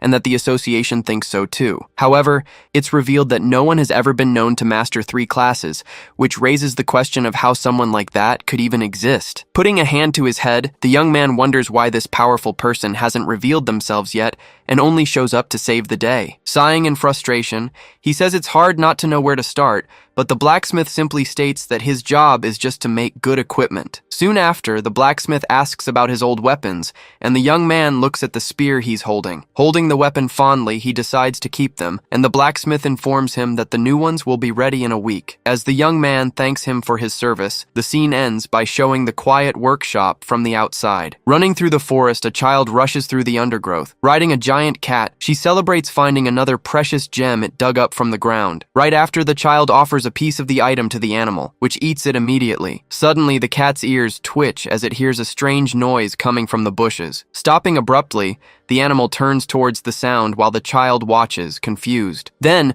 it lunges forward and strikes a creature that was hiding in the grass. Holding the small creature, the cat reveals it to be a goblin that the child seems to recognize. As the goblin struggles desperately, the child just sits and watches the scene. Remembering a piece of advice, she decides she should help those in need. So she approaches and holds the goblin, who is startled by her action. Placing the creature on top of the cat, she orders her companion to take them back home. Changing scenes, the purple-haired young man appears wearing sunglasses, looking nauseous. At that moment, the child enters the room holding the goblin, and the purple-haired guy gets scared, while the redhead doesn't understand his reaction. With a disgusted expression, he yells that he hates goblins and finds that particular creature especially horrible. Explaining his hatred, he says he detests treasure goblins because they steal rare items, but is glad to see that this one has lost its bag. Completely overcome, the purple-haired guy kneels on the floor because of the tiara's strike, while the child holds out the goblin. Kneeling beside the goblin, the child says it's hungry, and the redhead remembers that the boss is at the market. At that, he realizes he's been living there for a while and imagines himself being a great cook like his boss. With a confident smile, he gets ready to show off his culinary skills. Pointing firmly,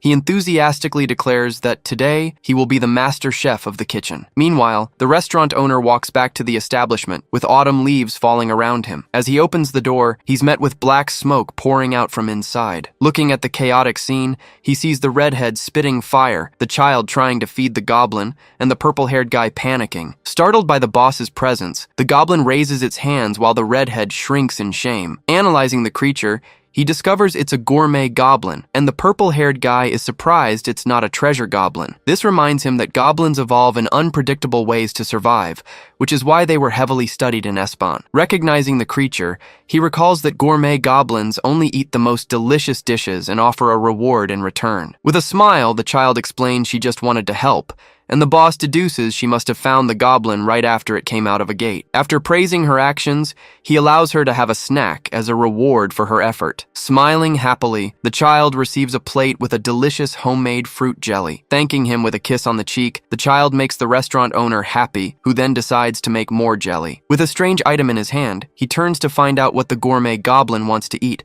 and the purple-haired guy is startled by the object. Using a spirit as an interpreter, the owner asks it to translate what the goblin is saying. As the goblin gestures, the interpreter explains that if it is served a delicious meal, it will offer its treasure in exchange. Waving its arms, the goblin explains that it lived on a very high mountain with a giant bird. Hearing the story, the owner deduces the monster bird must be the Alberon, which is the size of a building. With a plan in mind, he leans over a freezer and says he knows he has a monster egg somewhere. Searching the freezer, he says he doesn't have any Alberon eggs, but he's found a suitable substitute. Revealing the item, he explains that it's an egg from a level 3 phoenix monster, much tastier than a common monster's. Remembering his notes, he decides the best choice is to make an omuris, since the egg is the star of the meal. Starting the preparation, he fries the egg into an oval shape instead of a thin sheet. Using the leftover egg, he pours the rest into another pan to make a rolled omelet and a soup. Once it's ready, he cuts the fluffy omuris in half, revealing the creamy interior. Finishing the dish, he serves the complete brutal egg omuris set, accompanied by the other items. As the goblin trembles in a corner,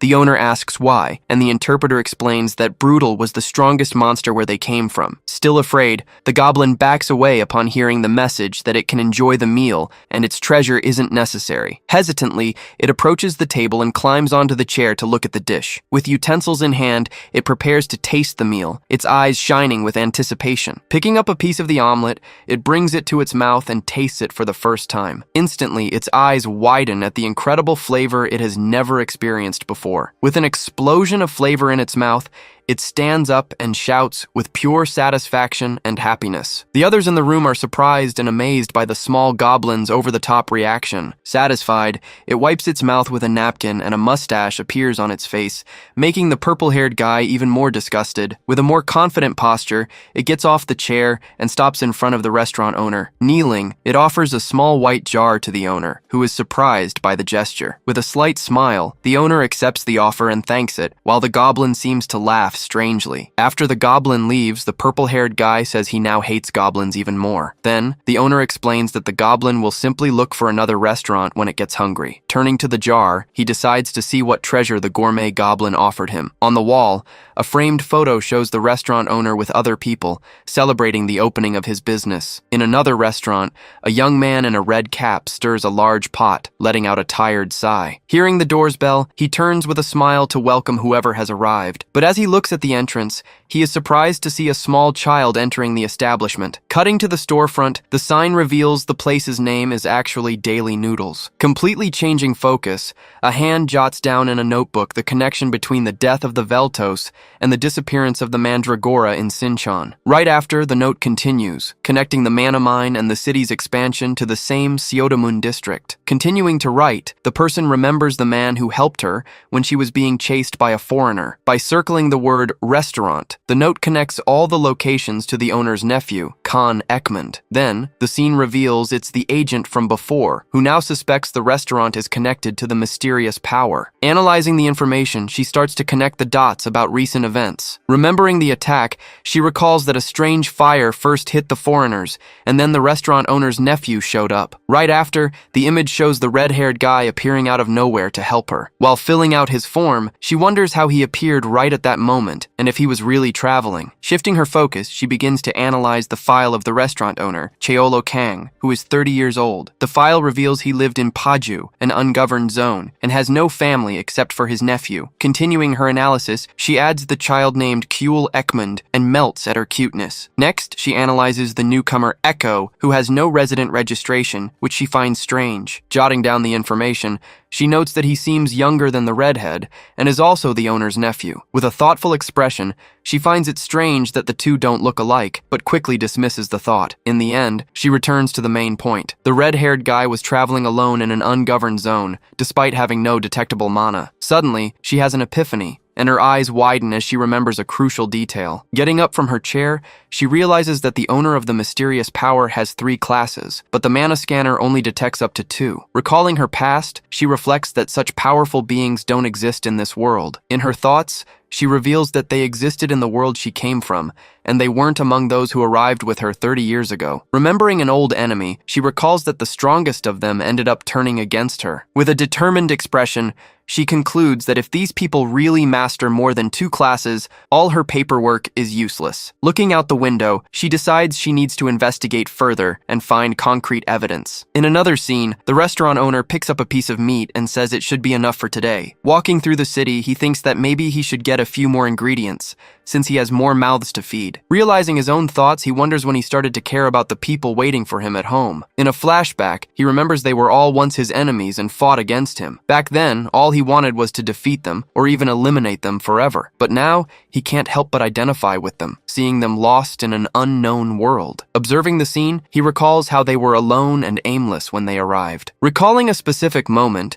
he remembers the words of a mysterious figure who questioned him about his arrival in that kingdom. With a melancholic expression, he thinks that he never imagined his family would be like this. Turning his back, he lets out a sigh and grumbles to himself. Walking down the street, he reflects that he's really getting old. Back at the restaurant, 2 men struggle over a mysterious jar. As the purple-haired guy and the redhead try to take a sip, they're interrupted by the owner. Startled, they try to play it cool, but he quickly notices the jar on the table. The scene reveals the item, a delicate plum blossom jar. He explains it's a goblin's treasure, an artifact that turns water into rice wine. Excited, he suggests pairing the drink with some snacks, and the redhead agrees instantly. Opening the jar, the owner calls for Miro Lycus, but the purple-haired guy corrects him. Sitting down with the drink, the owner scolds him, saying he can't just be drinking right now. Revealing the reason, he says an elf is watching them, and her stealth skills are impressive. With a smile, he says he knows she's there, but it's better to leave her alone, since Shadowcat is suspicious of the restaurant. Remembering that day, he thinks her suspicion is adorable, like a child trying to trick her parents. With the jar in hand, he decides the best thing to do is simply ignore the situation. Annoyed, the purple-haired guy questions the decision,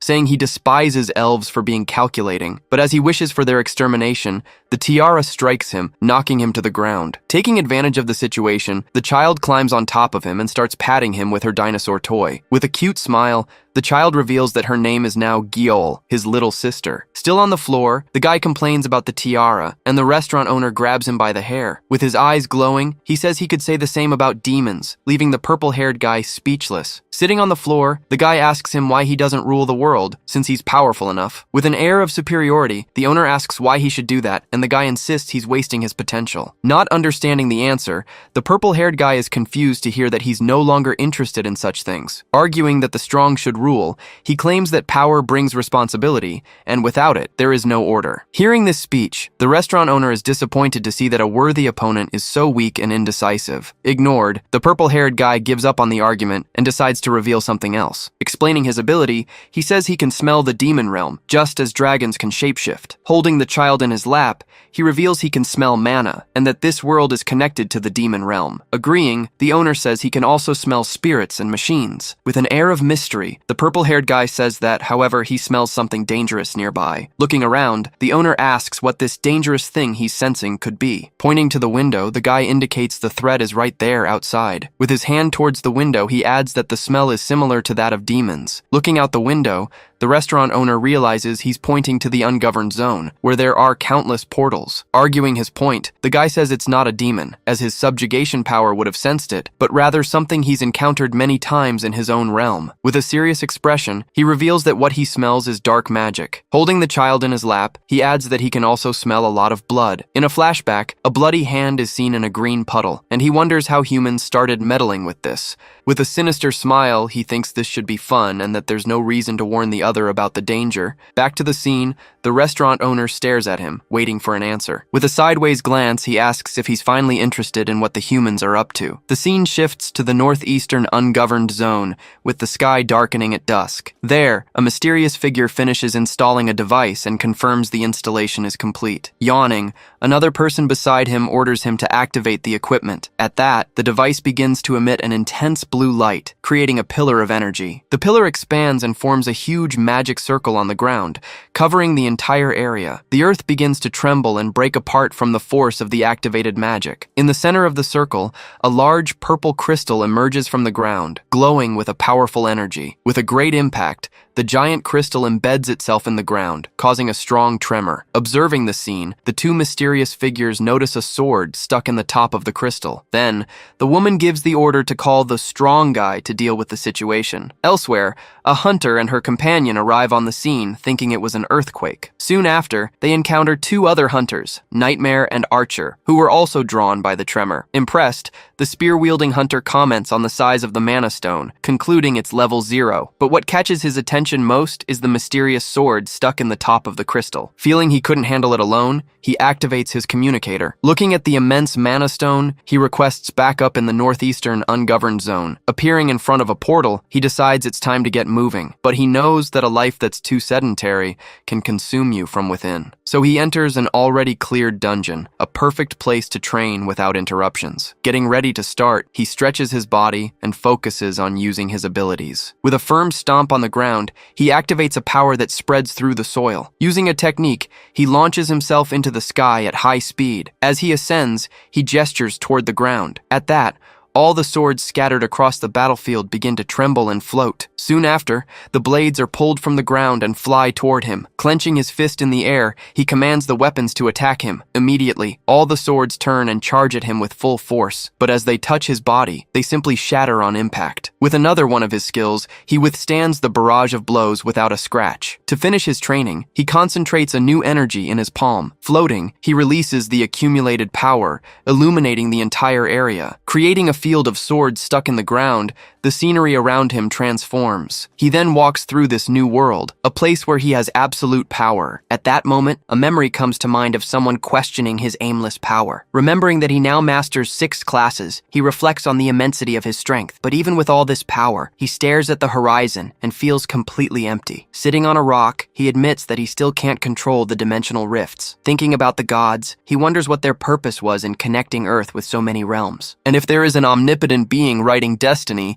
he doesn't understand why he was given so much power. For a moment, he feels stagnant, like a game character who has beaten everything. Then, looking at the landscape, he feels that sometimes it all seems meaningless. Searching for an answer, he reaches his hand to the sky as if trying to grasp something. He wonders if this lack of direction will prevent him from mastering a 7th class. Back in reality, he finally exits the portal and returns to the ungoverned zone. Seeing that the sun will soon rise, he decides it's best to head home before anyone wakes up. Suddenly, the ground begins to shake, and a heavy rain starts to fall, catching him by surprise. Worried about the tremor, he plants his feet on the ground and prepares to head home. Launching himself into the sky, he flies at high speed toward his home. Meanwhile, the small creature he protects is sleeping peacefully. Upon arriving, he finds his red-haired friend on the ground.